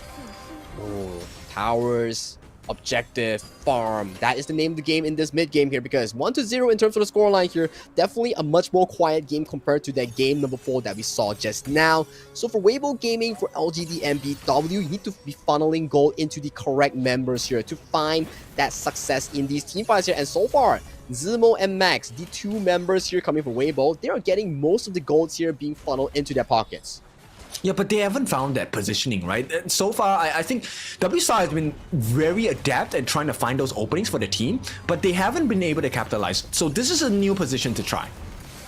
As we see an engage here coming in towards the blue side here. Blue does get secured by the hands of Hui's Smite here. So that is a resource being secured for the side of LGDNBW here. Annihilation does go wide towards the mid lane here, but this mid game, you know, there won't be a full on-fledged fight. They are just looking to poke and looking to steal whatever they can from the enemy team. It definitely has to be like the map control, right? Right now, WEIBO Gaming, the only way they come back to this game is by making sure that the waves are in their favor. They will try to go for it. Linham gets the knock up as well. Can they get the damage in? They do. Max comes in, claims a kill. And this is going to be a perfect timing because the Crimson Golem is going to be up and it goes into the hands of Linham as well. The map could very well turn in favor of WEIBO Gaming. That is a big catch coming in for the side of WEIBO Gaming here as they caught the #1 goal receiver from the side of LGD, which is Hui on their Nakaruru here. And we know if you falter as a jungle assassin here, your entire farm tempo will just be nerfed to the ground here. So that is a very good pickoff here coming in from WEIBO Gaming. As we see towards the replay here, good pickoff, good disposition here coming in from both W Star and also Lin Heng. Yep, they really isolated, right, the side of Hui, and I think that was a great decision because he is definitely a big problem in terms of damage. Right now, they're looking for another opening. WEIBO Gaming, unable to find the marker. W Star, I think he has been pretty consistent in finding those really critical pain points on the side of LGDNBW Gaming. That's why he has a W in his team. W for Star, right? He's finding all these big W opening games to find that success story for WEIBO Gaming, and they go in for another invade. Okay, this one's stolen by the side of X-Ming, in fact, and now LGDNBW Gaming, this is not ideal. There is potential for another team fight coming in for the side of WEIBO Gaming. Pressure is starting to amp up in towards the jungle department for LGD here as more of these pushes are being engaged, but look at the engage towards mid. Yeah, they want to get their hands on Zumo. Zumo will be able to make it out for the time being. Will be taken down. The save not going to be in time. X-Ming does have to give his life as well. One more hit does the job, and LGDNBW refuse to back down. When Law needs someone, when LGD needs someone, it is Law once again here, but the fight is not stopping here. It's definitely not, and with that, they continue that aggression here. One more shot comes in. Max has to run for his life very, very low, and this might be that situation they were looking for on the side of LGDNBW Gaming because 10 minutes, the Shadow variants are here. There is no way they come in for the steal. The flash committed by the side of W Star. Can they get the follow-up? No one to follow up, and he has to run away limping once again. That was a big turnaround here coming in for the side of LGD here. Law found that decisive pickoff in that mid lane onto Zemo and allowed his team to capitalize on a 5v4, picking off X-Ming and then getting that Tyrant. They are so back into this game. Yeah, definitely, right? They don't really have the biggest lead in terms of goal, right? But for now, it's close to, what, half a thousand? So I would say there is no goal difference. Oh yeah, there was no goal difference, but at least they found back the key and decisive goal that they were looking for. But we gotta talk about the Tyrant, right? Shadow Tyrant gives you about 3,000 extra gold in terms of stats. So that's something that they really need to look about because if you are LGD, you best believe all these outer turrets will be going in favor of LGD. And WEIBO Gaming needed to have the map advantage, right? Because then they needed a vision as well. They commit the Radiance. They're looking for the initial first life on the side of Xiaozai. Unable to find it. He does have his passive up Island Colossus, but the damage is coming in from this side of LGDNBW Gaming.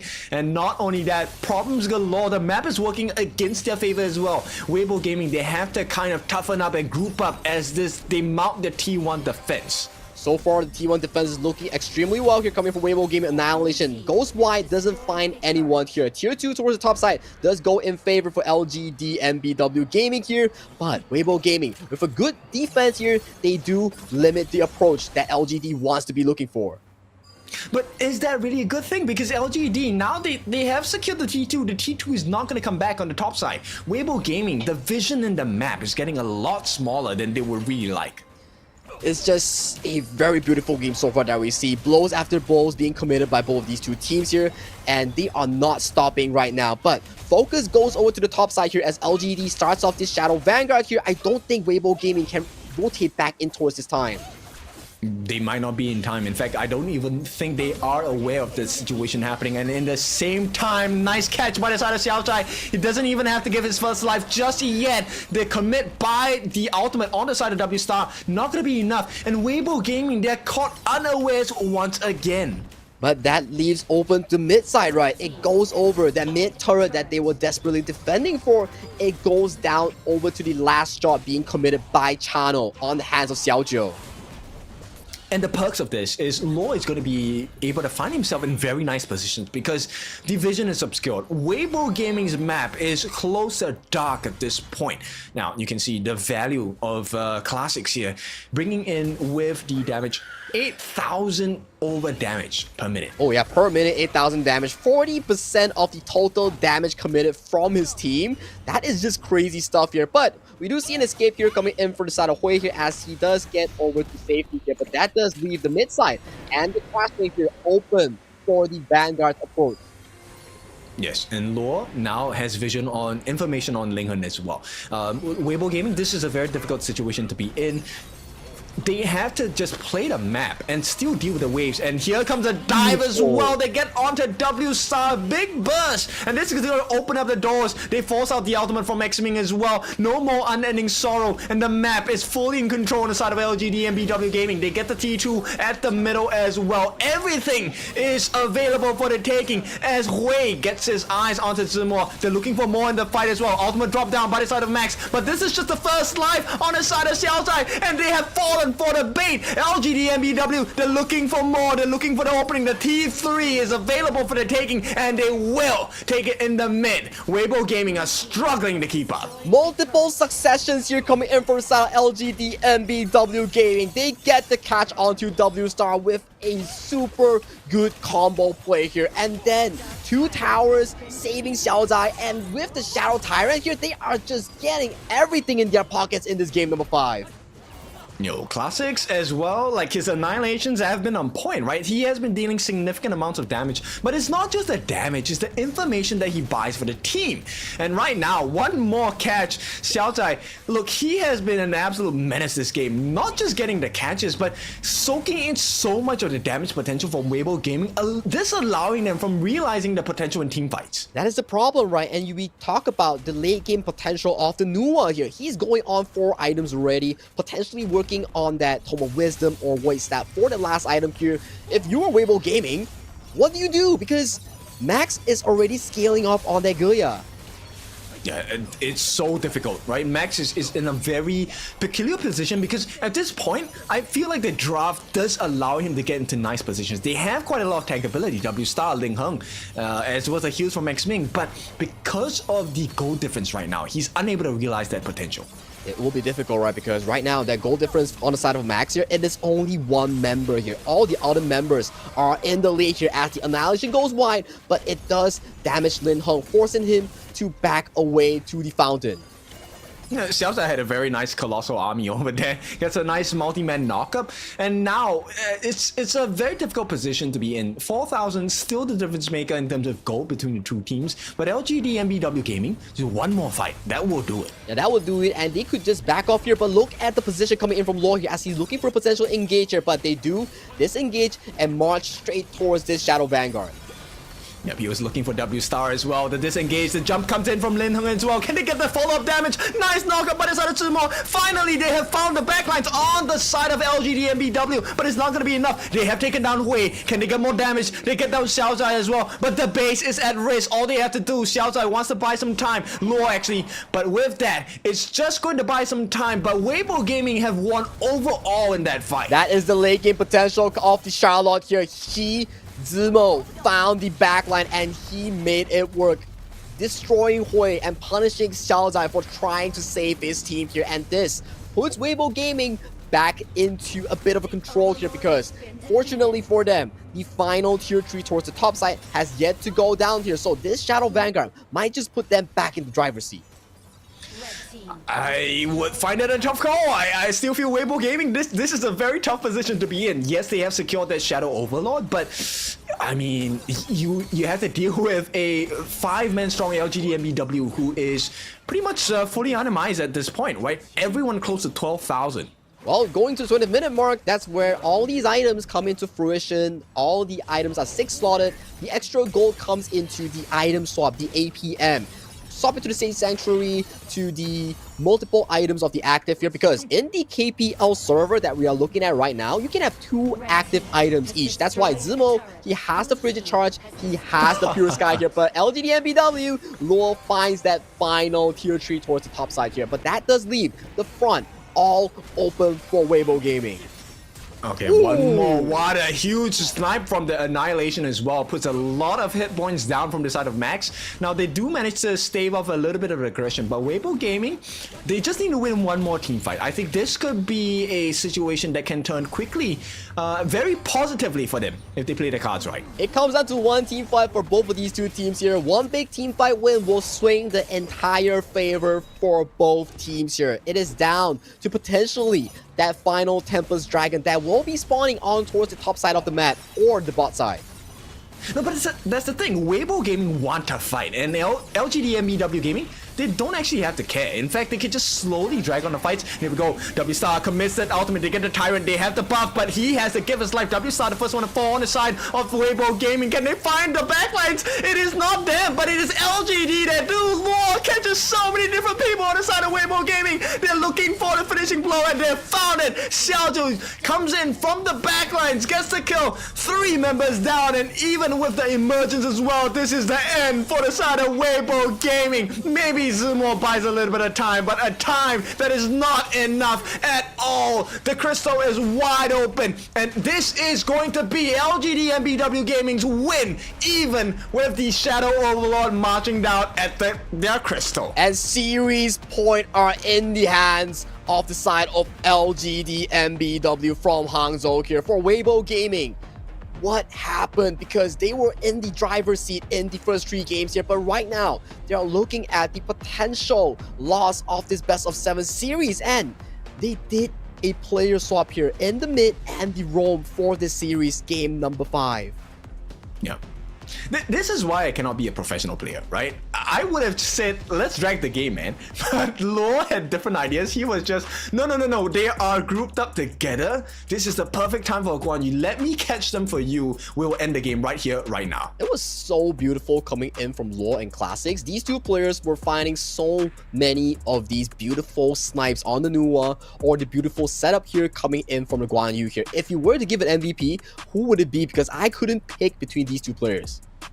I like that you put me up in this dangerous position, but I would think Law was the main. No, yeah, Law was the difference maker in the last fight, but I think throughout the game it was Classics, because Classics actually, the Annihilations, it might seem a little bit funny to just blindly throw Annihilations in the mid lane to clear the waves, but that aided with the waves, right? And that allowed LGDNBW Gaming to really capitalize on the map advantage in the Gorge. Perfectly well said, right? And even if we go into the replay later on, I gotta be praising Classics as well. He put the creation blocks to really block away W-Star's Lian Po from escaping towards safety, immediate catch and immediate execution every fight on towards Lian Po. I think there was 2 fights that W-Star went in for the engage but got absolutely decimated by the engage coming in from Luo. I think he did well though, right? As a substitute coming in, game number 1 for him, and you know, with the situation as tense as it is right now, LGDNBW Gaming, they are at series point. They win the next one, they win the entire thing. But at the same time, they took a huge risk, because if they had lost the fight, that was a guaranteed win for the side of WEIBO Gaming. The Shadow Overlord was already flying down. At the moment they were attacking the Crystal on the side of LGDNBW Gaming, the Vanguard, the Overlord had already started touching the Crystal. Well, it is always down to a team's decision here coming in from LGD and WEIBO Gaming. But in that game, number 5, it was LGDNBW who found that decisive win, that decisive team fight into a clean 5-4-0 exchange here. We will be seeing who will be the MVP in just a short moment here, but think about the mental stress here coming in for W-Star and X-Ming here. You just got put into a decisive series point game, and right now you are 3-2 with match point in the hands of your opponents here. What do you do? Yeah, exactly, and this is the very dangerous position. Okay, so yes, they don't have the Guan Yu anymore for game number 6, but they still have the ability of the higher. that is still available for the side of LGDNBW Gaming. And this is a serious consideration for the side of WEIBO Gaming. But first, before we take a step forward, let's take a step back and take a look at the itemization. This, once again, was supposed to be Zimo's signature hero. He did well, but not good enough to save the team. I think today, so far, all these signature heroes, aside from the Maestro Nui, has suffered a loss thus far. Am I forgetting things? But because I don't think it's a very good signature hero day as we speak, right, in the series. I agree. I think every single signature hero pick has netted a loss for most teams. I mean, aside from, you know, the previous game number 4, because we had both signature heroes on both sides. Exactly the case right here, but let's take a look at the items here. As we see, it's almost a Tempest game at 19 minutes here. Everybody is already full slotted aside from the roamers here, and we take a look at the damage dealing department here.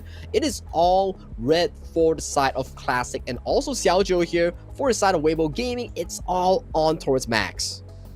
I think if that's the case, then MVP for me has to be Classics, right? Because if you take a look at the difference maker, Max was the one dealing majority of the damage. Ming only dealt 57,000 worth of hero damage. But if you take a look at the other side, LGDNBW Gaming, total, I think they were close to 400,000 between their farm laner and mid laner. It was a lot of damage being dealt by the side of LGDNBW because there was always bodies such as Lin Heng's Floorborn Tank, or the side of W Stars, Lian Po being walking up front to really soak these damages, right? Because they need information of that vision. Yep. Look at the damage, 57.8 thousand damage per fight for this Noah played by Classics. He really was a big difference maker for the game, for the team. He was really a big difference maker here. He was putting creation blocks left, right, forcing W Star to be stuck in a very pickle situation here. So in the end, it really comes down to the execution that we keep talking about, right? It was a 50-50 draft, but sadly to say, in that late game, Max on the Gilead has scaled off, and who came online? It was Xiaojiu and also Classic in that mid-farm matchup. Yeah, because if you honestly take a look at the farm lane matchup here, they kind of match toe-to-toe, right? The GPM pretty close, 732 to 763 in terms of total gold accumulated, both at 14,000, and damage wise both of them actually have 1.4 worth of damage, the counter for that, right, based on the gold acquired for themselves. So I think they did well. The difference maker came in the form of for X-Ming in the Yihuan in the mid for the side of WEIBO Gaming, and then we have Classics coming in for an LGDNBW Gaming. It was definitely not easy coming in from both of these two teams here, as this game, it was looking very smooth sailing coming in from LGDNBW, and then WEIBO Gaming found a successful team fight, allowing them to breathe life into the game, forcing that last fight here. But looking at the stats here for both of these two roamers here, they were fighting for a lot of control, fighting for a lot of these plays here, but MVP will be given over to Luo's Guan Yu. I gotta say, it gotta be Luo, it gotta be Classic, either one of these players, because Luo has been phenomenal on this Guan Yu. Okay, he didn't fall a single time, right? This is 2-0-4. He only dealt 8.5% of the team's hero damage, but that is more than enough because it was his fishing net, the catch on that last fight that made the world's difference for the side of LGDNBW Gaming, and I think that was a fantastic performance. And look at the early gameplay here, right? We saw Lin Heng going in for the jungle steal here, but who would have thought the Guan Yu to come out after one wave here? And another moment coming in from Luo as well, finding the flank on towards Zimo here, pushing him towards the warm arms, warm embrace of LGD, securing them the lead that they needed in this game number 5. Not exactly the kind of warm welcome you want, right? But this is the kind of welcome that LGDNBW will give you, especially at this stage of the game. Now, with the successes of the 5 different members on the side of LGDNBW Gaming, they are now stepping into series point, meaning if they win the next game, this is going to be their win. Exactly, and we see Luo with all these fancy engages here, always finding multiple members here, looking from his POV here. He's setting up, he's ramping up, he pops the sprint, he finds a 3-man Razor Cavalry here, single-handedly forcing the Sage Sanctuary away from Max, and Max, he was too little darn late and he had to back away, and then the rest is just history. Yep, they needed to separate the members, right? Because you only get the full value of the ending story when number 1 Ning is close by. And not only the fact that he was not close by, he was down. And with that, the numbers advantage started to snowball, and Luo was fantastic in that. But let's hear what the players were talking about in the game. 哎，洛特能看吗？我能看你，能看，我也能看，我也能看，我也能看，我也能看，来来来，他要死，我踢，有机会，有机会，放手。哎，漂亮漂亮漂亮！别反干，别反干。先杀再说，兄弟。杀了吧？哎，这我能顶回来。可以慢慢打，可以慢慢打，可以慢慢打。10分钟龙，10分钟龙，慢慢打。死！我去带2个下，兄弟。你等抽你的，你抽你的，我能看你。有还接我，注意接我。我来带下 L 草要夹，哎，我能盯他，我能盯他。哎，连坡就打连坡，就打连坡，可以打人，可以打人，来打人，连坡再送我，看我兄弟，看我，看我。哎，砸到了，砸到了，砸到你，砸到了。打要行，打要行，我也被动，打脸上了。佛甲，跟我，还没闪，接他，还没闪。慢慢来，慢慢来，我也被动，踩起来打了，就6点上了。杨玉还没闪。跟线一波，一波，哎，上有线，看我，我的上有线。哦，够了，来，杀了一波了，哎，够了。一波了，跟线走。哎，加回一个吧。跟线走一波了，不要回。别，来点，我们点，别管了，我不管了。你别管了，你们这样我不管，我点他。第一波，一波，来次。 And you can see a lot of these communication coming in for the side of LGDNBW Gaming. It was very crisp, clear, being a shot call by Xiao Zai on that roam here. He was calling how many players that he got on that engage, and everyone else, they were quiet. They were just focusing on their macro and micro gameplay. The biggest question was, I think they were saying, I'm gonna go back, right? I need to defend against this Shadow Overlord, and everyone else was like, no, we are going straight. Yeah. We're going straight for the crystal. Don't TP back. We need your damage here. Exactly, and they did find the 5-0 ace here, which secured them the game-winning push and the 3-2 scoreline here. It's not the end of the world for WEIBO Gaming here, because this is a best of 7 here. Although you are 3-2, but there's still hope in bringing 2 games back into a series win for your WEIBO Gaming fans. Yeah, we definitely could see the disappointment on Coach Lin's face. I think this substitution did not work out the way he anticipated. But of course, there is still a small hope for them as well, because this is game number 6. Meaning, if WEIBO Gaming wins this, we will head into the ultimate battle. Oh yeah, Ultimate Battle is where all hells break loose. We will get every pick being unlocked here, because right now it's a best of 7. The first 6 games, you are under the influence of the global ban pick here. Every pick that you make, you cannot be picking it the following game here. So right now, Kin, we're down 5 games already. That is 25 heroes default bans for each team here, 5 per role here, and also another 5 from the pick and bans here. So right now, 30 bans going into game number 6. Well, I'm not concerned, because I feel like, based on my history with this game, I feel like we will go to a game 7. Well, he has said it, ladies and gentlemen. If it doesn't go to the game 7, find him at #KinDofu here. But all jokes aside here, it won't be a phenomenal series if we do get to see a game 7 here. It has been quite a while on the English broadcast that we have seen a global ultimate battle so far. Yeah, it's definitely been some time, but we'll take a look at this, because WEIBO Gaming, this situation is kind of difficult for them, right? The odds are definitely stacked against them. There are still a lot of big picks available for the side of LGDNBW Gaming, one of which is the Chicha. They still have the higher available for the pick. There is a lot of potential for pain, and a lot of these are Class 9 heroes, so Luo might once again be the MVP that leads LGDNBW to the victory. But there's a question that you need to answer, right? Who will be the substitution for the mid and roam? Do you just sub away X-Ming and also W Star from that Game 5 performance, or you maintain them for the potential final game here? What is the call here coming in from Coach Lin?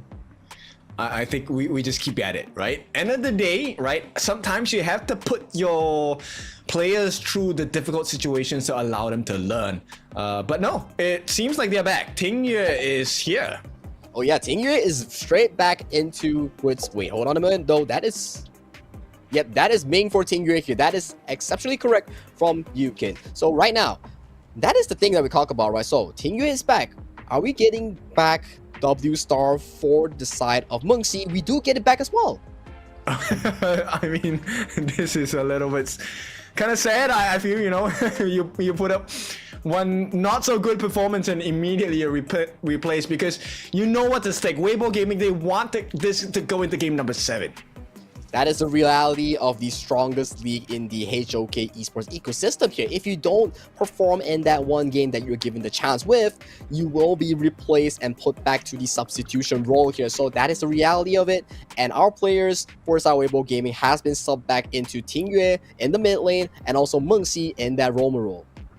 Okay, so we're so close, but once again, almost is never enough. LGDNBW needs to win this one in order to claim the series. If they don't, we are heading into a final game of the best of 7, game number 7. But for now, we take one step at a time, game number 6. And that's a beautiful trophy that all these players have been working on for the entire year. This is the grandest of the biggest events of the 2025 KPL season. This is the grand finals here that they really want to be playing for in this biggest event.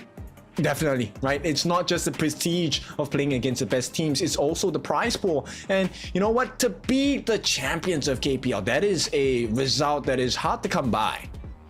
And let's see who makes it work in this game number 6. Will it be LGDNBW Gaming riding that momentum in game 4 and game 5, sealing the deal in this game number 6? Or will WEIBO Gaming push us to the ultimate battle here? This is LGD on towards your blue side and WEIBO Gaming on towards your red side.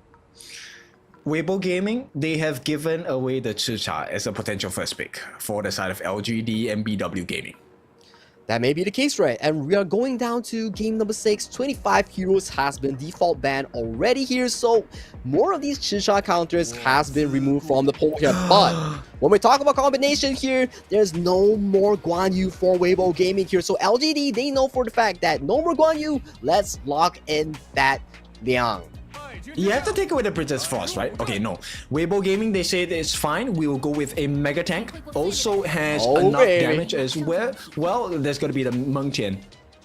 It's the Meng Tian, but you know what else that we're seeing? It is the main hero, the FMVP user on that Jing. Lin Heng has picked up his signature hero. This is every time we talk about, right? When everything goes into a dire situation, the confidence pick from Lin Heng will come out, and it came out with his FMVP Jing skin that you see on your screen. Exactly, so signature hero FMVP skin. Is this enough to bring WEIBO Gaming into game number 7? Only time will tell, but an interesting setup here coming in for the side of WEIBO Gaming here. They do take and pick up the Dun Shan here with the Meng Tian here. So in terms of the tanking department here, it is all set up for WEIBO Gaming's Lin Heng to carry the game along with Max or Mengxi. Oh, so tough. And right now, they ban out the Hayu as well. They ban out the Ganimo. So taking away a lot of burst potential heroes on the side of LGDNBW Gaming. And this is going to be a great situation for this Jing pick. And you have to think, right? Is the Dun Shan the counter towards the Liang? Because Liang ultis the guy, sure. Dun Shan can just carry the guy and walk away. Isn't that how it works? That's true. Yeah, that's kind of true. And you can kind of throw the guy behind you as well, right?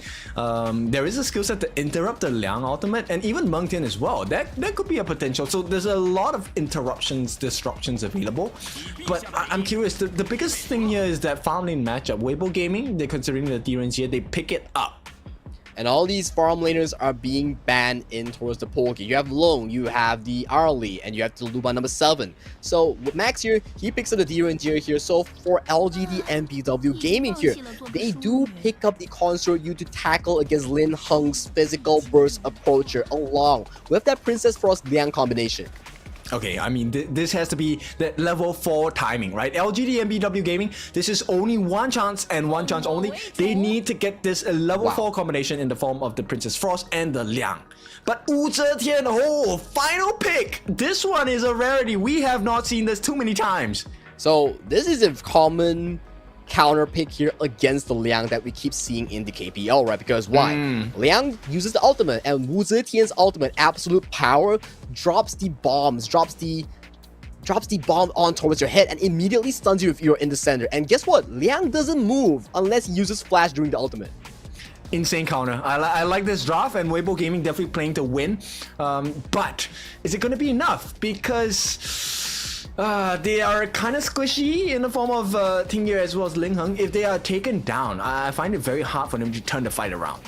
Well, that's why you have Zimo and also Mengxi here. They will be your front line to funnel all that resource into Lin Heng, Tingyue, and Max pocket here. So we have to keep an eye closely onto Mengxi and Zimo from WEIBO Gaming here to facilitate that early game tempo that they need here. But on LGDNBW Gaming side, Xiao Zai on this Liang, his level 4 will be super duper important.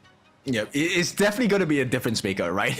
All the LGD fans right now, LGDNBW gaming fans are looking for the 4-2 takedown. They want the series to end. But WEIBO Gaming, I don't think that's going to happen. Are we going to the ultimate battle? We don't know, but that is what the viewers and us want to be seeing here. But for LGD, they want to put a stop in this series, claim a 4-2, and go on over to that semifinals that they are desperately looking for. For WEIBO Gaming, this is their shot to bring the game to a 7-game series. The ultimate battle awaits if this is their moment to shine. We'll see. Everything has led up to this moment. Game number 6. Decisions have to be made. Decisions have been made.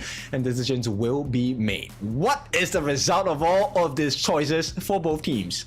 We were talking at the start of the series. It is not a sprint. It is a marathon. It will be a very long series here. And guess what? We are at game number 6 between LGDNBW and Beijing WEIBO Gaming here as they step once again into the gorge, but this time with WEIBO Gaming's Lin Heng on his signature FMVP Jing skin.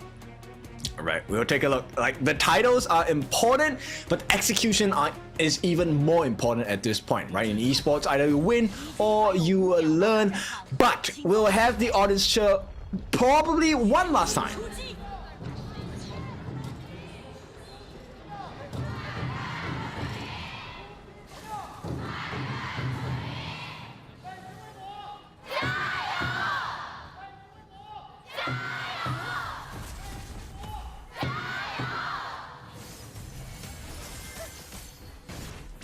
As we go back straight towards the series here, we do see a bit of a Dunshan interaction here. When you carry your teammate and you auto attack, you do fire a laser beam up towards the front as a damage output, right? So for those who don't know, if you get carried by Dunshan, it doesn't mean you're immortal. You still take damage if you're up front.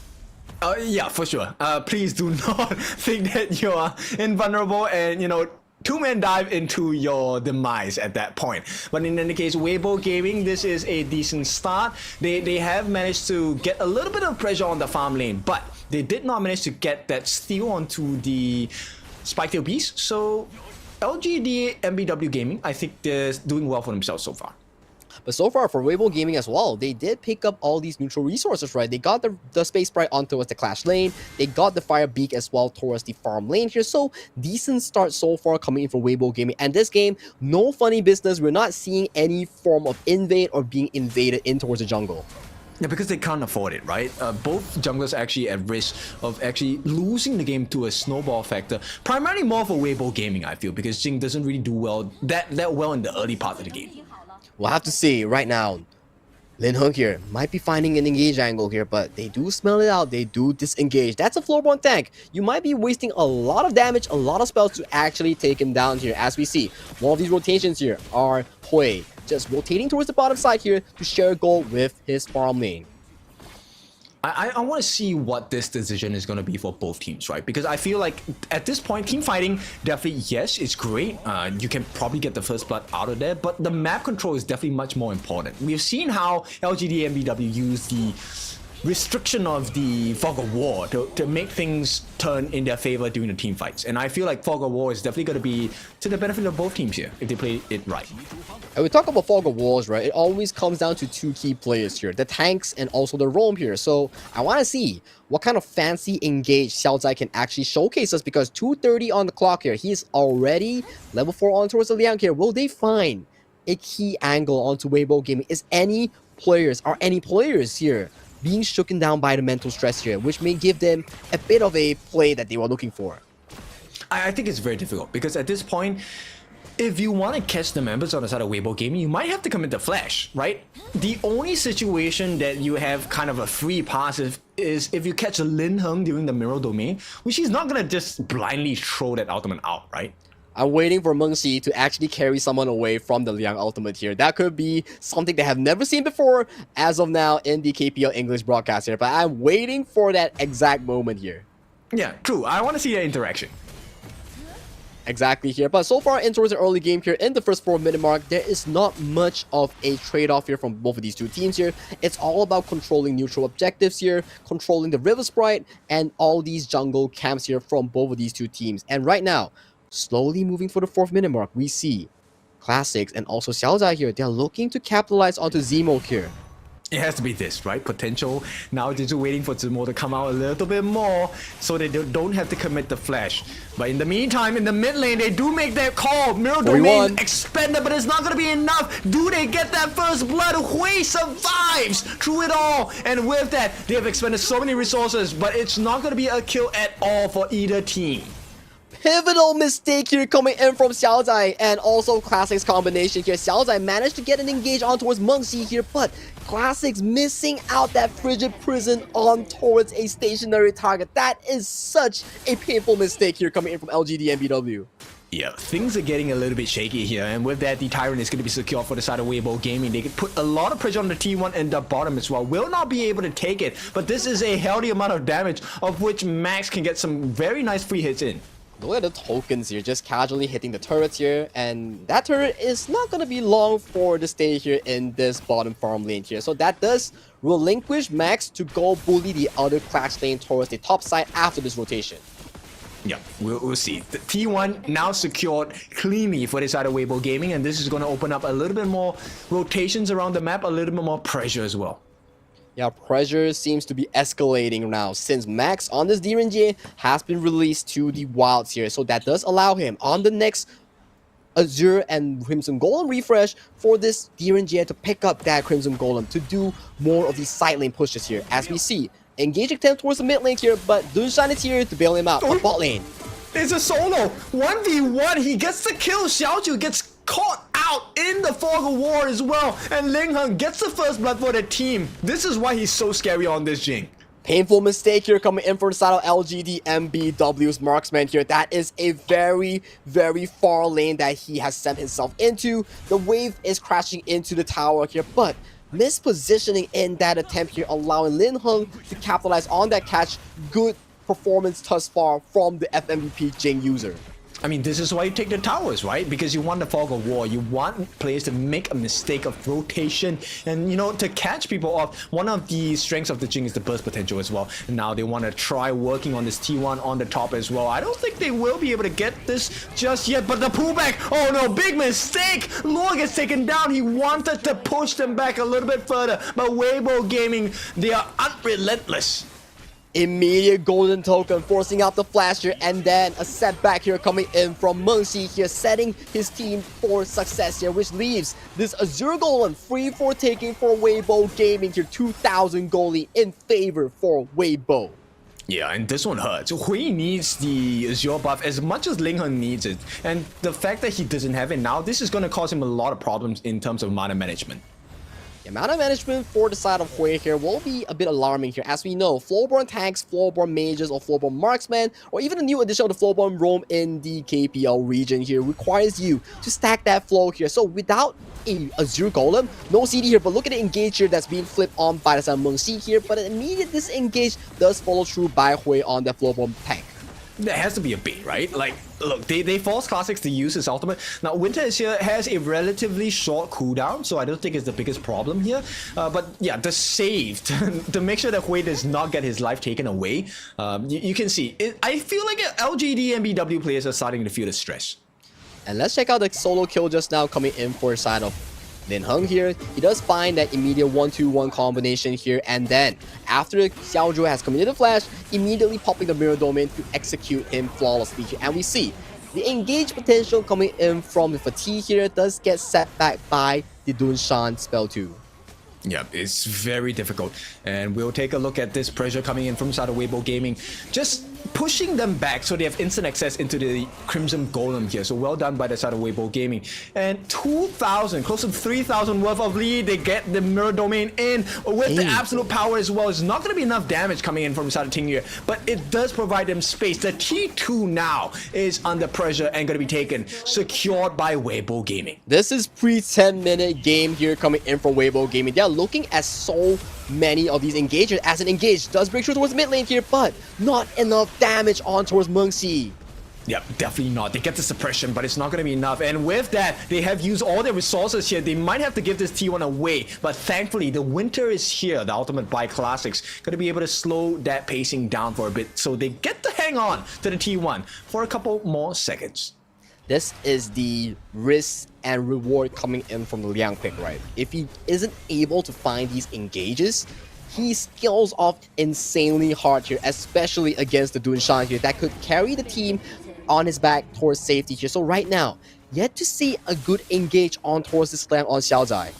Okay, and WEIBO Gaming, you can tell right away, they're going to be super aggressive, right? Because Max, the fact that he bought a double Protector Cuirass just to make sure that he has enough armor, this is a straight telltale sign. We're going to dive. WEIBO Gaming, the moment they see an opening, they will come for your head.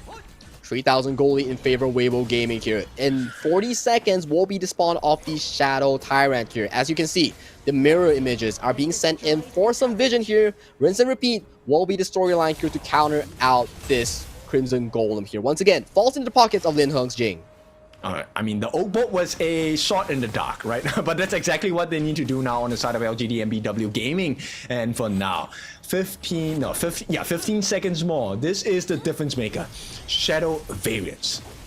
Yeah, Shadow Variants will be spawned in just a short moment here. If you're LGDNBW here, secure yourself more time to farm here, because right now, I don't think they are able to even march forward for these objectives here. But Hui does start off the Shadow Vanguard here, as more of these rotations here has been popped. But how committed here by WB. Oh, they caught the backline as well. This is a lot of damage coming in. Lua is going to be the first one to be taken down with the kill being claimed by Ling Heng. They're looking for more. The Flash committed, but it's not going to be enough. Xiaozai and the next one to fall as WEIBO Gaming. They've seen the opening, they've seen the gaps, and they absolutely expose it. They found that moment here. LGD wanted to greet for that 50-50 exchanger, but immediately gets punished by Mengxi's Southern Roam item swap into the Hao, into the re-engage towards the Fati and also the Liang. Oh, I thought they were going for the double objective here, but they will secure the Shadow Overlord. They don't want to waste any time. WEIBO Gaming, they want to force their way into the T2s, hopefully even the T3s here. Very nice rotation coming in. Yeah, very nice rotation here, utilizing the house here, finding the backline access on towards the side of Lua here. So Lua, if there's no front line, he is another squishy per se here. Usually we see Fatigue going towards the backline here, but in this situation, there is no front line per se here, as the entire formation from the side of LGD has been shattered. The craziest part is the fact that, look, they're so disciplined on the side of WEIBO Gaming, right? They could have gone for more. They didn't want to. Make sure to go for the neutral objectives instead. And now they're going to reap the rewards of that.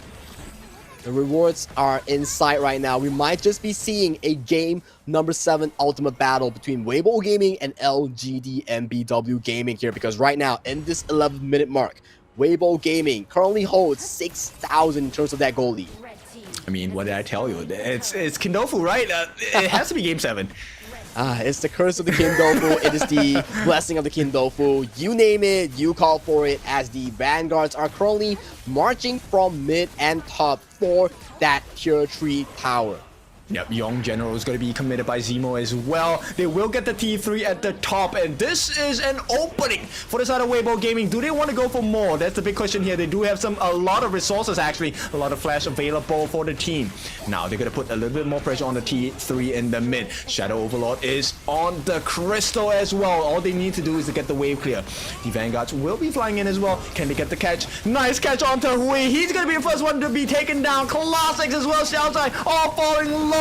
And with that, WEIBO Gaming claim another life in the form of lore. And the Crystal is going to be gone. We are going to game number 7. We're going to game number 7. We are going to the ultimate battle between LGDNBW Gaming and WEIBO Gaming. It was game number 7. It is game number 7 between these two teams, as this is only the first day of our KPL Grand Finals playoffs, day number 1.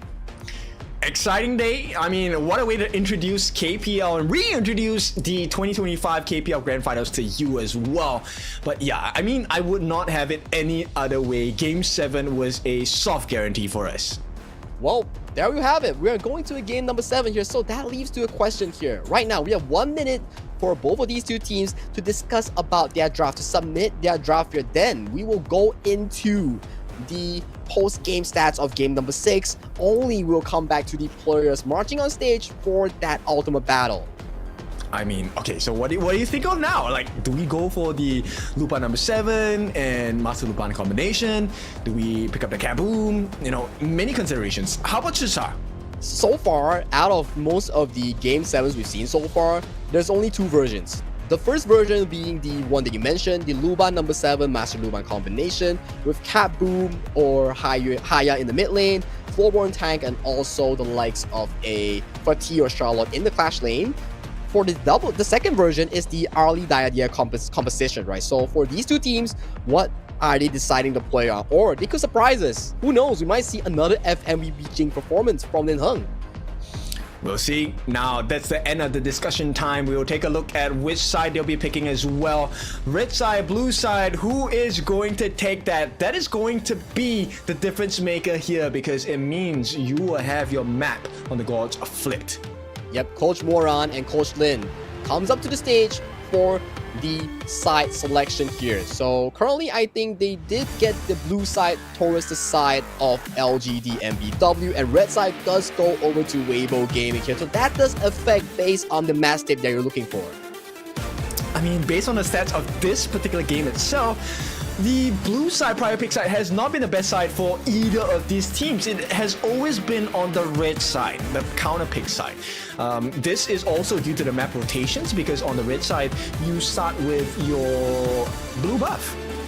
Well, only time will tell, right? Even in the final moments of this game, in this game number 7 here, players are ready, and you gotta be thinking here. The game 5 was subbing in or subbing out Meng Xi and also Ting Yuan needed for the start of WEIBO game, because that performance was immaculate by those two players. Agree. I mean, okay, at the same time, it's also valuable experience for these two players, right? Because at the end of the day, you can't expect that, hey, they're going to be playing for many years to come. This has to be a trial by fire, and sometimes you make it, sometimes you don't. That's why we say mental is an important factor in the KPL, in the HOK Esports ecosystem here. WEIBO Gaming, they were down 3-2, and they managed to claw back a 3-3, forcing it to a game number 7 ultimate battle here. So right now, teams are currently locking in their draft. They're currently planning what they're looking to pick for that game 7. Winners goes to the semifinals to fight the victors of the TT Global and AG matchup. Loser faces off in the lower bracket against those two as well. So think about it. It's crazy stuff. Yes, definitely. I mean, so many questions about this final game, right? This is ultimate battle, meaning all the heroes are on the cards. There is no more global ban pick. The only challenge is you don't know what your opponents are picking. Now, we will not step too far into the future. We will also cover the post games of game number 6 on how we reach here. But the question I want to ask you, and I think everyone is asking in the comments as well, does WEIBO Gaming go with the Jing jungle again? Man, you gotta go with the Jing jungle, right? But if you think about it, it's a 50-50. If you go for the Jing jungle, the enemy might think as well. They might be thinking, okay, he goes for the Jing jungle. Do we go for the Floorborne Tank to limit him like just now? Or it's not gonna work, right? So what are we going for here? Who are we putting our eggs into? Who are we investing in this game number 7? Exactly, and now with the addition of Tunshan as well, this is another potential combination that I would say exceeds the Master Lupan number 7 combination, but it's definitely something you can play around with, right? And you can see, yeah, that's exactly the case, right? Like the Dunshan Fatih combination, that's something we've seen before. And also, viewers at the venue, they're saying like, we want this to be a 4-3 in the score here. We want it to go to the ultimate battle here as clock is ticking. 4, 3, 2-1 as we go into the series. Yes, everything is locked in. Grand Finals, game number 7, Ultimate Battle. We will have it no other way.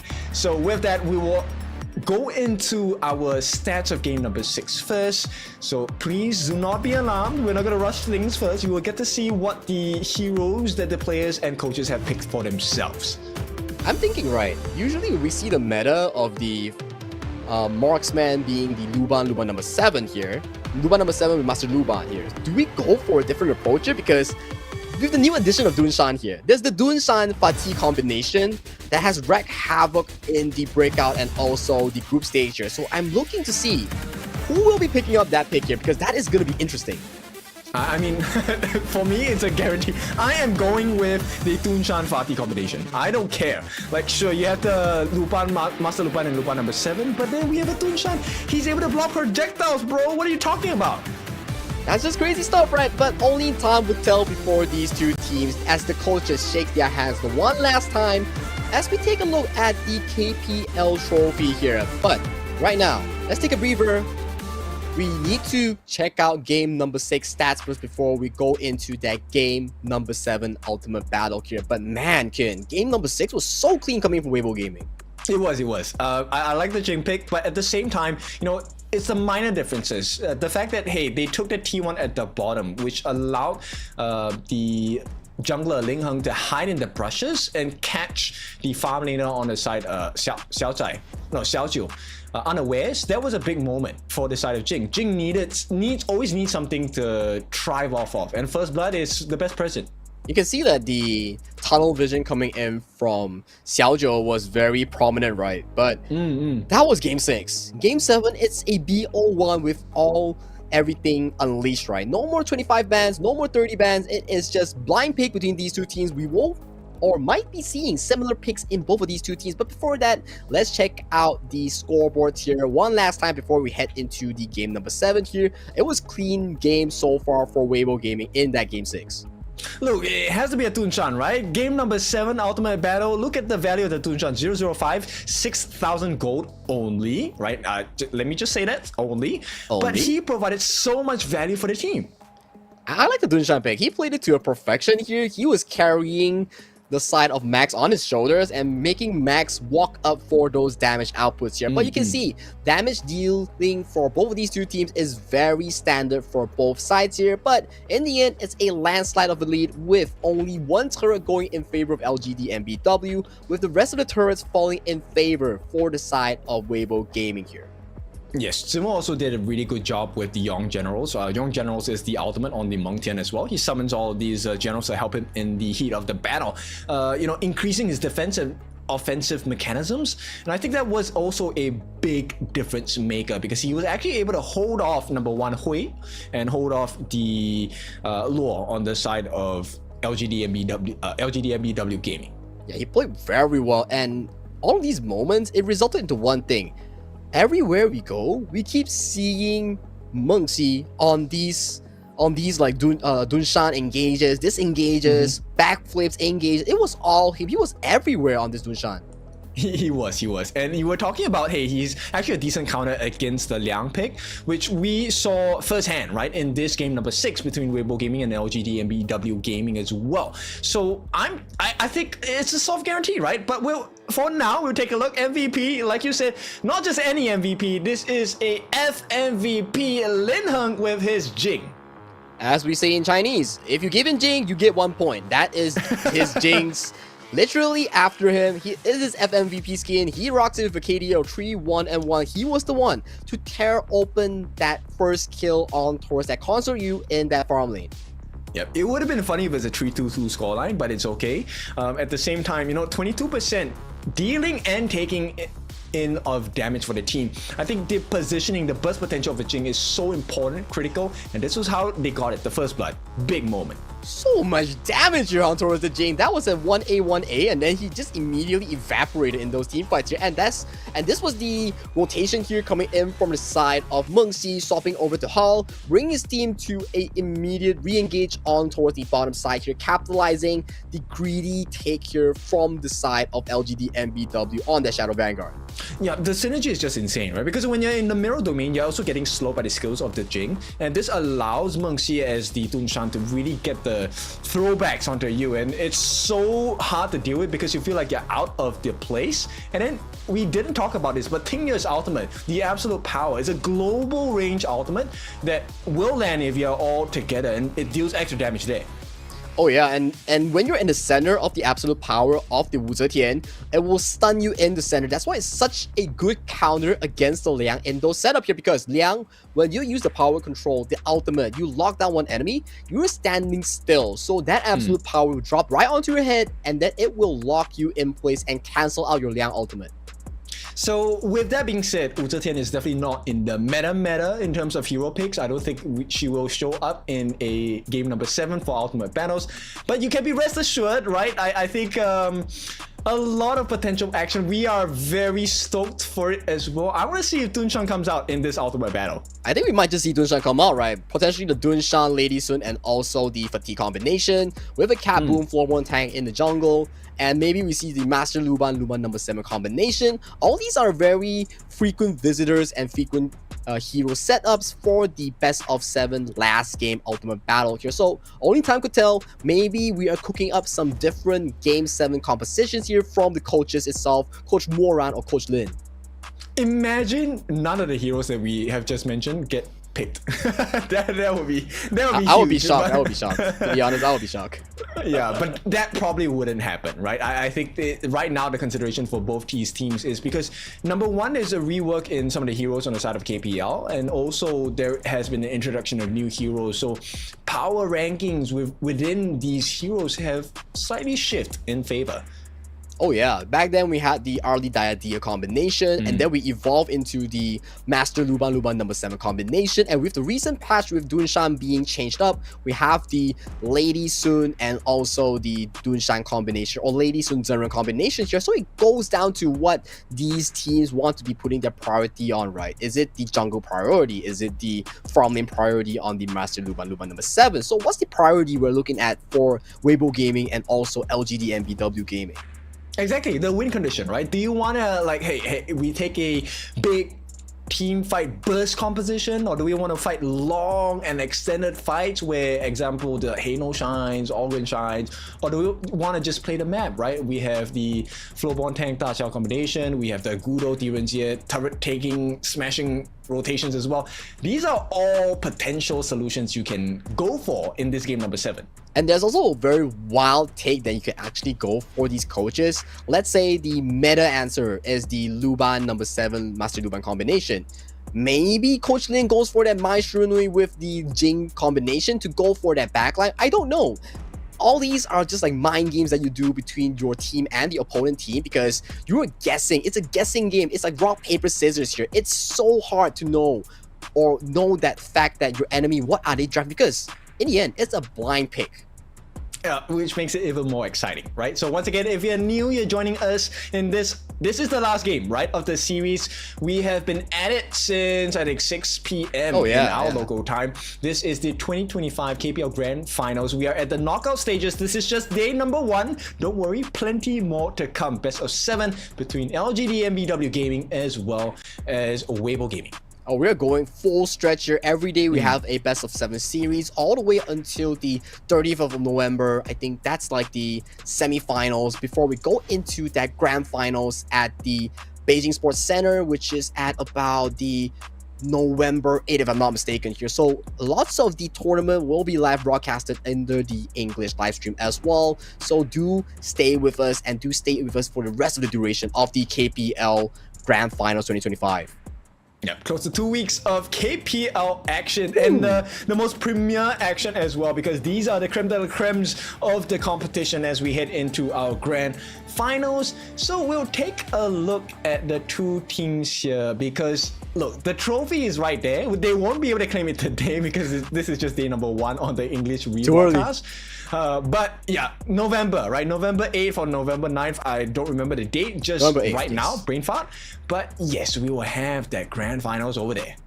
Yeah, November 8th will be the day here, and they are working towards one thing as well, right? So we have like 2 KPL seasons into the KPL Grand Finals at the year end, into the Challengers Cup at the year end as well here. So lots of these tournaments will prove a fruition for these teams here. It is a long KPL year we have thus far.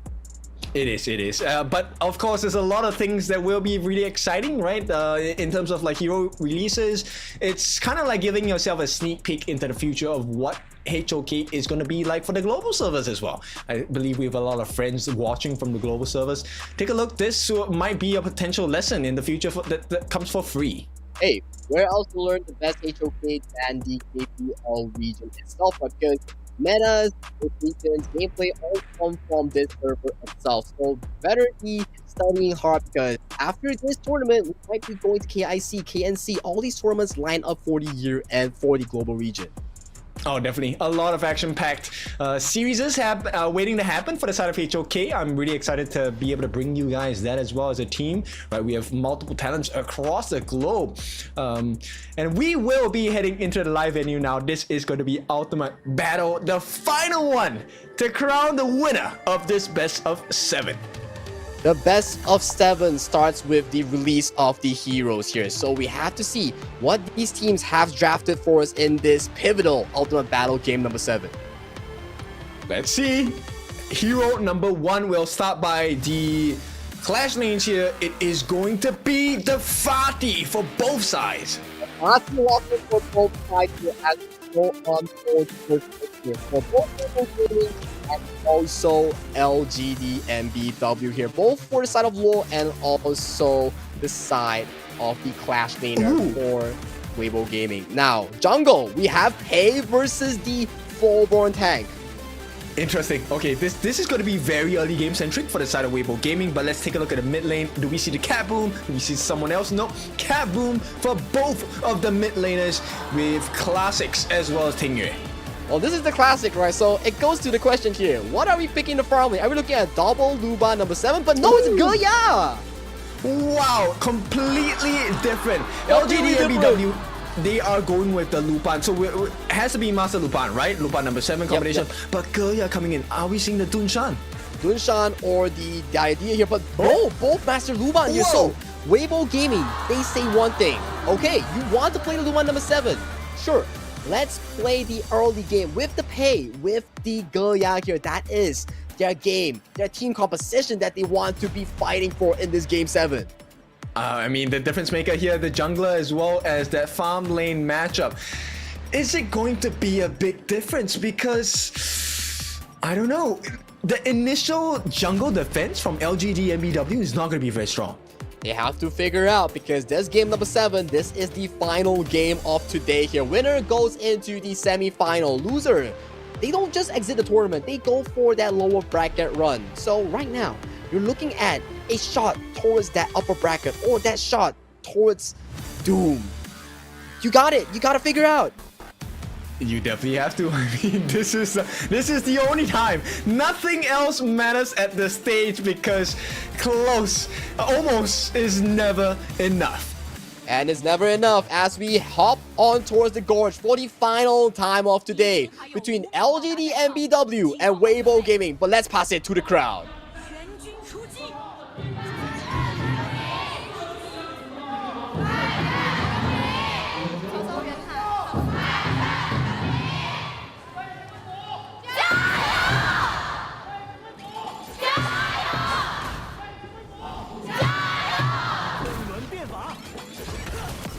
I think you heard that, right? The screams were pretty loud. Yep, she was right next to the mic. And yes, Jiayo means root for your team as well. We'll see. WEIBO Gaming on the red side, and of course LGDNBW on the blue side. We have only three similar picks here in towards these two drafts here. We have the Fati, Kaboom, and also the Master Luban for both of these two teams here. So right now, LGDNBW, what they draft so far is the common 5 that we see for this meta here. But WEIBO Gaming, can they break this meta is what I'm looking for. Yep, there is the flash committed as well. First blood imminent right here. The escape comes in from Classic. They will not be able to get that first blood. In the meantime, rotations coming into the mid lane. Lin Heng has had a faster rotation in comparison to Hui so far. It is a 50-50 so far from both of these two teams here. Junglers are looking to pick up some resources before they go on. But right now, if you were to look at the jungle here, WEIBO Gaming, like you mentioned, Lin Heng is super duper fast on that ping. Yeah, he's level 4 already. He's leading by, I presume, a very, very slight EXP lead for the moment. But the saving grace is Hui has not lost any of the camps that he needs to take. So he will be matching pace for pace with his counterpart jungler. Exactly, but so far into this early game here, it is much more on farming, much more on securing these neutral resources here, as both of these two teams, they do not want to be giving any of their camps towards the hands of their opponents here. But in terms of the goal lead, it is 500 in favor of WEIBO Gaming in the Ultimate Battle game number 7. I want to say it's ignorable, but then we know that there is a big chance. Here comes the potential catch. First blood, the save from the latch comes in from the side of Munxi as well. And with that, Tingyue will be able to make it out safely. In the same time, it is going to be the battle of the Clash Laners. Law against Zimor here, taking a bunch of damage on the side of WEIBO Gaming. Lots of aggressive trade-off here coming in from both of these two teams. I think Tingyue and Classics, they are the main targets to be aimed down by both WEIBO and LGD here, because most of these engages so far are on the Cat Boom.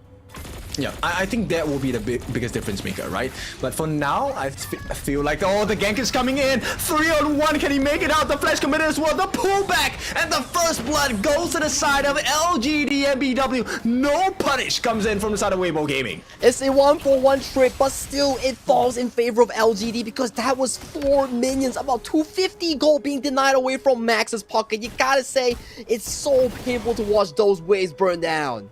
And you take down Xiaozai, who is the roam. You want to take down Xiaozhu, who is the farm lane. That's not going to be apparent. And right now, this is going to be a lead. No, it's still a lead for the side of WEIBO Gaming. Yeah, this goes into the show of why Pei is one of the fastest jungling heroes here. But Engage goes on the bot side here, forcing the flash away from Xiaozhu. Okay, that's great. That's a resource burnt out 3.5 minutes in, meaning Xiaozhu will not be in a safe position if they choose to contest for this 4-minute mark. Very aggressive stuff here coming in from both Master Lubans from Xiaozai and also Mengxi. You can see they are looking to pick off whatever chances they have on towards the opposing team right now. I mean, the ultimate powerful storage, that is exactly what is going to be the game changer, right? Latching as many people as you can into the heart of your team. That's why Tingyue as well as Classics are going to love you the bits. And right now we see 10 members strong going into this river, but Engage comes through. Yep, the flash comes in, they can't get Ling Heng, but the save does come in as well from the side of Mengxi. On the backline, Simoa and Lo are just going at it. They're slicing and dicing, and there is a lot of damage, and they will get that first kill onto Hui, but they have lost that Tyrant. In the meantime, they will be able to go on a 4-on-1. It does not matter. LGDNBW, they get the Tyrant, but they lose 3.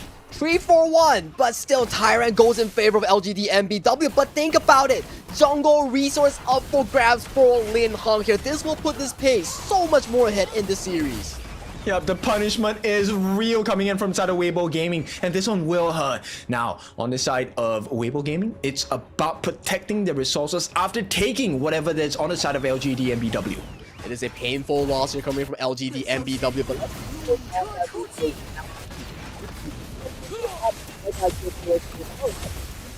back from Mengxi's cable sends Lin Heng to a safe spot here. And out of this, no more flashes here coming in for the side of Xiaozai, and Hui is left to dry here. What if you get a kill on Max? No problem, we get 3 in exchange here for WEIBO Gaming. Yeah, very difficult. Xiaozhu was caught in a very tight spot. He was not able to enter the fight at all. And that was the difference maker. The flash comes in from the side of Mengxi as well. Once they get the pull, and there's a lot of damage. 2 kills for the price of none. And WEIBO Gaming, they have the T1 opening their sights as well. The map is very much in favor of WEIBO Gaming. Mengxi is so darn good on this Master Luban. He found two pivotal members, Hui and Xiaozai, into the warm hearts of WEIBO Gaming, and they take another tier 1 in the mid lane. Oh, the jump comes in as well. Quite a lot of damage onto Xiaoju. It's just a poke for now. Ling Heng knows his limits. This is one of the reasons why he's so good on his pay. And for now, WEIBO Gaming, they've secured themselves close to a 4,000 goal lead at the 6-minute mark. That's insane. That is insanity right now. 6 minutes with a 4,000 goal lead. You can see LGD, they are under so much pressure right now. And Zimo gets... Yep, he actually gets quite a bit of damage. The steal does not come in. Hui secures that Azure buff for his team. But at the same time, they've lost all the T1s on their side. LGDNBW Gaming, they need to figure something out and they need to do it quick. Hui has no smite for this Crimson Golem here. This might just be another secure attempt coming in from WEIBO Gaming here. What is the call here, LGD? They have 5 members first in this frontal attempt. I don't know, numbers maybe, I'm not sure, but the jump does come in from the side of Mengqi. He does not have flash. Here comes the trade between the two Fatihs here, but the true damage is done structurally because Max has been getting free hits on this T2. So much control relinquished to the side of WEIBO Gaming right now. They are riding this 4,000 gold lead heavily and strong. Look at the engager coming from Zemo here, just casually beating up Law and forcing 4 members away from the mid wave. He stands in the front face of 4 defiant, and this is the story of WEIBO Gaming today because they have been put down 3-2, now match up 3-3, and they are putting them on the back foot on the side of LGD Gaming. Okay, WEIBO Gaming, they're currently in the lead. What does it take for LGD? They need to secure sufficient farm for this Luban number 7. Then they have a chance, a shot in this game number 7 here. They need to stall the game. More time for Luban number 7. But you see the value, right, of the difference between picking up the Luban number 7 versus the Gerya for the side of Max, because Max is able to deal more consistent damage over time in comparison to the side of Xiaoju. It is the power spike that we're talking about, right? You draft the pay and also the Gerya here. You want to play aggressive early to mid game, end the game at 12 to 15 minutes here. But for LGD, if they can scale past that 15 minutes, that's where this Luban number 7 scales into fruition here. But right now, it is not looking close at all for LGD. I mean, it might be me as a caster, but like, I feel like 10 minutes is the mark here. And I feel like if WEIBO Gaming get that 10-minute mark, especially with the Shadow variants, this game could very well be over. And it is looking like the case here because all these outer turrets are starting to go down for the side of LGDNBW. That's the second final turret goes down in towards the mid lane here. That leaves the bottom up for grabs here as the attachment here coming in from Mengqi does bail Max out towards safety here. This is the beauty of the Master Luban here. So much added mobility for your teammates. And also the beauty of a pay. Look, Lin Heng is just farming his own jungle, while the rest of WEIBO Gaming is just taking whatever they can from their opponent jungles. There's nothing left for Hui to eat. Yeah, nothing left, and you better be sure that once those Azure Golem, Crimson Golem spawns in the jungle, Lin Heng is ready with his pay and he will be pouncing and stealing any buffs in your jungle here. So this goal lead will just grow bigger and bigger here. The only way LGD comes back into this is a monstrous mistake coming in from WEIBO's Gaming. Yeah, the vision control that they have on the side of WEIBO Gaming is so scarily huge here. Almost most of the map is red at this point based on the vision they have gotten for themselves. Now with a goal lead of 7,000.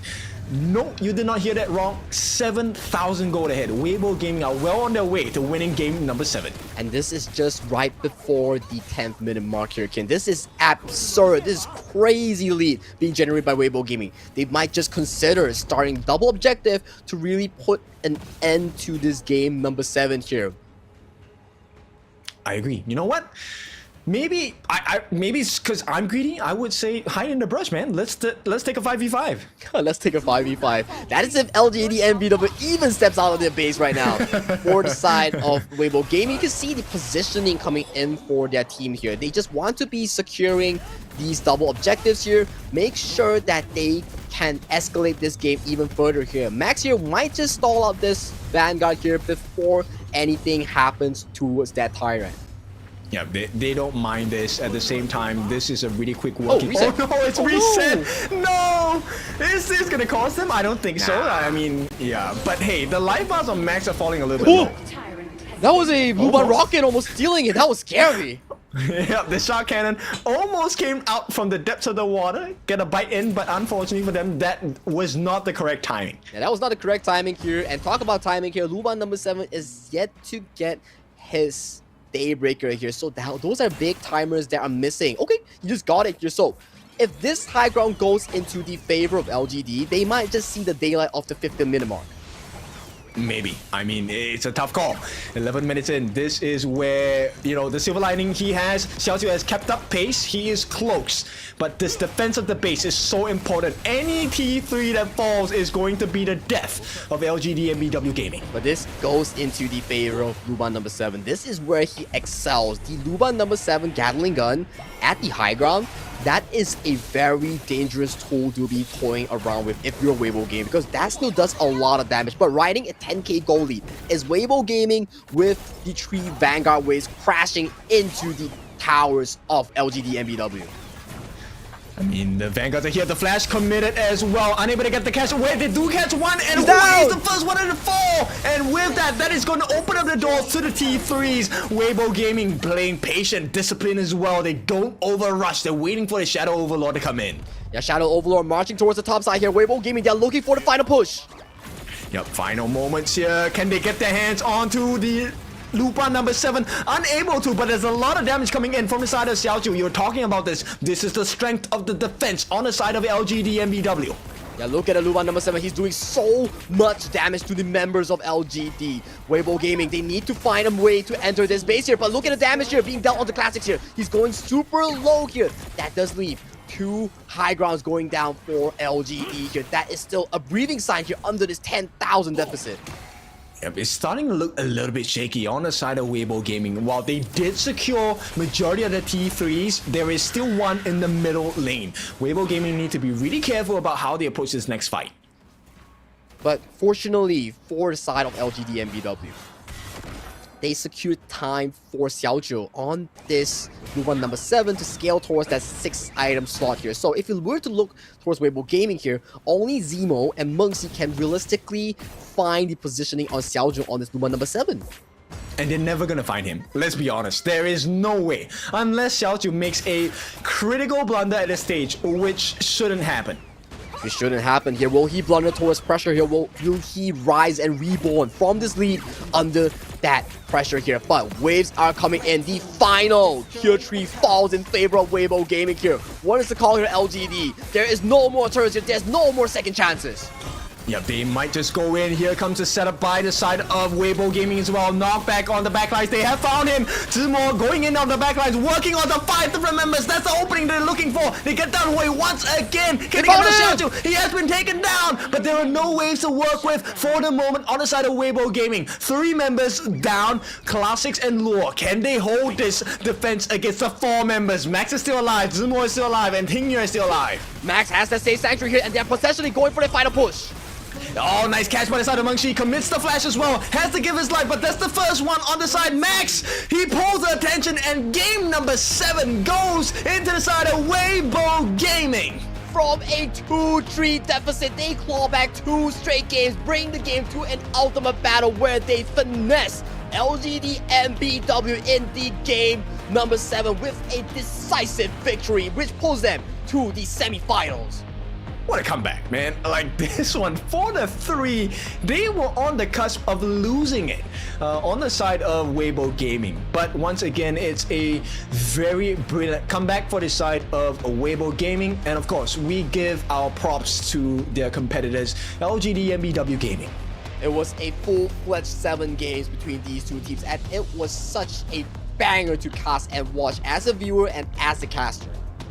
Yeah, definitely. And this is going to lead them further down that upper brackets. Now, this is not the end of the road for the side of LGDNBW Gaming. They will be heading into the lower brackets where they will face the losers of the AG versus TTG matchup. That is a difficult matchup here for the side of LGDNBW to be facing in that lower bracket here. But on the good news for WEIBO Gaming, they do secure themselves that semi-final slot here. So they will be up against the winners of DRG and Wolves. Okay, also not a very easy challenge at all, right? Both teams are very strong in their own rights, and we'll see how they're going to be performing against their competitors tomorrow, right? All in the days to come. These are all best of sevens, so we will have a potential of ultimate battles all the way until November 8th, which is the grand finals of the grand finals. Oh yeah, every day we're gonna have action-packed KPL best of 7 games here, so remember to drop by and actually watch all of them because it's gonna be bangers after bangers here. For those who are wondering what match we are going to be playing tomorrow, if I'm not mistaken, we will be seeing Dragon Ranger, which is DRG against Wolves Esports here, so do stay tuned for that as we go into the interview segment right after this. Yeah, big moments for the team, right? And at the same time, I think let's highlight the risk that was taken by the side of WEIBO Gaming, because if they had failed that early game aggression with the pay, allowed the snowball for the side of the Flowborn tank, then I think this game would have gone very differently. Oh my, that was just crazy stuff here coming into these two teams. And Coach Lin, props to him for being so daring in drafting that area and also that escalating that early game, removing any sort of timer that number 17 towards that late game. Because one key thing that we need to be pointing out as well was Mengxi on those Master Luban engages. Just masterclass. Yes, and aided on by Tingyue's Kaboom as well. And now there was a potential that this draft did not happen. It could have been the Tunshan Lady Sun as well, and that would have been a completely different story if LGD had taken the Tunshan and Lady Sun. But that just goes to show how well you need to prepare for a 7-game series, right? Game 1, Game 2, sure, not a lot of bans. It's just basic Honor of Kings gameplay. But 4, 5, 6, that's where it starts getting onto your players and your coaches here. One wrong mistake, one wrong hero lock will result into a horrible decision for your team in-game and out of the game. And they really did, right? It was just one minor mistake with that first blood giving in to the side of WEIBO Gaming. And boy, did they take that protein, a little bit of that first blood, and just grew to be an absolute monster. It was just a phenomenal game so far coming in from WEIBO Gaming. It was a masterclass of a early game being committed by both Lin Heng, Zemo, Tingyue, Max, and also Mengxi here, as these are your final stats of the day for this Game 7. Yeah, props to Max here. I think a very nice itemization, going for the Shredder build tank. Doomsday along with the Sparkforce Dagger. This is the deal with the tank that is Hui, right, for the Flowborn tank, and also the deal with Xiaozai on this Master Lupan, and quite a lot of damage off it. But the main hero here, and I believe gonna be MVP, is Tingyue on this Kaboom. It's just phenomenal, right? He's doing so much damage, he's landing so many of these kitty bombs here, but this is your goalie that we're talking about, right? Post 4 minute is just an avalanche going in favor of WEIBO Gaming here, and this is the difference between both Raw and also the side of Zemo's Fatih here. It is all in favor of Zemo on this Fatih. I mean, I don't think it was an honest 1v1 matchup, because they were influenced by the other happenings across the map, right? And this one was really just based on the amount of map pressure that was created from the mid lane. Yeah, from the mid lane itself, it is much more of a difference from these two teammates here, but you gotta see, right? They did what they could as a Kaboom here, and for farm lanes as well, I think they just did what they had to do DPS, go for these backline access here. But I want to highlight the roamers here. Mengxi was just phenomenal on this Luban, Master Luban. 2 items. Guys, 2 items. Just the Glacial Buckler along with the Redemption. Insane. Okay, so he will be your MVP, and this is in the form of Mengxi here. He was just a class above the rest. It was him, man. He was finding all these engages for his team. He was looking so sharp on those frontline engages here. It was him who break open the game for the side of WEIBO Gaming. Yeah, the initiator. If I give a tier 0 translation, yeah, he was the ultimate initiator for the team here. That is just masterclass here, and we can see the first initial team fight on towards the Tyrant here. It was really just Mengxi bailing Lin Heng out of safety here, and then the rest of the fight, it was just in the pit, and all the members of WEIBO Gaming were savages hunting for LGDNBW.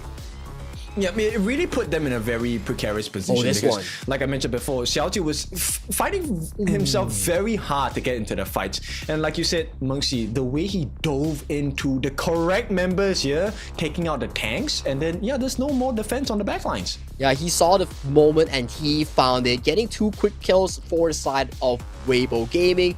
And in the end, at the late stages of the game, it was Mengxi again finding those frontline engages. Beautiful movement, right? Him taking and tanking for the team as well allowed so much space for Max to really deal the damage in against the main tanks on the side of LGDNBW. At the same time, they also bought space. Max returned the favor by allowing the rest of his teammates to really just lay down the damage onto that crystal. It was all she wrote for both of these teams. But let's check out the game-winning mic check from WEIBO Gaming. 哎，你们的流闪，可以先夹，兄弟们可以先夹。大路有闪吗？有闪，有闪没事，我们能插后面的。他在我前面炒，兄弟。你们把我反跟后面的。来不？能靠。来，动手。交闪了。插后续能打。插，给你练了。能打上面的没打，上面塔。没练了。来，上面的没打，慢点。踩到了。没打。走。我应该死，你们开始杀吧。没事。还有闪。上路先去个猫，等下去。 还在坦爷，还在看我。可以说。他我能靠。有大楼，有练。来看我。没练了，拉人的杀。击飞。强啊！对中。大中。我去上了，中路你们能推，我上了。可以。双前排。有雷吗？有雷吗？大楼没打，给你练了。有雷，老婆。大楼没闪。远塔，先把远塔杀了。千万没闪。大楼没闪。拉回来。补装一波了。等一下，放我讲。就猫跟曹操打。我10秒走。有得大刀兄弟，他线都清不掉，不用急。带我开。有雷吗兄弟？猫没了。有。别吃到 E 直接被灌死了。别吃到 E 被灌死了。我拉大楼，上头就上头。曹操没打。杀掉，一波了。别说。Nice。 Holds throughout the entire game up until the winning moment here. You can see how, like, I wouldn't say stressed, but well intact they were. And you gotta think from Mengxi and also Team Yu's position, right? They got subbed out during game 5 and they became the savior in game 6 and game number 7 here. So that's just a wonderful story coming in for this 2 duo. Full circle, right? I mean that has to be the best flex ever. Like, we can allow our newer members to give it a try and we'll still win the series. Oh, exactly here. But all jokes aside, it is what we came for today. It is LGDNBW versus WEIBO Gaming, with WEIBO Gaming proving that 4-3 scoreline here. It was not an easy feat. We had a phenomenal roller coaster running today. It was. Like, this series, I think, the expectation was kind of high because for the side of WEIBO Gaming, they did arrive at this particular stage of the competition leading a 4-0 against RW, right? So it was a high expectation for them to be able to win this series. They did fulfill it, but not in the fashion that I think their fans would have wanted them to. Yeah, it is like a very sad moment for LGD fans, but don't worry, they're not out yet of the competition because they are still going for that lower bracket, but maybe they're not going in for that underdog story, right? Yeah, Cinderella story, as we like to call it, right? So riding all the way from the bottom and meeting the champions at the top at the grand finals of the grand finals for 2025 KPL grand finals. Yeah, this one is going to be a journey that's going to be worth talking about if that truly is the case. But let's take a look at the first set of interviews here as we talk to LGDNBW. 欢迎来到赛后采访，我是英凯，今天邀请到的是小洛来跟大家打个招呼吧。好，大家好，我是杭州 LGDNBW 小洛。欢迎小洛，今天真的辛苦了，打了非常长的时间，但是其实今天给我们迎来了一场非常精彩的对决，但对于你来讲一定是很可惜的，就差一点点。刚才打完好像有点懵，是吧？什么感受？就是感觉今天前期布局上面操作失误有点多，我们整体上，所以就是在这一点上，一下子会觉得说，如果稍微做好一点，可能会有比较大的变化。对的，其实今天你会说哪一局可能给你印象比较深刻，说最可惜，觉得难以释怀的？第6局吧。那一局为什么会是这样的？感觉不够稳，感觉稳一点的话，拖一下感觉好打的。因为在第6局打完进巅峰对决的时候，其实看到你有一个叹息，当时是会觉得有点难过吗？或者说倒不过来吗？那一下？没有啊，就是有点累，叹一下。对，因为毕竟来到这么高强度的一个对抗了，但实际上对阵到北京卫波一直以来没那么好打。今天其实大家已经顶住气，甚至是先来到赛点的那一方。在上半场，其实大家是不是展示出了跟以往不一样的一种变化？就是团战上面，就是现在打得更加强硬了吧。但是前期还有很多方面可以加强做好。但是今天其实对手的这个阵容在无限的做调整，在轮换，对于你们来讲会有一些影响吗？或者你们的判断是什么样？没有影响吧？我还以为擂台赛呢。你感觉以为对面在大师轮换呢是吗？那我们讲说在今天的比赛之后，我们马上就要关注是你们接下来的赛程。因为虽然今天打得很累，后面打的是第3组的败者。AG 和 TTG 那是比较死亡的一组，所以在你看来后续的比赛是一种什么样的判断？就是不用去管队友是谁吧，就是用尽全力吧，然后打出一场无悔的年终嘛。打出一场无悔的年终，希望能够做到这一点。希望你们在之后的比赛里面好好调整，继续加油！感谢，我们把时间交还给评论席。LGDNBW's Lordia Clash Lanes interview, right? So let's summarize a few points here. The interviewer did ask, how are you feeling today, and what do you feel that your difference is between you and WEIBO Gaming here? They did feel that today their early game wasn't as clean compared to WEIBO Gaming. The execution wasn't just really there. Yeah, true. And at the same time, they were kind of confused over the drafting methods on the side of WEIBO Gaming, right? It kind of shocked them a little bit. But nonetheless, they are not giving up hope. They will hope to continue their lower bracket run in the rest of this tournament for the 2025 KPL Grand Final stage. Yeah, for Lore, the only comment that really stood out to me was the fact that he said one thing: let's have no regrets and let's have a heck of a run for this KPL Grand Finals 2025 here. So for them, it is not the end of the world. They are still looking heads up strong to really push themselves into this underdog gauntlet run. And that's the kind of inspiration we need, right? For all the teams out there. It doesn't matter if you're handed your loss, as long as there's a chance you can continue. And continue they will on the side of LGDNBW Gaming. We will speak to the winners of this best of 7. That's going to be WEIBO Gaming in a little bit more.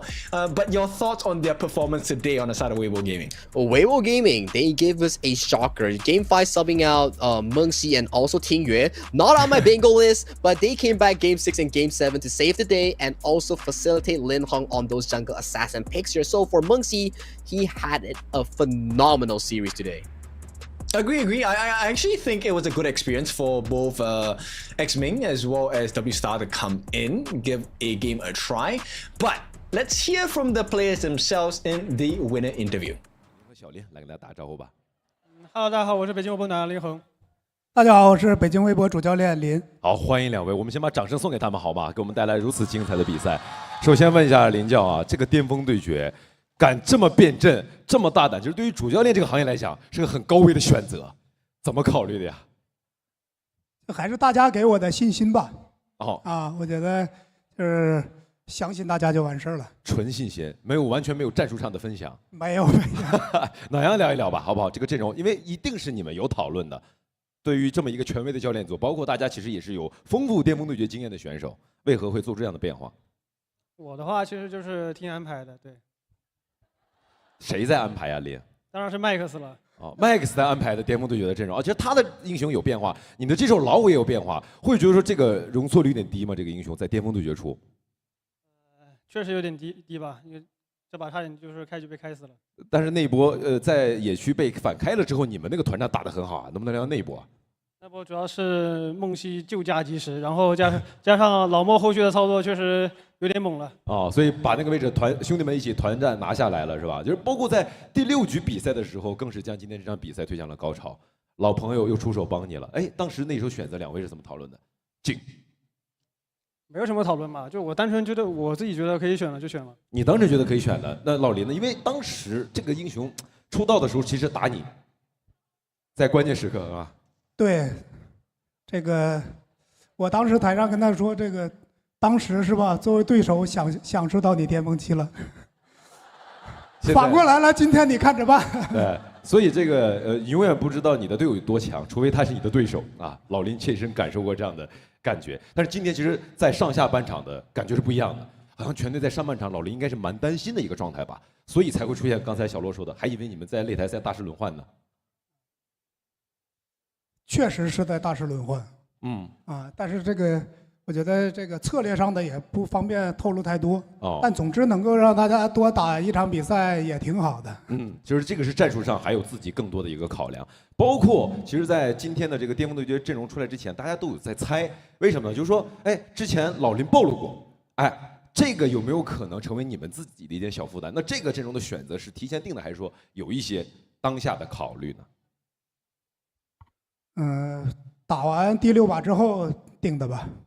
真的就比较临时了。对，你觉得别的队伍就明显这套阵容就是临场定出来的，因为通常大家如果不是看状态的话，我们另外一套是容错率比较高的嘛。当然。然后就通过第六场判断一下，就多少有一些临场吧，因为根据第6场状态来，如果他第6把是别人追的我们，可能就不太一样了。那你觉得别的教练敢效仿你们的这样的选择吗？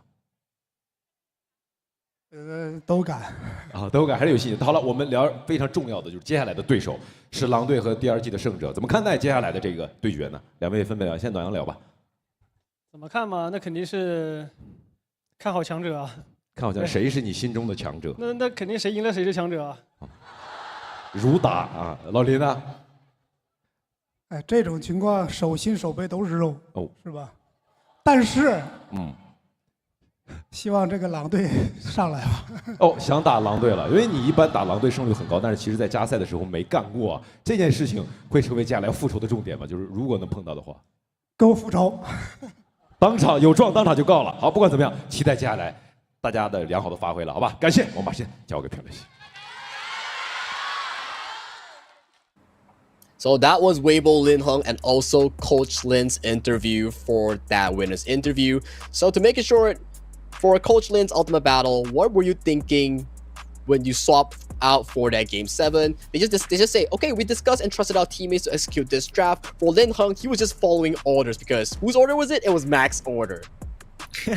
Yeah, and at the same time, this swap and substitution was meant to happen. They wanted to give the match experience to their players for W Star as well as X-Ming as well. So I think that was a valuable experience for the substitutes coming in. And at the same time, they were asked what team were they interested to go up. Now, for Coach Lin, his viable target, he wants to go up against the Wolves Esports team in his next match. Of course, the reason why he wants to go up against Wolves Esports is also due to the fact that traditionally or historically speaking, WEIBO Gaming always had a better win rate when they were going up against Wolves Esports here. But for Lin Heng, he had a very smart answer. The interview was like saying, hey, aside out of DRG and also Wolves, who would you want to face? Who do you think will win? He said like, oh, the stronger one. The interviewer asked, who's the stronger one? The stronger one, duh. So it's a very high EQ answer to actually avoid the question here. So props to Lin Heng for actually answering like that.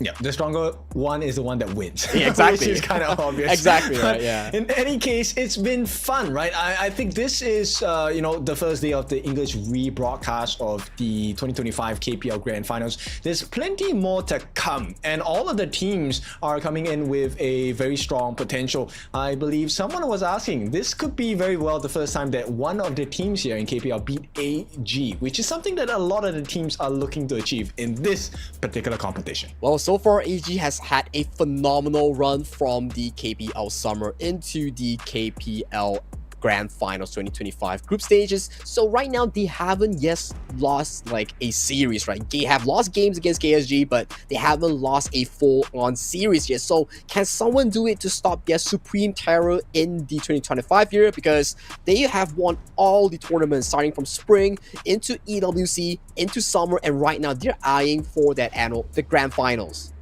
Yes, so a lot of things to play for, as well as the Challengers Cup going on at the later parts of the year. Now, once again, if you're new here, welcome. This is unfortunately the end of the 2025 KPL Grand Finals Day number 1 for the English rebroadcast. Now, with that being said, we will be having a lot more games. We will be having games all the way until 30th of October, with the Grand Finals happening in November 8th. Now, this is our final time. It's been your favorite kind of tofu, Kindofu.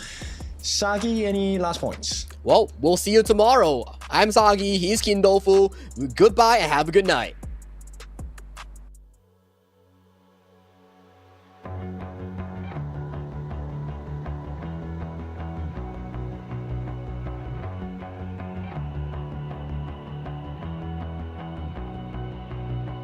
You've walked through the darkest nights.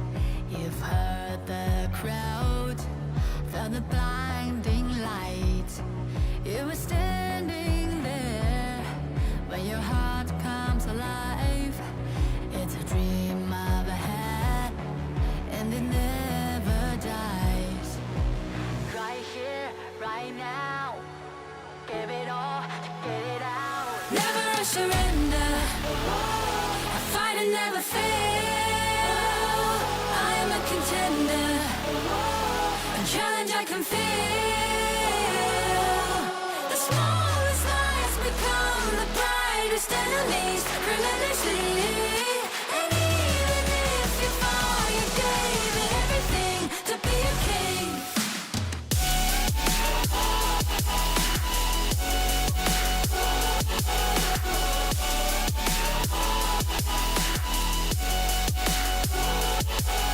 The smallest lies become the brightest enemies, relentlessly. And even if you fall, you gave it everything to be a king. You carved your way with a sharp attack. You watched it all burn, and you never looked back. There will come a day when your fears will rise.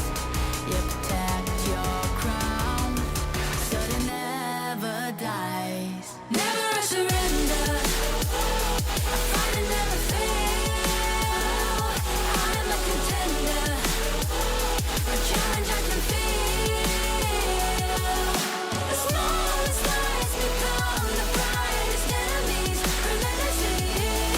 And even if you fall, you gave it everything to be a king. On my way, on my way, find my way, find my way. On my way, on my way, dream my way, dream my way. Never a surrender, I fight and never fail. I'm a contender,